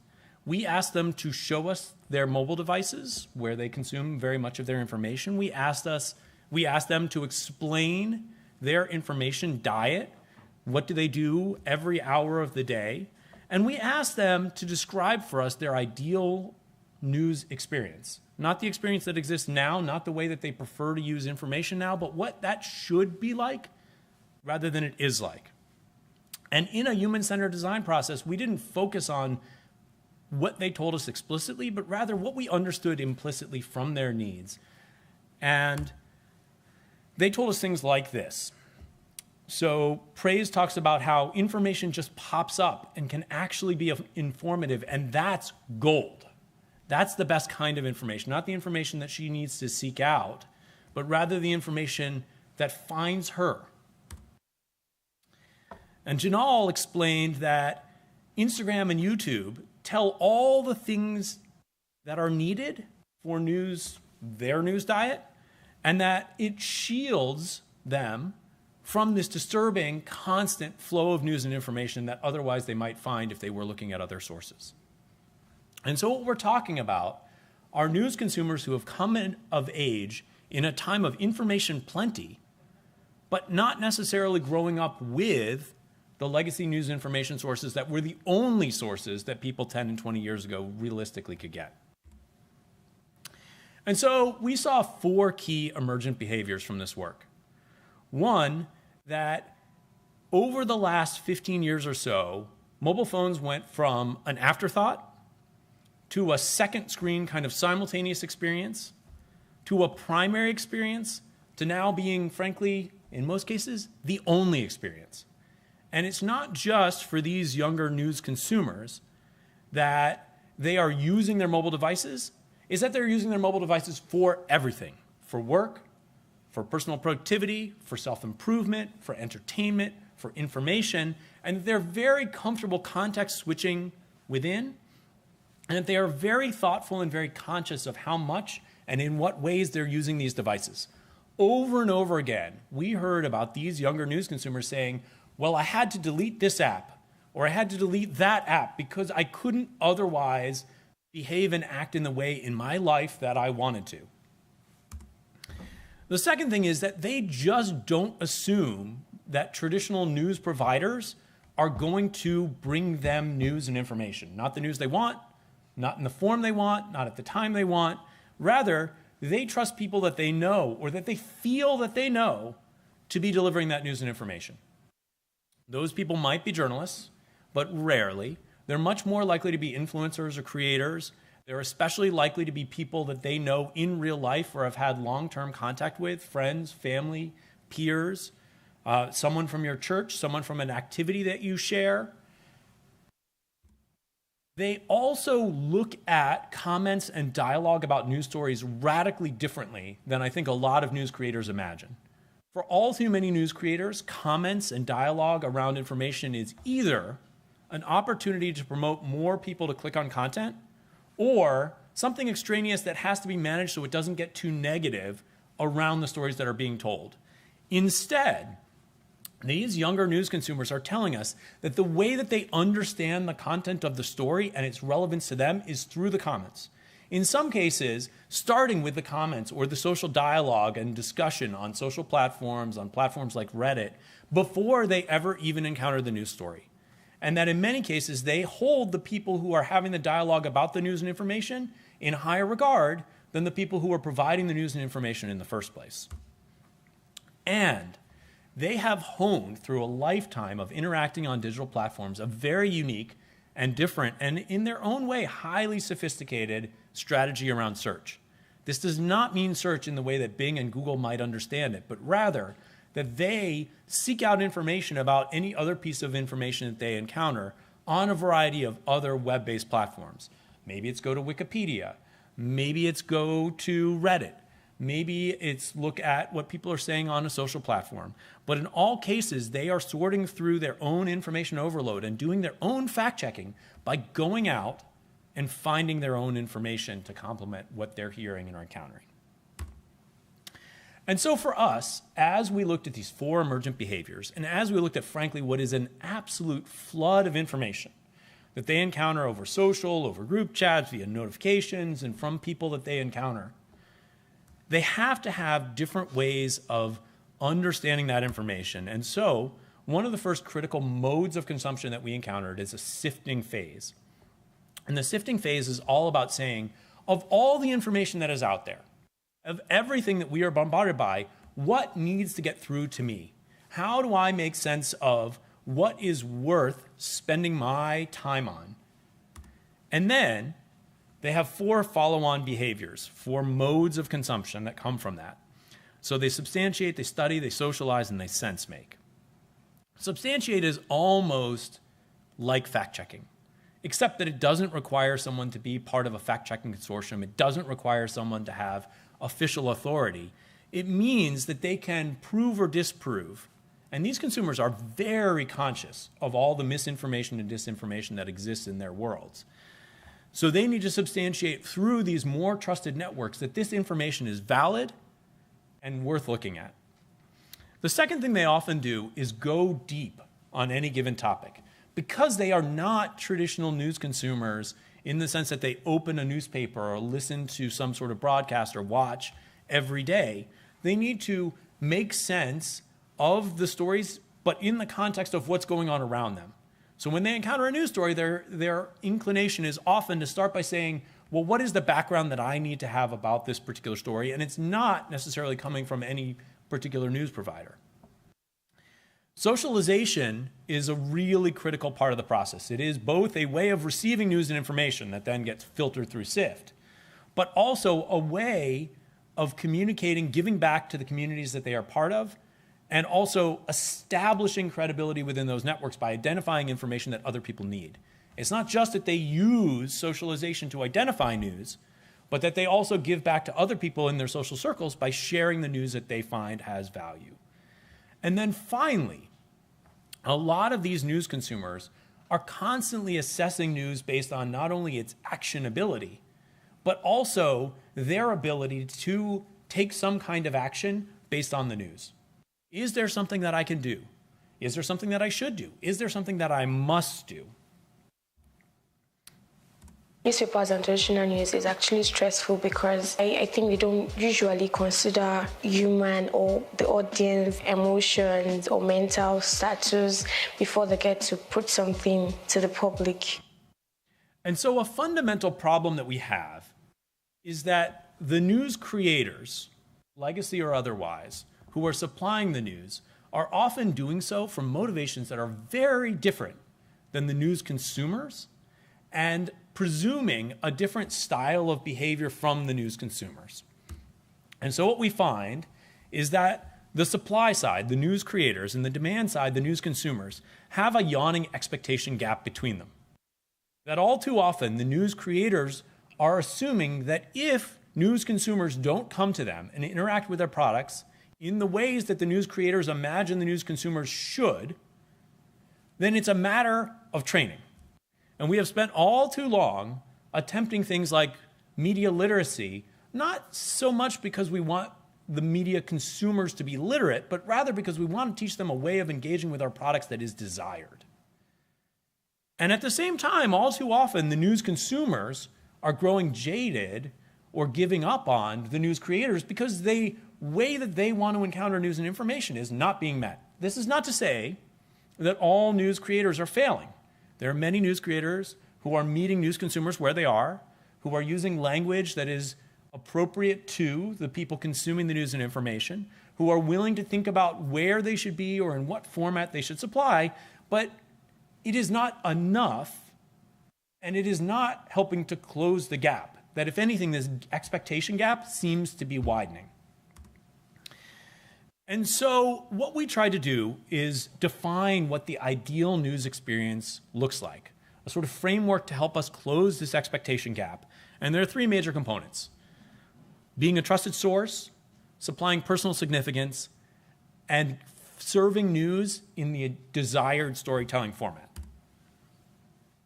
So when we talk about what does it mean to be a trusted source, there are these 3 key components: credibility, affinity, and transparency. Credibility is about how you, as a news creator, are empowered and entitled to tell these stories. Affinity are about the connections that you make between the creators and the consumers. And transparency is about how honest and forthright you can be, not just about the storytelling, but your overall motivations for creating stories in the first place. So for example, Faith, who's 24 and in Lagos, talks about how important lived experience is compared to reporting on experience. It's not that our news creators never tell people why they are doing their news creation or how they connect to it, but it's all too frequent and it's often after the fact.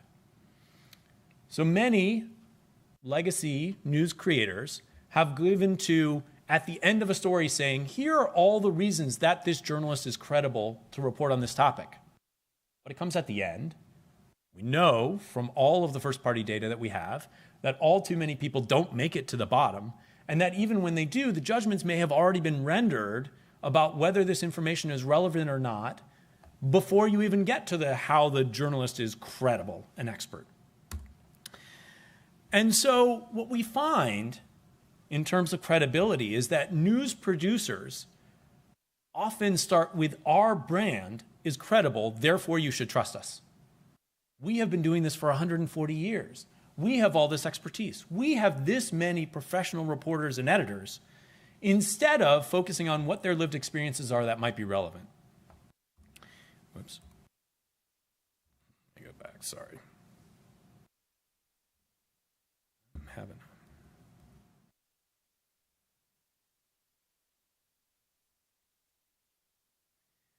And what consumers are looking for instead is a way to build these connections, to understand from the very beginning why reporters are covering a particular topic.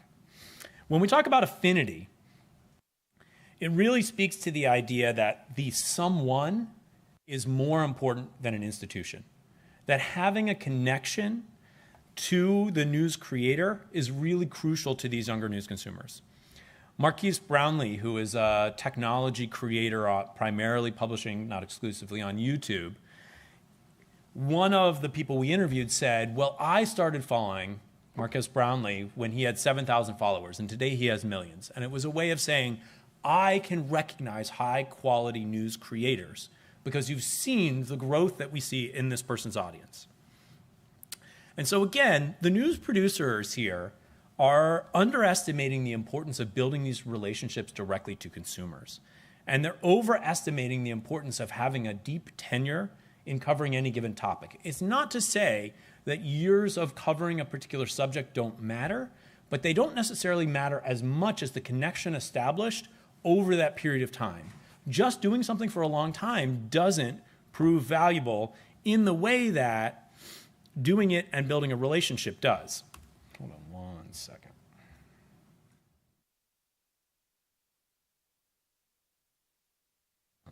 Try it one more time.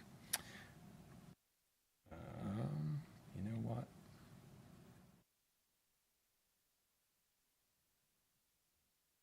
Sorry.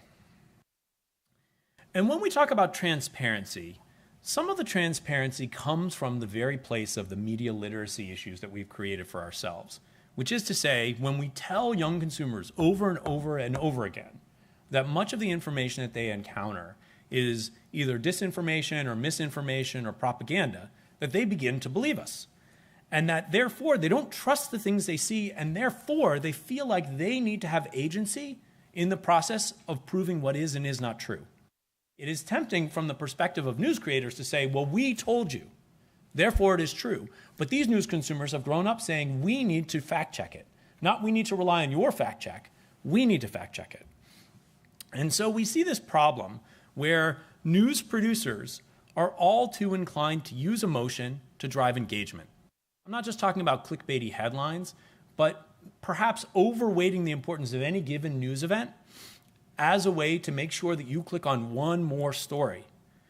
And that the trust labels that we've invested so much time and effort into, saying something is news, saying something is analysis, saying something is opinion, not only doesn't really carry the definition that we imagine, but it doesn't resonate with an audience already inclined to be skeptical.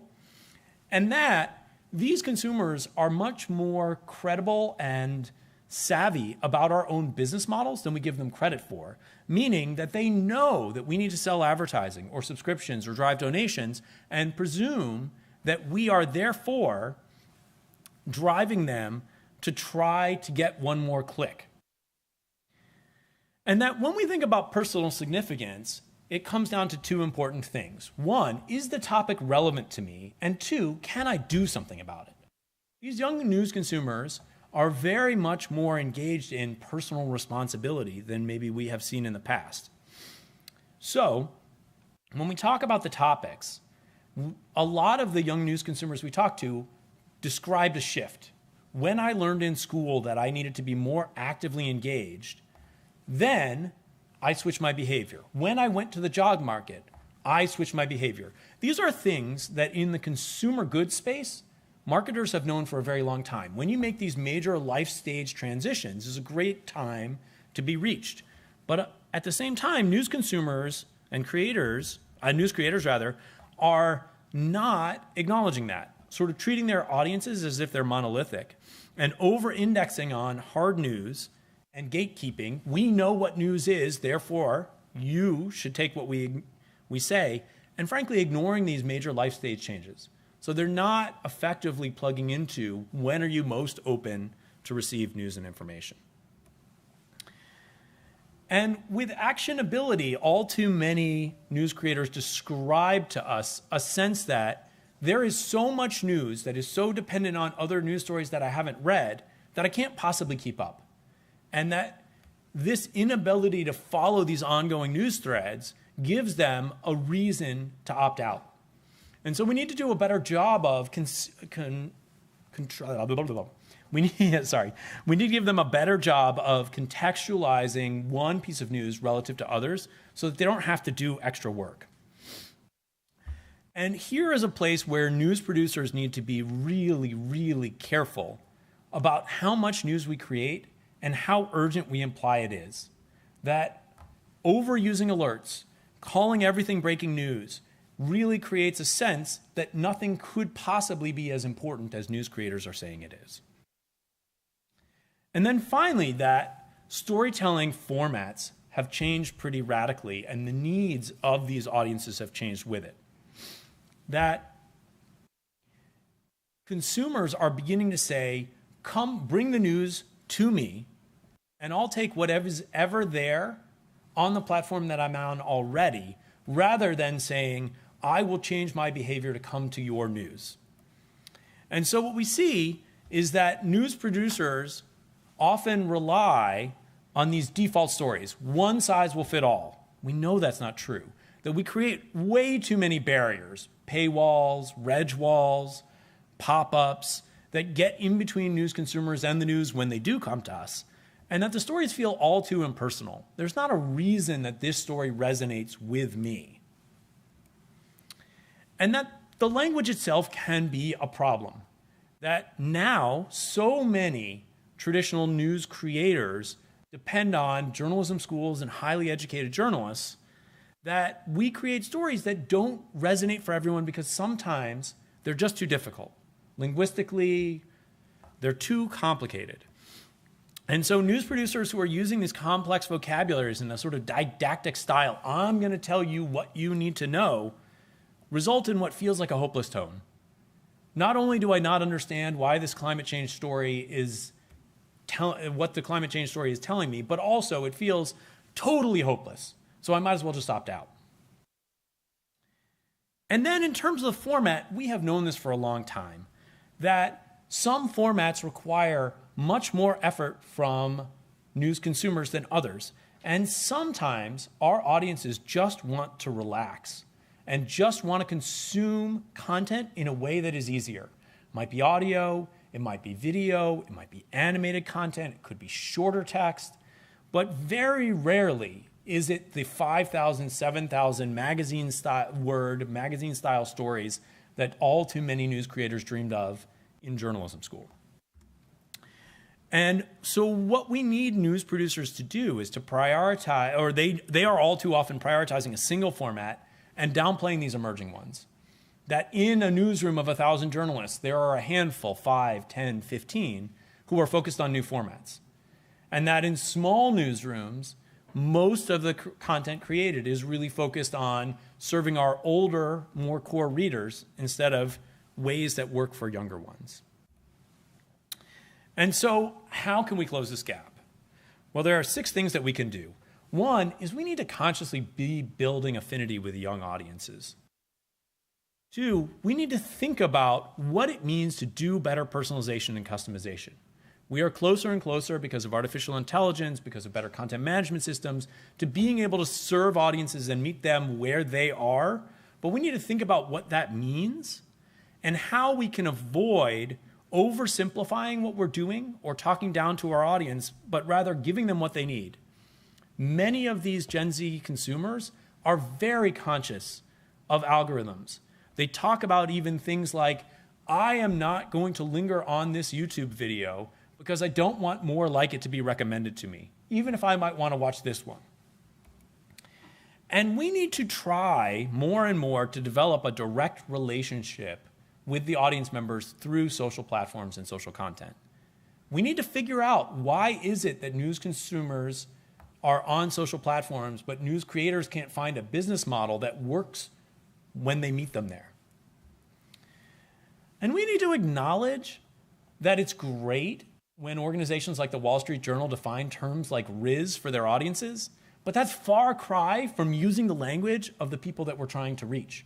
Maybe our reliance on style guides and style manuals that lock us down to a very specific vocabulary isn't actually working for our audiences. And that all too often they are looking for us to try new formats, to try new ways of doing storytelling, and to, by default, rely just on broadcast style video or legacy newspaper style text is a mistake. And that in trying to modernize formats, we also have to realize that different people have different modes of consumption. And those different modes of consumption are not monolithic. There might be times within their day that younger news consumers are looking for video, or looking for audio, or looking for short form text. And that we need to be prepared to meet them, not just where they are, but in the moment, in the style that they need. And that finally, when we have news stories day after day after day about topics that seem utterly hopeless and don't give our audience any reason or any ability to take action, we do them a disservice. And so, in closing, it is not that younger news consumers don't want news. In many ways, they are more conscious than I think almost any other generation about how important news is and what role that it plays or should play in their lives. They often think about it the way you might think about exercise or diet. But it doesn't mean that automatically they will be served by news. We need to change how we work as news creators so that we can better fulfill their needs. And we have to realize, as we have time and time again with new technologies, that the behaviors we see from young consumers today are not isolated, but rather are near to becoming the norm for a much larger group of creators, of consumers, as tastes and behaviors change over time. So thank you very much.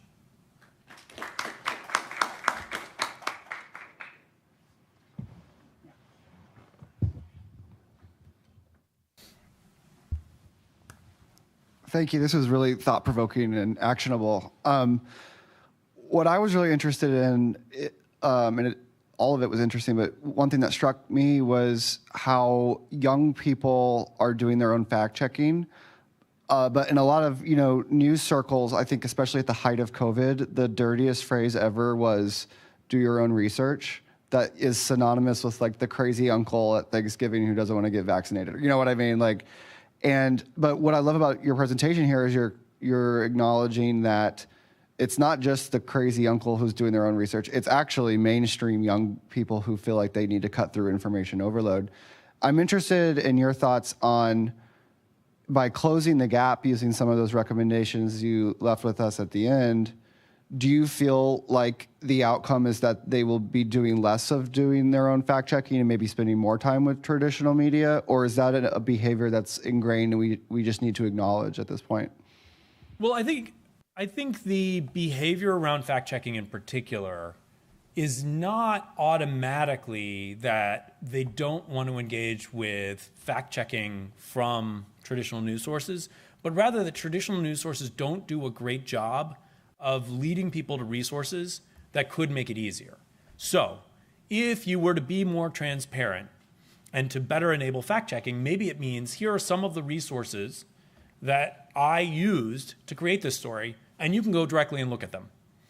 Maybe it's here are communities that are having conversations that are reputable about this particular topic, and that not that I am replacing your ability to go and learn from others, but I'm giving you some advice about who and where to learn from. I think all too often we do link to other information, but it's usually other news stories, often from our own institutions, occasionally from other institutions, sort of begrudgingly. We have to say this other news organization beat us to it. But rarely do we say, we quote an expert from the CDC. Sometimes we link to the CDC. When we do, it's rarely the database that we looked at. You know, we could start with some of those things. We could say, here is a place where there are non-journalists who are experts who are having a conversation about this topic. And in that way, I think maybe we can better connect people with resources and seem more trustable. We've often talked about things like nutrition labels. You know, where did the ingredients of this news story come from? That might be one way that would help. This is more of a comment than a question, but I think you'll enjoy it. In my family chat, one of my siblings shared this just the other day when the Israeli-Palestinian news started. Something I struggle with when reading or hearing the news are descriptions of timelines because they're trying too hard to make it sound interesting. Let's see here. For example, if I were to explain how to make coffee the way the news does, here's an extreme way it would sound. The size of the mug and the strength of the coffee's taste depends on the amount of coffee brewed, a proportion determined before the coffee grounds are cleaned from the filter from yesterday's brew. Then she says her name, a geologist with decades of early morning brewing experience before becoming a nonprofit mediation firm director, describes coffee brewing as an accessible ritual. And she goes on and on and on, and then basically says, unfortunately, when it's written this way, I struggle to understand the news at all. In all seriousness, it's a problem because I'm pretty smart. I think you're onto something with this. It absolutely resonates, and this sort of, so many things are contained in there. One, trying to make something seem urgent that isn't. Two, trying to make someone, because of their credentials alone, seem authoritative, even on a subject that they have no expertise about. And three, using so many words to say the thing, which is dump out the grounds, put the new coffee in. You know, can we meet the audience where they are? It would make a huge difference, or I believe it would. Hi. I was just thinking that a lot of the things that you were talking about reminded me of the Daily Skim, which you're probably very familiar with. And, you know, all of the news that they give is like what's current, and it's like just a little bite-sized piece of what's going on and why does it matter. And it's just something that you can just easily read. Do you feel like that's kind of a model that some of these other news organizations should be following, or kind of a trend that might continue more so? A thing that we've heard for a long time, frankly, since, well, at least a decade online, is that the temptation to just do more and more and more is overwhelming. It's always been overwhelming, and we've never really acknowledged that there is a better way. And the Skim is a really good example, I think, of giving people a finite amount of information, and then they can consume it or disregard it, and they're done. And a lot of news consumers that we talk to describe that as a real challenge. So I'm going to set a particular period of time where I'm going to engage with news, because otherwise I could spend my whole day looking at things and never feel caught up. And so a variety of different sources, all of which had that as a commonality, like this is all we're going to tell you. You may not consume all of it, but at least you feel done. I'm thinking about especially the Skim in email newsletter form. You know, that makes a huge difference. I also think we learned a almost Pavlovian trick, which is if we send out a news alert, people will click on a story, but we have not acknowledged that the people who don't click on it are more likely to stop clicking on any of our stories if we send too many alerts, if we send too many notifications, if every time you look at our video it says breaking. And I think that's the other side of it, is that there aren't enough sources on enough topics who say, this is all you need. And when you think about video platforms like YouTube, like Snap, like TikTok, news creators are more likely to have a predefined cadence. I'm going to do 1 video a week, 2 videos a week, a video per day. And then that's kind of all you need to tune in for. And I think a lot of other news organizations have sort of said, well, if I want to fill the top of my funnel and therefore show more people advertising and get more people to subscribe, I just need more content. And I think more content does not seem to be the answer.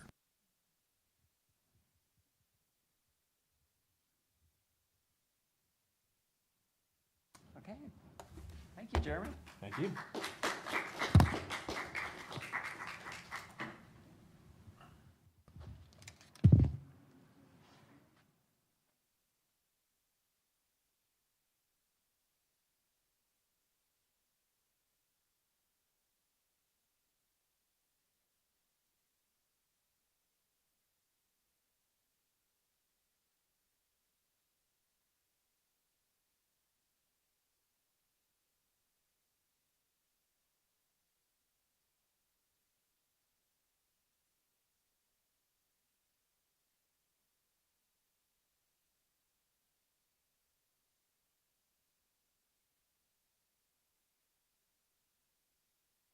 Ryan, go ahead and share your slides there.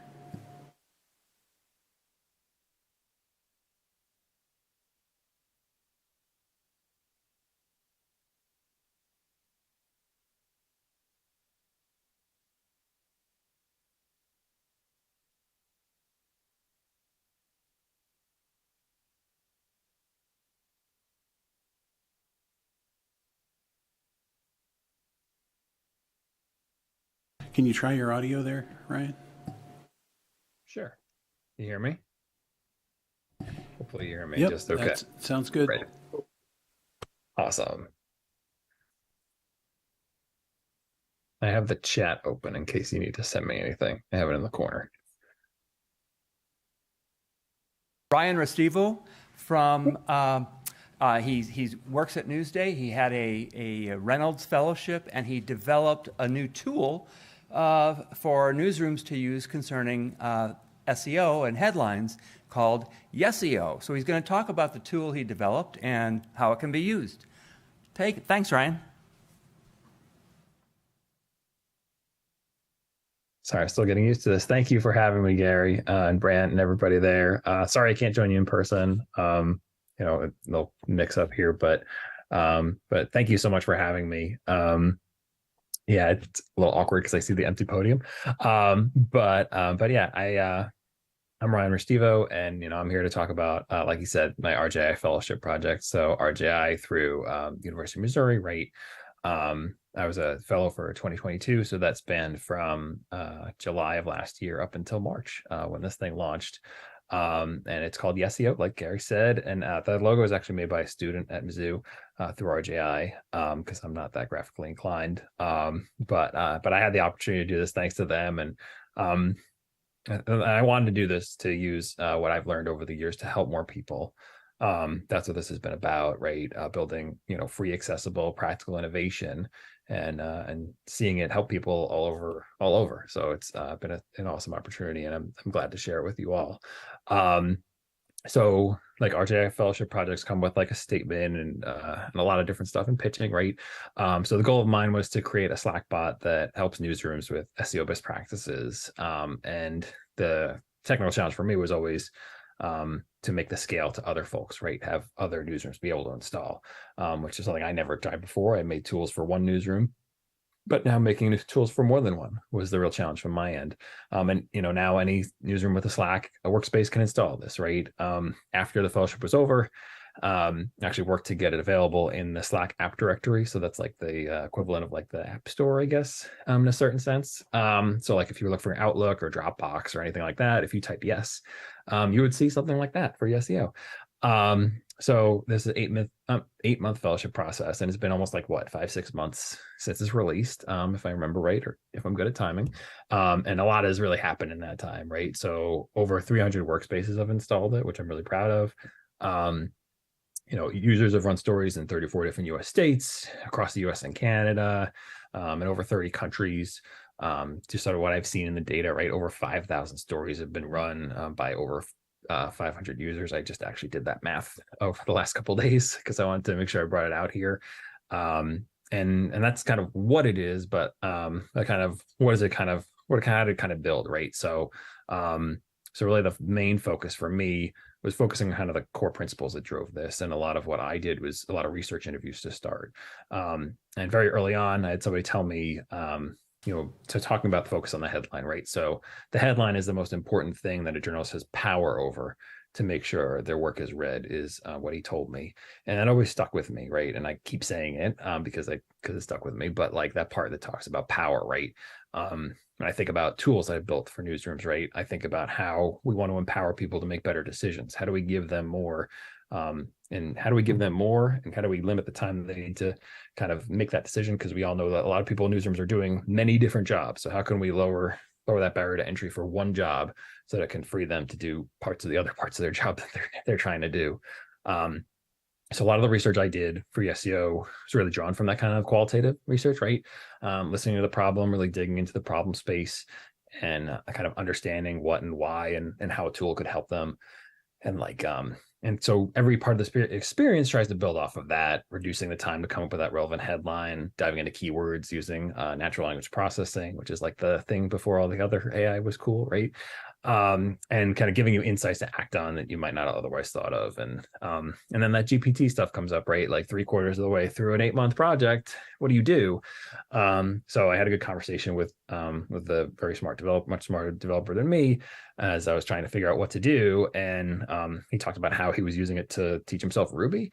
And I realized that I was probably using it in the wrong way. So I thought about how can you kind of think through building a practical product for newsrooms, and kind of giving that. And that's what I've kind of tried to do and try to build off and experiment on. So I talked about a lot of the research I'd done.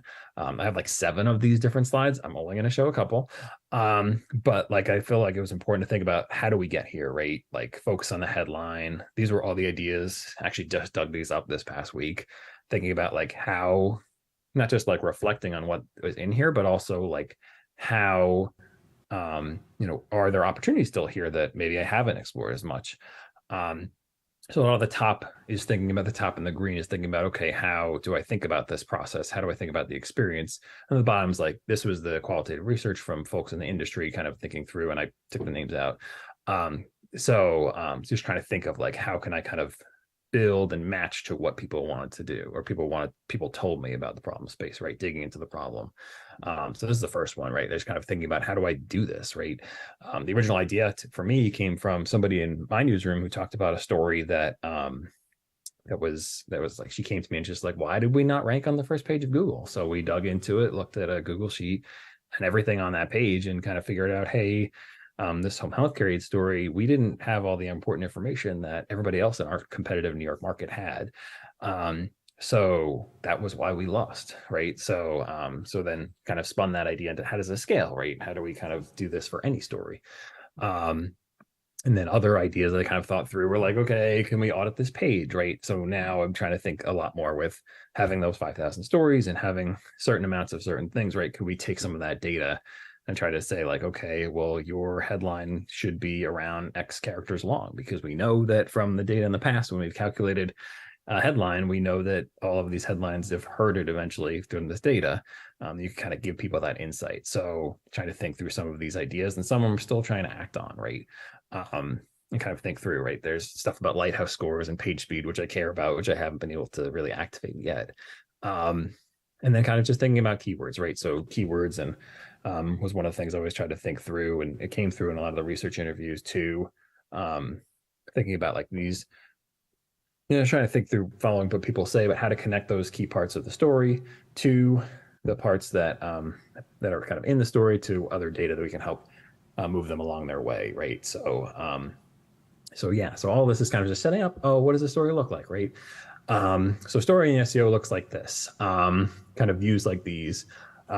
This idea actually probably came around a year ago, I want to say. I was talking with Rochelle Gordon out at Northwestern, right? And Rochelle's like, I forgot our entire part of the conversation, but at some point, it was just like, well, how can we prove that everything we're talking about in the story is actually in, like, are those keywords are actually in the story?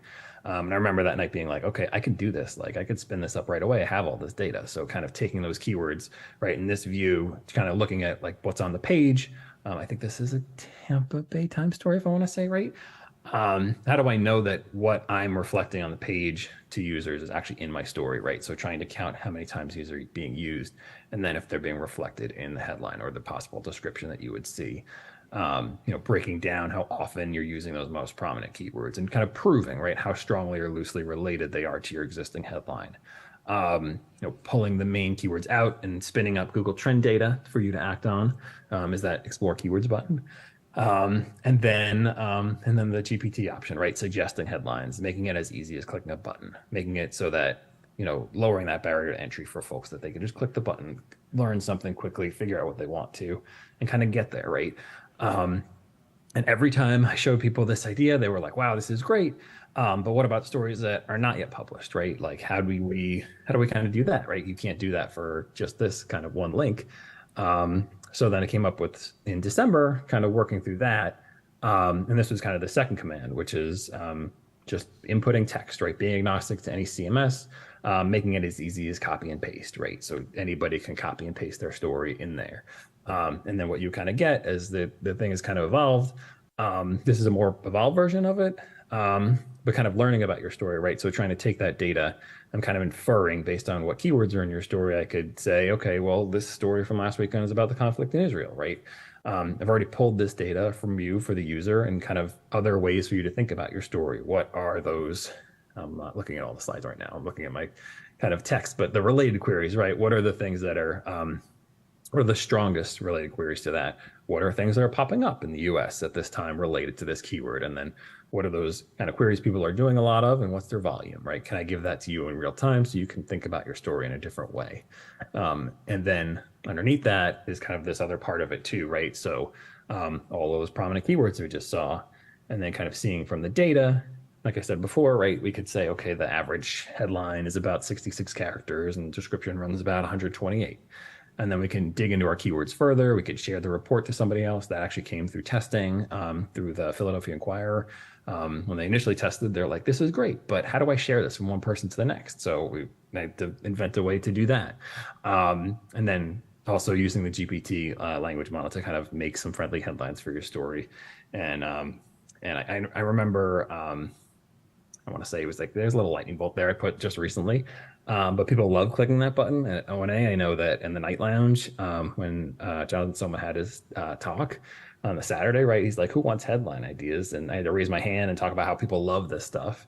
And they love it because it's just simple, like clicking a button, getting those ideas. My goal was to build this kind of practical product for newsrooms. And kind of think about, like, from my experience, right, I know that even somebody in British Columbia told me a few months ago, right, technology and newsrooms equals fear for a lot of people. So so I know it could be difficult to introduce new things. So how do we lower that barrier? How do we make it easy? So my process is to kind of think of it and use it as an assistant, kind of like a check on your own tuition. And I've heard from newsrooms across the country, right, they'll say, okay, there's a good idea and one of these is a good idea in another. Well, I could take these two and kind of make it into something that is mine. And they're not perfect, right? They're trying to be imperfect. So so they're ideas that you can kind of take and kind of mold into, just like the data that you're getting. You'll take that and you'll be able to get ideas from that. What I've been able to build, I've been fortunate enough that I've been able to kind of learn and evolve it, right? One of the main ways is to ask users questions like this when they click. So about a couple seconds after they get these suggestions, trying to create a feedback loop to make improvements in the product. And it's driven to a lot of experimentation and growth. And earlier this spring, worked with Nick Tiakopoulos out at Northwestern as part of his Generative AI in the Newsroom Challenge. And his first question to me was, how do you directly message a user? Which I didn't actually have an answer to. So then I had to build that. But then the second part of it was, how do we work on a test, right? Because GPT-4 costs 15 times as much then, right? Did it actually give people better options? So the initial way I created this test was kind of like this framework. A user hits that button and then they're kind of A/B tested, right? They're sent from one or the other, and then they're getting suggested headlines. And then I kind of reported that out through the Generative AI in the Newsroom Challenge in that article. And then these were kind of the initial results of that. So they were about even. And then I kind of read the feedback in the forums, and since somebody can step through, they could give yes or no. And then they could also say, okay, why did this not work, or why did it work for me? So I was able to kind of see, like, some people said, okay, this doesn't seem like it's a good style, or this is wrong in AP style. So I made a very tiny tweak that was, seeing, adding to the prompt, what about it knows about AP style. And then you could see that it jumped, I want to say at least 10 points on each one. I'm kind of small scanning of the numbers right now.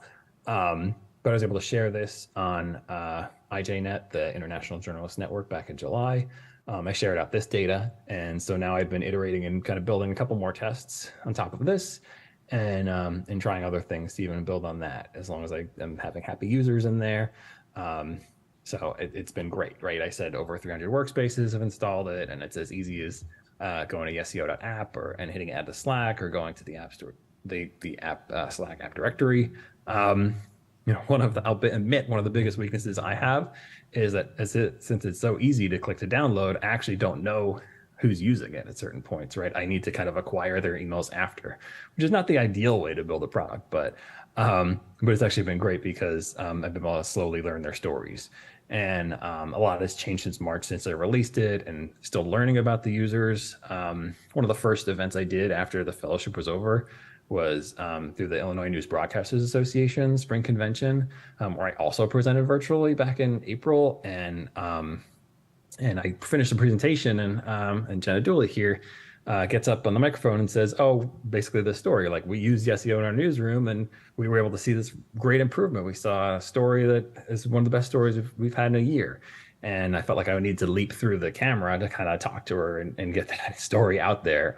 So slowly and then I obviously talked to her after, got this down a little bit further, and kind of continue to learn from a lot of different users. And to me, that's really what it comes down to at the end of the day is, I'm just super appreciative that people have found it and been able to get value out of it. And people that I otherwise would never have met have been able to use this and be able to get more information to improve their workflows and work on their stories. That's what I care about.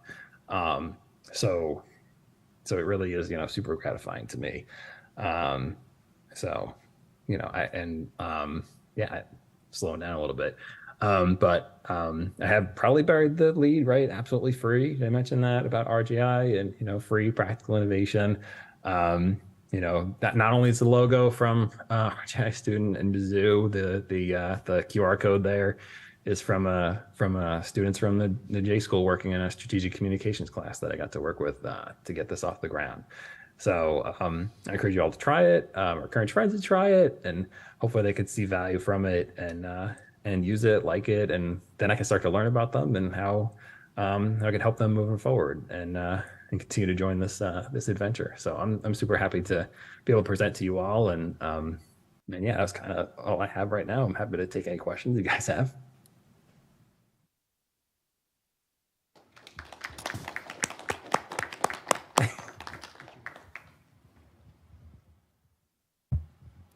This is just a comment because I started playing with it in Slack while you were talking, and it's awesome. I really like, especially those like SEO description ideas, and I was like, oh, this is perfect. This is what I needed, because I hate doing headlines and I hate doing descriptions, and it's great.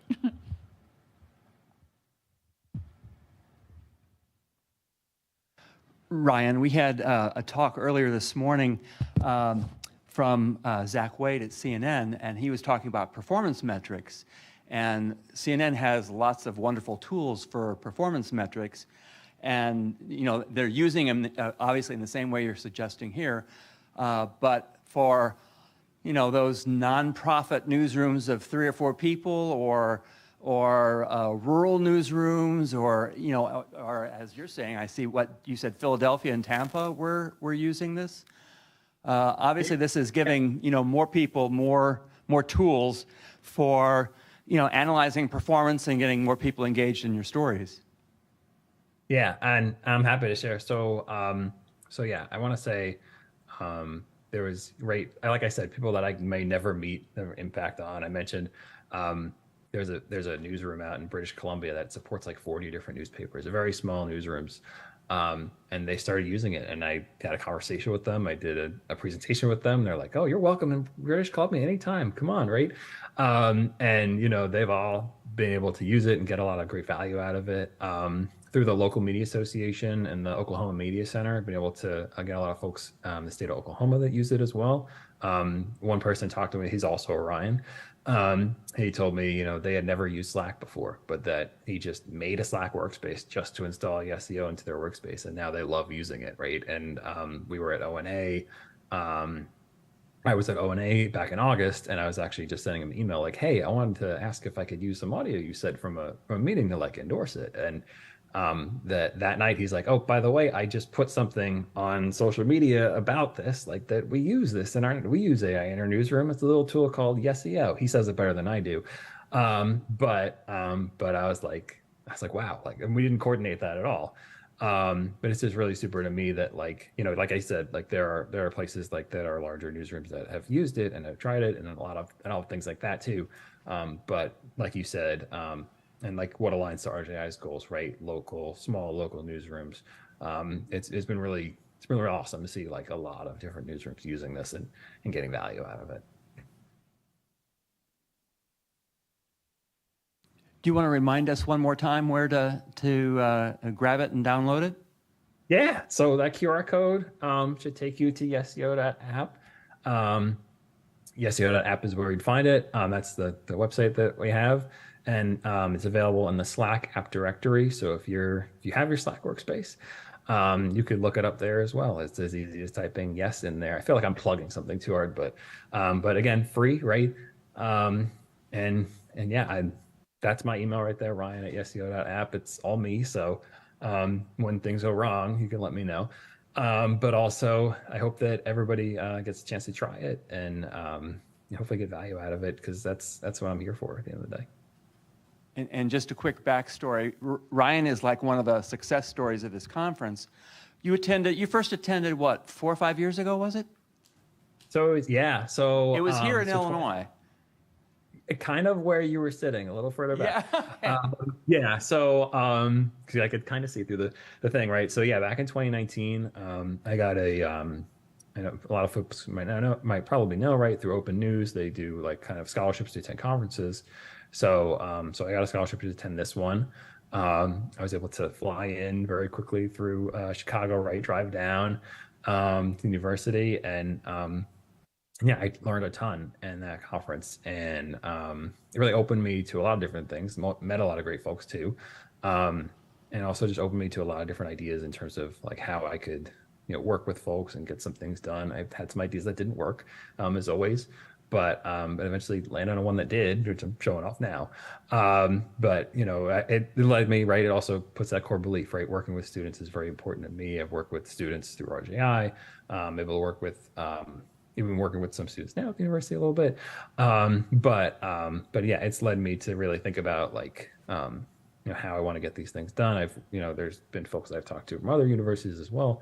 But yeah, I think that like, this conference has helped me kind of think about my core values, and obviously working through RJI and everything else, that it's helped me think about like how to continue to serve folks and how to use my skills to build something that will help more than just one newsroom, which is really the goal for me at the end of the day, which is why hopefully I put out a good show for you all. Yes, indeed. Thank you very much, Ryan. We appreciate it. Thanks for zooming in and making the time and joining us here. Thank you so much.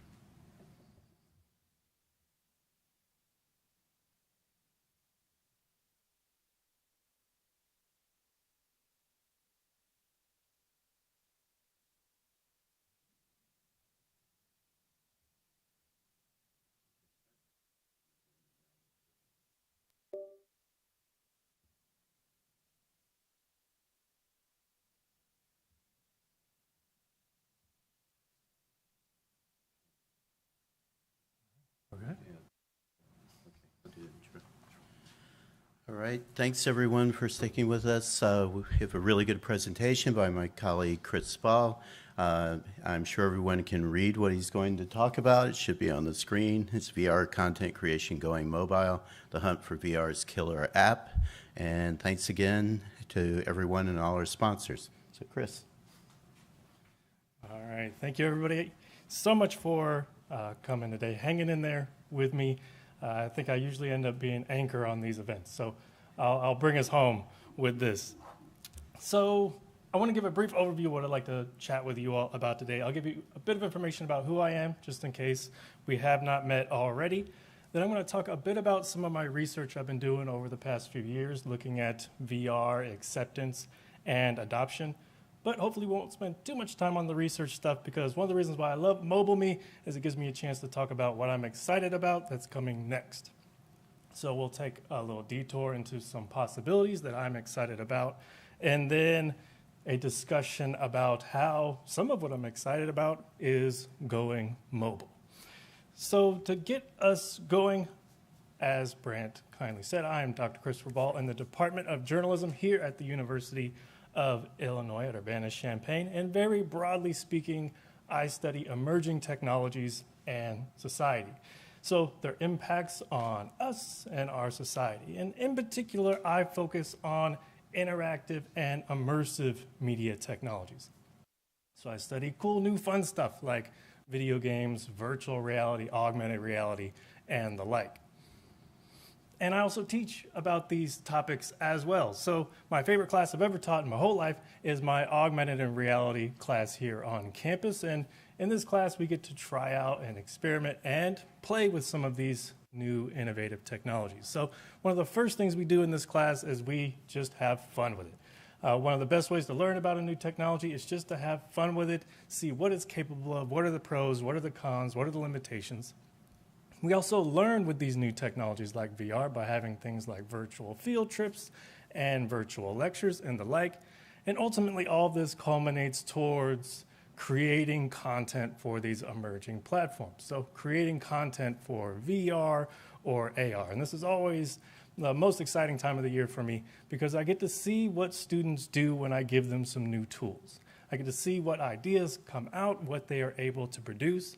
And so that's always my favorite part of the course, is just introducing a new technology to people and then convincing them that they can create content for that new technology. And one of the questions I get being a VR scholar in a journalism department when I'm going to conferences or I'm on north side of campus talking with engineers is, why do journalists need to know about virtual reality? Why is there somebody that studies VR in a journalism department? And I always have a resounding, there's a lot of reasons, right? So this allows people to experience the news in a new way, allows people to connect with our stories in a new way. This can impact things like our credibility, people's empathy, sharing intentions, and ultimately instilling emotional reactions, and can even instill memories in people. So there's a lot of reasons why journalists might want to have this tool in their toolkit. But I always caution my students that the future of this technology is unclear. I can't predict where this technology is going to go. I've been studying emerging technologies long enough to see cool new tech pop up and disappear. VR has been around for a while, though, and it's been making slow and steady progress.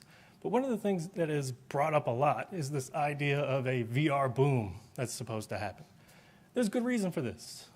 VR could change fundamentally the way we interact with information, in much the same way personal computers or mobile phones or the internet has before. We call these kinds of technologies paradigm-shifting technologies that could fundamentally change everything. VR has that potential, but it also hasn't happened yet. There's always this boom on the horizon that people talk about where suddenly everybody's going to want VR, everybody's going to have VR. And that question started to loom over me, and it started to drive some of my research interests. So to give you a bit of backstory of where this line of research came from, it's probably an experience most of you can relate to, and that is the COVID-19 pandemic. So as somebody that studies media effects and runs experiments and the like, COVID-19 provided a unique challenge for me as a researcher when I couldn't do that stuff anymore. But then thankfully, out from the internet emerged this new area that I became interested in because I started seeing a pattern in news articles. One of the patterns were articles like these, talking about how suddenly virtual reality devices had sold out all over the place. So a technology that had gained a modicum level of success was suddenly sold out. So it seemed like there was suddenly a big success at a time when maybe it was most useful. And that makes sense. We're all trapped at home, and a technology that allows us to go anywhere or do anything, maybe that's a strong use case scenario for it. But then I also started to see headlines like this popping up. Well, maybe this pandemic was the boom scenario that everybody had been talking about for so many years because it's such a strong use case scenario. We're all trapped at home. VR can help us get out a little bit. We can't go to the gym, exercise in VR. Tons of ways that VR could potentially help us weather this particular storm. And then I also saw a bunch of articles that were people stepping outside of the bounds of what people were traditionally using VR for. VR at this time was primarily marketed as a gaming device, but those of us that study this tech see much more potential than that. It could impact anything that involves a computer today. It could change the way we do so many things. And so while I love gaming, I think that's a great use. I use VR for gaming myself. There's so much more we could do. And I started to see articles that were trying out some of those other uses for this technology. And so that kind of led me to wonder, well, is this the case?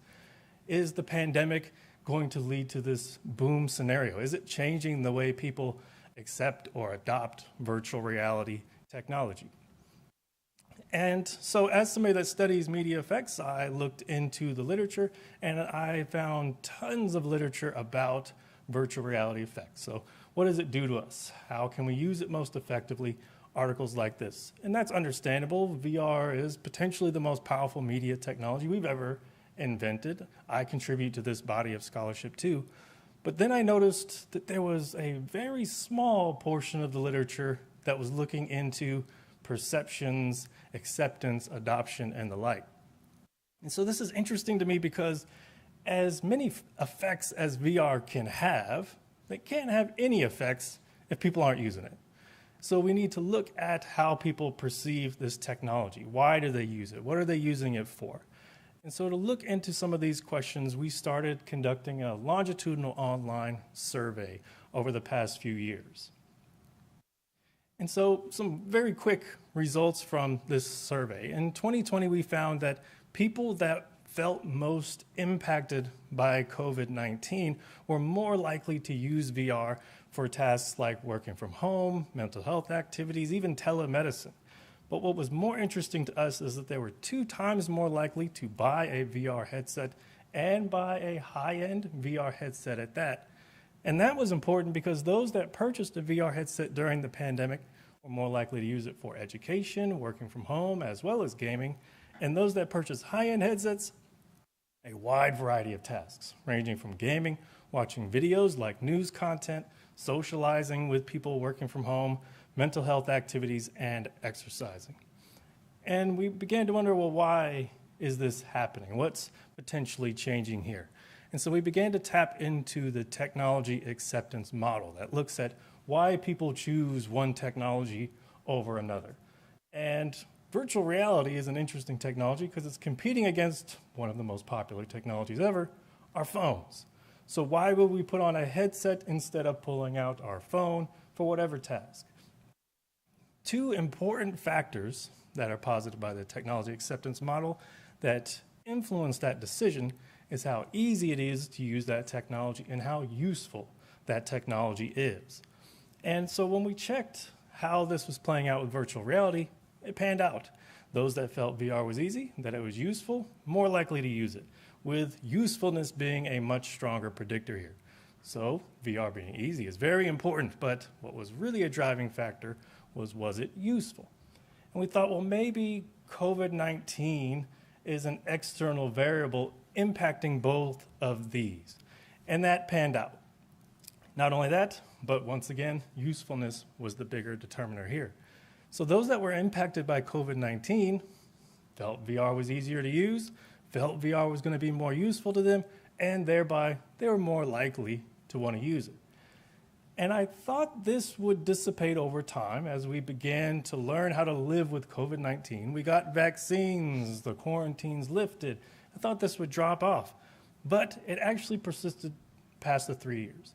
So it might be getting a little bit weaker as it goes along, but the pattern persisted. But we also wanted to look at how VR experience plays into this system, because one of the interesting challenges that VR has ahead of it is it's very hard to market. You can't talk to somebody about VR. You can't show them a picture of VR. You can't show them a video of VR because VR is inherently experiential.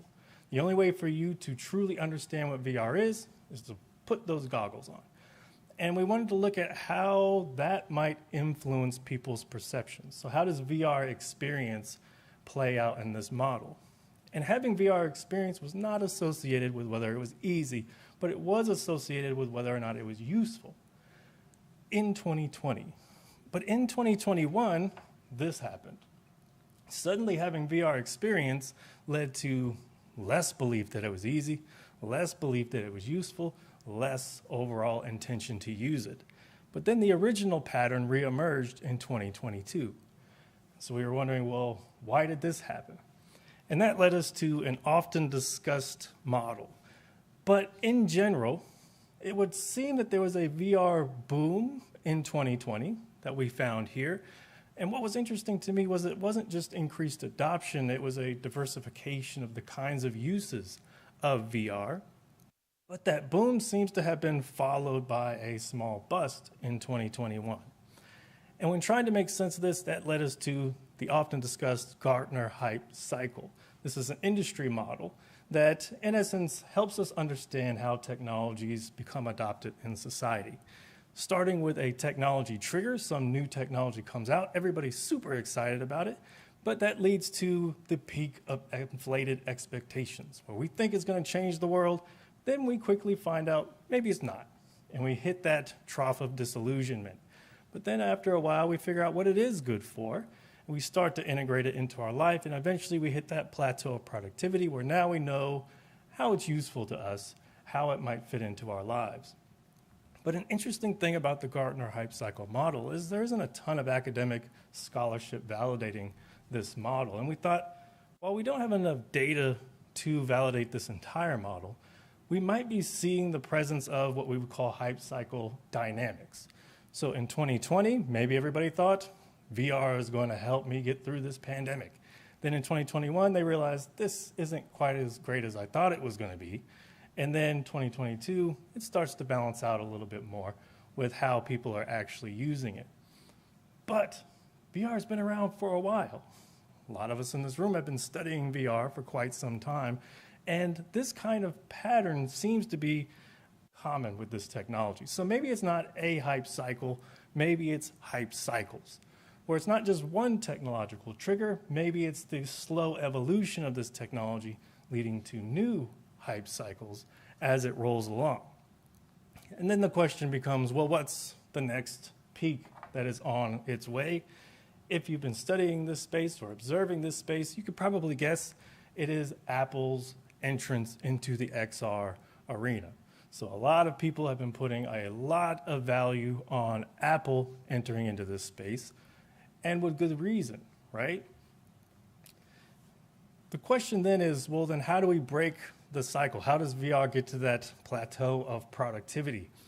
And based on the research that we did, it's not just whether or not VR is easy to use. We've been doing a really great job over the past decade, making VR much cheaper and much easier to use. And that's great. That's important. But sometimes we forget that the more important factor is it useful to people?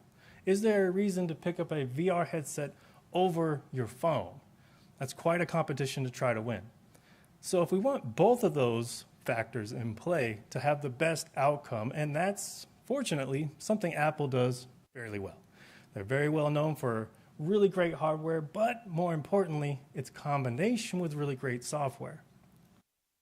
So then what is the use case scenario that really would demonstrate the usefulness of VR? This is what I call the hunt for VR's killer app, coming soon to Netflix as a docuseries. We've been talking about this for a long time. What are we going to use this for?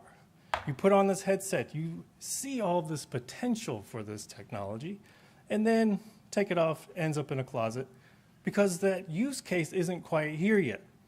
So for those of you that haven't heard this term before, this killer app term is referencing a piece of software or application that proves the core value or usefulness of a technology. Steve Levy said in 1985 that it's software that does something that, for a while at least, can only be done by that particular machine. And since we're talking about Apple, let's look at Apple's history with killer apps. Now, one of the things I love to talk with my students about is there was a time when a personal computer was a tough sell, when that was also a technology that people were wondering, why the heck would I need this? PCs were really expensive and not that useful. And now, everybody in this room has a laptop. Every one of my students has a laptop. We lived our whole lives on computers for a few years. But there was a time when that was a tough sell. And one of the reasons why PCs got to the point that they were, one of the reasons why Apple went on to be the juggernaut that it is today, is for what some call the original killer app, called VisiCalc. This is VisiCalc, essentially an old school Excel spreadsheet. Now, VisiCalc had people writing quotes like this from Ted Nelson. VisiCalc represented a new idea of a way to use a computer and a new way to think about the world. Now, I ask my students, could you imagine saying something that profound about Excel spreadsheets? Probably not. But this application emerged during this period of time, and it moved units. Bump of up to 25% in sales. People were saying things like the Apple II computer is a very expensive accessory for VisiCalc, because adjusted for inflation, Apple II was like $8,000. VisiCalc was like $100. But this demonstrated a new useful scenario for a computer. If we think about why does an Excel spreadsheet look the way that it does? Well, it's using metaphor design. It looks like a piece of paper that we would be doing our accounting on and things like that. And when we were doing that on a piece of paper, we would have to put in all the numbers, put in all the formulas, then we'd mess something up, erase everything that we just did, do it all over again, and that sounded like a nightmare. But VisiCalc would do that for you. So then you could just focus on what are the answers I need to get. You could put in something here, go back and change it later, and that change would ripple out throughout the document. And this was described like magic. This had a lot of usefulness and allowed people to start using PCs to work from home. That became a more acceptable idea during this period of time. Now, what's Apple going to do to prove that the Apple Vision Pro that is coming up is useful? You can tell if you watch the Apple Vision Pro keynote that they are very aware that the technology will not succeed if it is just easy to use, that it needs to be useful too, because they've built an industry off of that usability. So spatial computing is what they are calling it. We sometimes call this immersive computing and things like this. The idea that we can step beyond the frames that we've been working in, our monitors, for example. So they made a big push in that keynote video that you will be able to hang monitors in your environment, make more monitors, resize them, things like this. Do anything you would do on your computer, but more immersively using this technology. That's great. Is that useful? Is that unique? Maybe. But we already have monitors. We already have TVs. And even though I have a big old TV in my house, I still probably look at this little tiny screen the most. So it's hard to predict what killer apps are going to be. It's hard to predict what the actual useful applications are going to be. Well, is this it? I don't know yet. We're going to find out soon. But during that keynote, I was really excited because journalism got a shout out in this keynote. pulled up this really great piece in the LA Times about an art exhibit that featured black women and non-binary artists. It's a great piece. And I was like, oh, Apple recognizes that journalism adds to that usability factor, that it's something that's useful to people. But when I saw this, after that excitement wore off, I had to ask the same question, is this useful or unique? Because I can read this article on my phone just as easily and much quicker. I'm not having to fumble with a headset and a battery pack and whether or not everything's set up right. I can just whoop, boom, I'm reading it just fine. And this led me to start thinking about how journalists can do this better, where instead of looking at a picture on an article, what if you just click that picture and you go to that art exhibit? Well, instead of saying just a picture of a sculpture, you click on that picture and that sculpture emerges and you could hold it in your hand, you could rotate it around. What if it was something more like this? So I produced this in 2 minutes, and that includes unpacking the headset that I had bought to do it, where I went to the theater that that piece was written about in a matter of seconds. Looked around. I got to see that there was a cool synthwave bar right down the street. And I was able to be there, but I couldn't go inside because the skills and the tools were not there to allow me to go into that art exhibit, to see things for myself, to explore on my own, to hold an object in my hands. So there's so much potential here, even with the Apple Vision Pro, where it's not about replacing what we have done, but is a website but bigger going to be the use case scenario? Or can we add value to that scenario? It's been said multiple times today that content is king, that the storytelling is what's most important, and I wholeheartedly agree. And we can use these kinds of tools to add new layers of immersion, new layers of engagement and interactivity into these stories. I don't know what we're going to call it, immersive hyperlinks or something along those lines, where instead of having just a picture, what if you could enter inside that picture? And that's going to be possible with this tech. And thankfully, we're not starting from scratch, because I shared the stage with a lot of awesome creators that have been doing awesome work in this space for quite some time. So it's more than just reading a web page but bigger, but we can enter into these stories. We can interact with these stories, and we've already been doing that for quite some time. But the barriers were there. We need the skills, we need the technology to produce these kinds of pieces. And this is what I do with my students. This is an omnidirectional 360 camera. This is my favorite way to produce content for virtual reality because it's relatively cost effective, relatively easy, relatively quick. And so this is what my students learn how to produce content with. Love these things. They keep getting better and better. I'm excited to see where they go next. But that's still a barrier. As easy as they are, as cheap as they've gotten, it's still a barrier for newsrooms. And the skills that it takes to learn how to not just take 360 video, but take good 360 video, to edit it, all these kinds of things. Extra work, extra time. And when I was watching that keynote, I thought Apple had a lot of cool ideas, a lot of interesting hardware. And I was excited to see what happens next with it. But what made me lean forward in my chair didn't happen during that keynote. It happened a few weeks later at the iPhone 15 launch event, where they announced that iPhone 15 Pros were going to have the capability to shoot spatial video for the first time. And now this is what got me really excited, because now millions of people are going to have the ability to create immersive content for the first time, including journalists, of course. And as was said by Chase Jarvis when talking about iPhone photography, the best camera that you have is the one that's with you, and all of us have our cameras with us. This one all the time. We document our life, we document our food, we document important events, all these kinds of things. And now, for the first time, that camera, that phone that we've had in our pockets, has the potential to become a mobile immersive studio.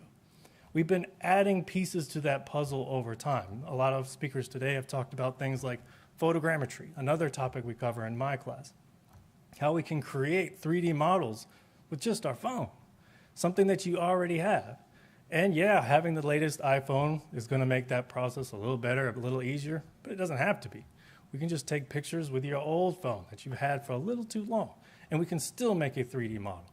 So all these different pieces of creating an immersive story puzzle are coming into place, and this is one that I'm really excited to see what happens next.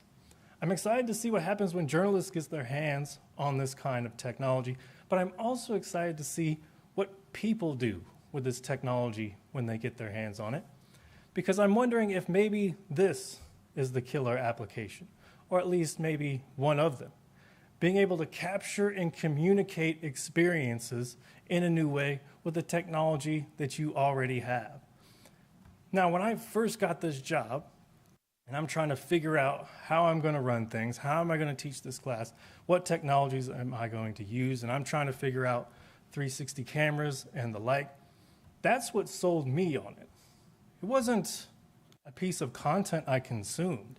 It was using it to capture an important family moment. So it was Christmas 2019. My whole family got together. There was a time capsule that we had sealed for 20 years, and my family was going to open it up. So everybody got together, a very rare occurrence.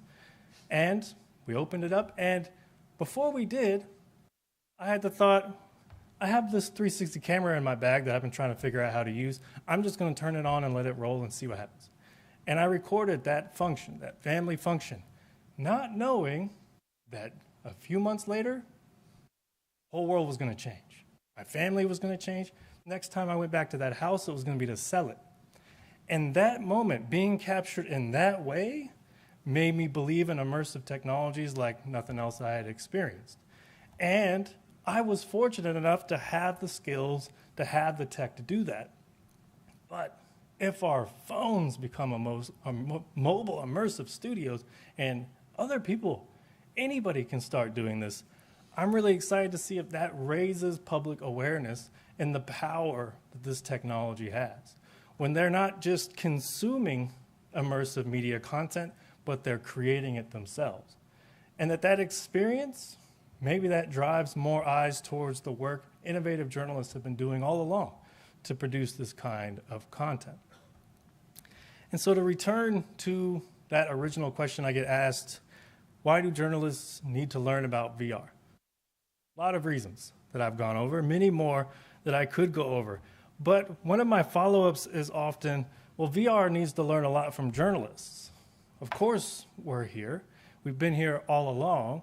And journalists are producing content that connects people, where people learn about the world, that changes their perspective, that gives them new experiences, have been innovating and creating useful and unique content for over a decade now. And if VR and XR and all these related technologies are ever going to really hit that plateau of productivity, it's not all about that hardware and that it's easy to use. It's about whether or not it's useful. And these are the kinds of things that people thought were useful when they were using this technology during the pandemic. Journalists have been doing all this stuff. So I'm really excited to see what's next. Will it work? Will it go bust? Or will there be another boom? I can't say yet, but I'm looking forward to seeing what's happening, because one way or another, we're learning how to tell these kinds of stories. The techniques you've heard about today, 3D scanning and things like this. We're getting better and better. We're getting better and better tools at creating and telling immersive stories. And some new tools are coming down the pipeline, and I can't wait to see what people create with them. I can't wait to see what you all create with them. So I want to see kids' first steps, birthday party, random family functions, your lunch, but immersively. Let's see what works. So I'm really excited for what's next, and I hope you are too. And let's see what we can do with these new iPhone cameras when they come out. All right. Thank you so much.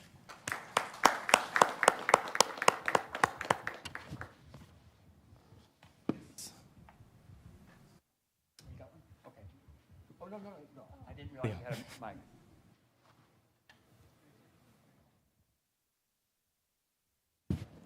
mic. Thank you, Chris. There we go. For the non-techies in the audience, Could you give me a clear understanding of what is different with the iPhone Pro spatial video taking, the difference from my phone, which is an iPhone 8? Ooh, you got a while before you have spatial on that, probably. Yes, yes. But spatial video, at least as much information as they've released so far, is that normally when you're taking a picture with your iPhone, you're using one of these lenses on the back.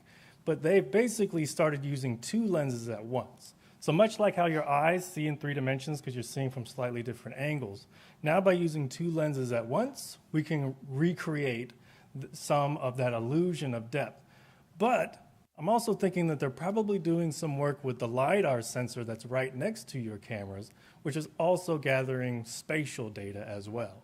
So we're not quite sure how everything's going to shake out yet because it hasn't been released. That function hasn't been released.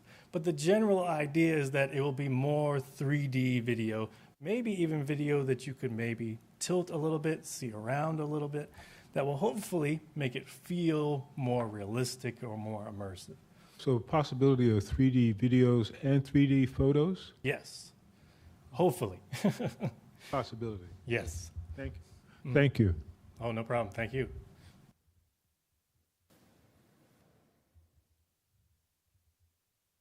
Any other comments, questions, concerns?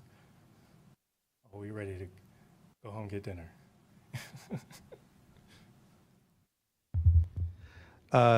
Thanks, Chris.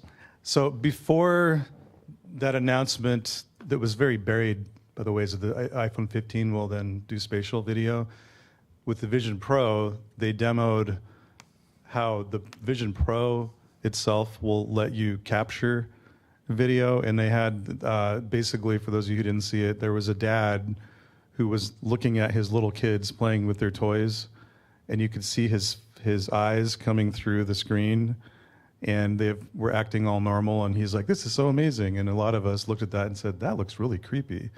What are your thoughts on that? I 100% agree. So I can go back maybe a little bit to give you all an idea of what we're talking about here if you haven't seen it. So this is the Apple Vision Pro. It's a really sleek, cool, futuristic design like we would expect from Apple. But what's not shown on this picture is one of the technologies that made this so expensive. For those of you that don't know, this is $3,500. So when we ask people to buy into this new technology off of its potential, I don't think there's enough potential in the world to make somebody drop $3,500. They want a use case now. But one of the reasons why that is so expensive is they're doing something new. Normally when you put on a VR headset, you're cut off from those around you because they can't see your eyes anymore. You can't see them. We've gotten better with inside-outside tracking where now I can touch the side of my headset and I can see you, but you still can't see my eyes. And that's pretty important for social connection.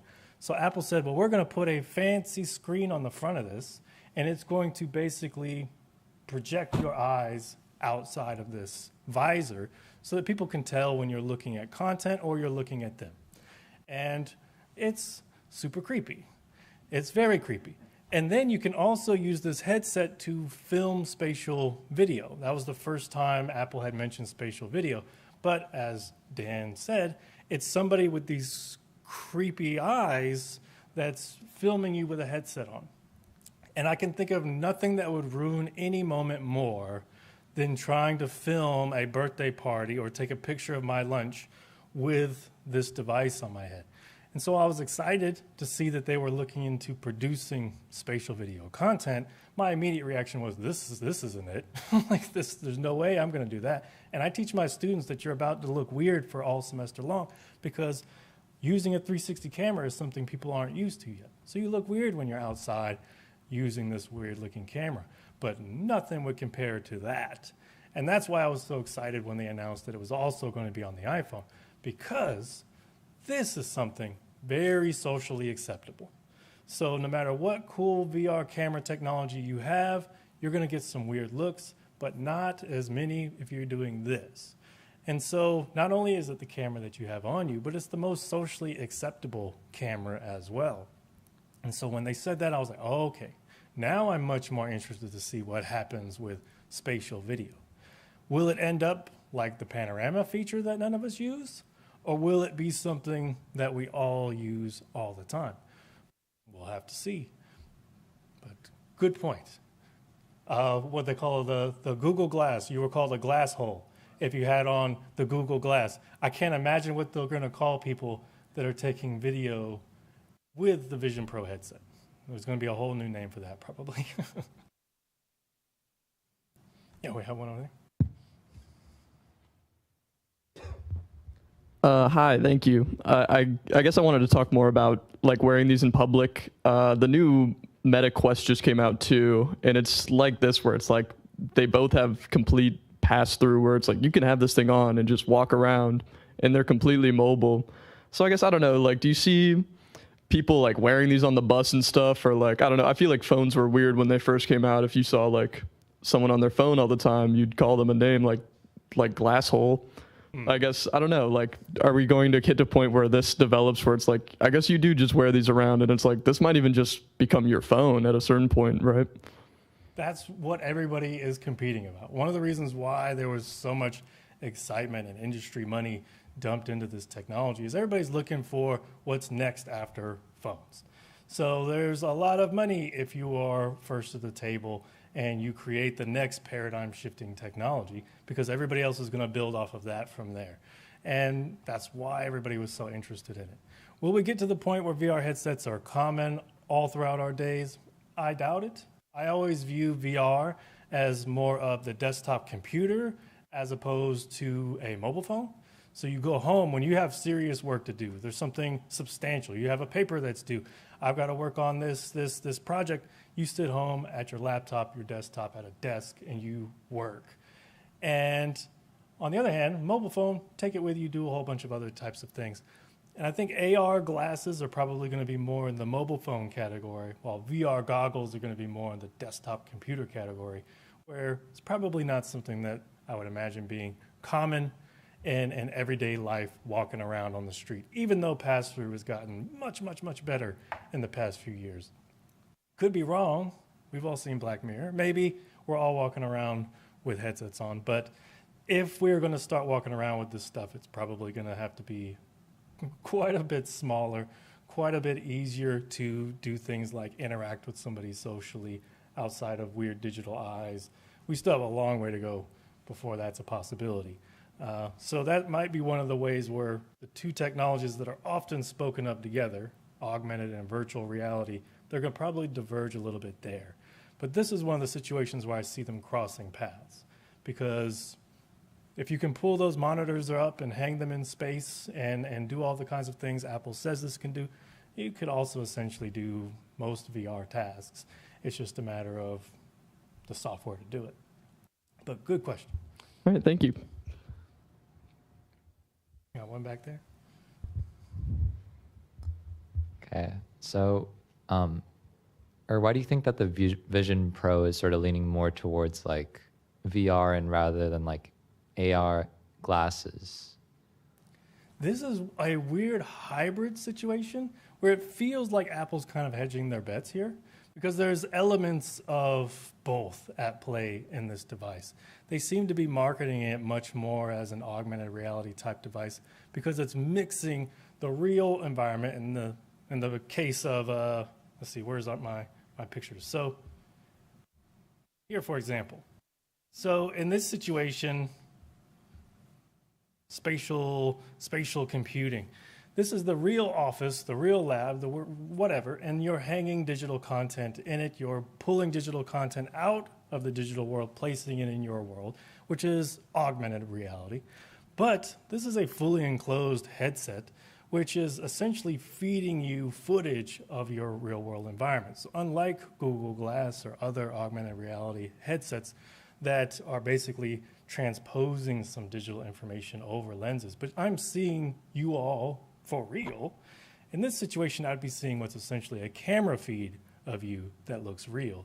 And that means you can do a lot more. That means you could essentially, when you want to, switch from augmented reality to virtual reality, depending on what you wanted to use it for. And that's what's becoming known as the mixed reality model, a device that can do both. And that seems to be where Apple is going here, is trying to get the pros and cons of each of these technologies to hopefully work together to create a more useful device. Because as somebody with kids, when I first started working with virtual reality, I had to literally build a fence around my play space so that I didn't accidentally punt a toddler while I was in VR, because I had no idea what was around me.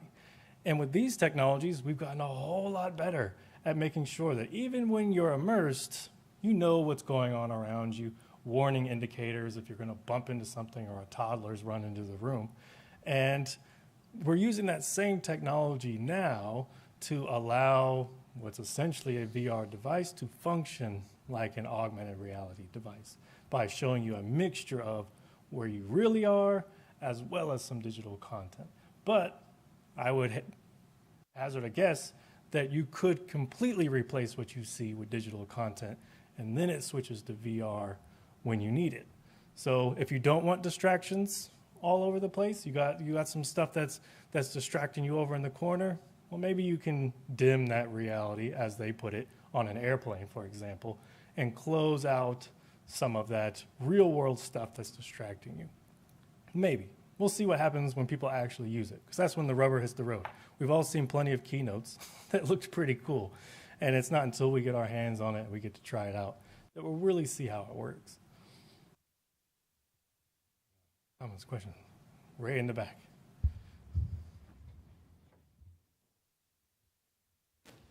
Thank you.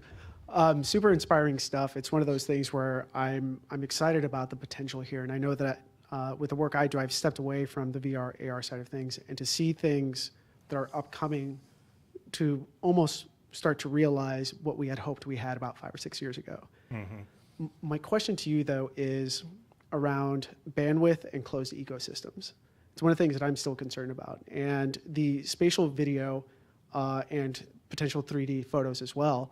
I think about file sizes, bandwidth requirements. I think about Apple creating that closed ecosystem, and when you compare, let's say, Apple to what Meta might be doing, and we were talking about accessibility via the web, I worry about that separation. I'm curious if you have thoughts as far as where the journalism industry, or potentially even, let's say, audiences might be able to start breaking those barriers, because right now I feel like it's starting to separate. And that's a concern that I think we had 5 years ago, and it's just based on this. Yeah, I'm just curious to get your thoughts. Oh, I totally agree. So right now we use our iPhones to take pictures of our life all the time. And that picture is something we can use wherever we want, on our website, on our Instagram, whatever. So it's a small, easy to transmit file that can be used in any number of applications. Spatial video, Apple putting their own little spin on it, makes me worried that it's going to be a proprietary file type that only the Apple Vision Pro would be able to recognize or utilize in any sort of meaningful way. If that were to happen, that would be a substantial dampener on the current excitement I have about this.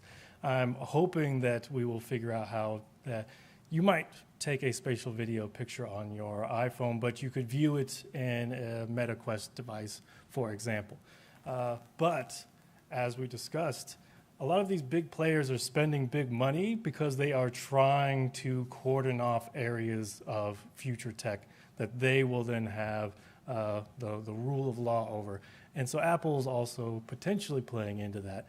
And that would be very worrisome, because I take the stance that's much more similar to what Dan was mentioning of, let's use Safari, let's use the web apps, let's because that's a pipeline that we have much more open capabilities to, that anybody can access regardless of whether it's Android or an iPhone and things like that. And I'm hoping that there is a virtual reality equivalent where we can just use the browsers to still transmit this kind of information. In terms of file sizes, I'm also very interested to see. There's very little information on how Apple plans to do this right now. It was kind of odd how it was sort of a throwaway in the keynote. So we don't know what these file sizes will look like right now. They could be prohibitive. If it's with my 360 cameras, usually I tell my students, bank on about 1 gigabyte for every minute you film, and that adds up really quickly. So 360 cameras are not great for all-day shoots, because the battery's going to run out in 2 hours if you're lucky, and you're going to eat through a whole external hard drive in the process. So when I send students out into the field, I say have backups. Have a portable charger, have your own external hard drive or jump drive or laptop where you can dump files if you need to. And that kind of shapes the storytelling, right? You can't just put it there and leave it on all day. And if a spatial video on your iPhone eats up 10% of your overall iPhone storage, you're probably not going to take that many videos. But hopefully, we'll have a compression technology where it's somewhere along the lines of acceptability in file size. And hopefully, it's a format that is accessible across devices and can be useful. Because if I can't rely on my audience being able to access that content with whatever device they came to me with, then its usability will go way down. But if this can set a new standard or a new precedent that phones can do this, I'm talking about the camera layout mimicking how our eyes are laid out. That's not new. Like all phones have multiple lenses now. And so if this can become a more common feature of phones, then hopefully that will emerge where we can use this wherever we want. But I wouldn't be surprised if it was made proprietary. So I'm excited, but cautiously so. I think you could be right there. Any other? All right, we done? Well, thank you all so much for listening, taking the time. I appreciate it.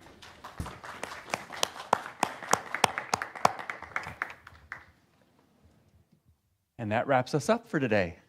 Thank you, everybody. And thanks to all the speakers for their wonderful work, wonderful presentations. And as we like to say, all this information will be coming not too soon to a curriculum near you.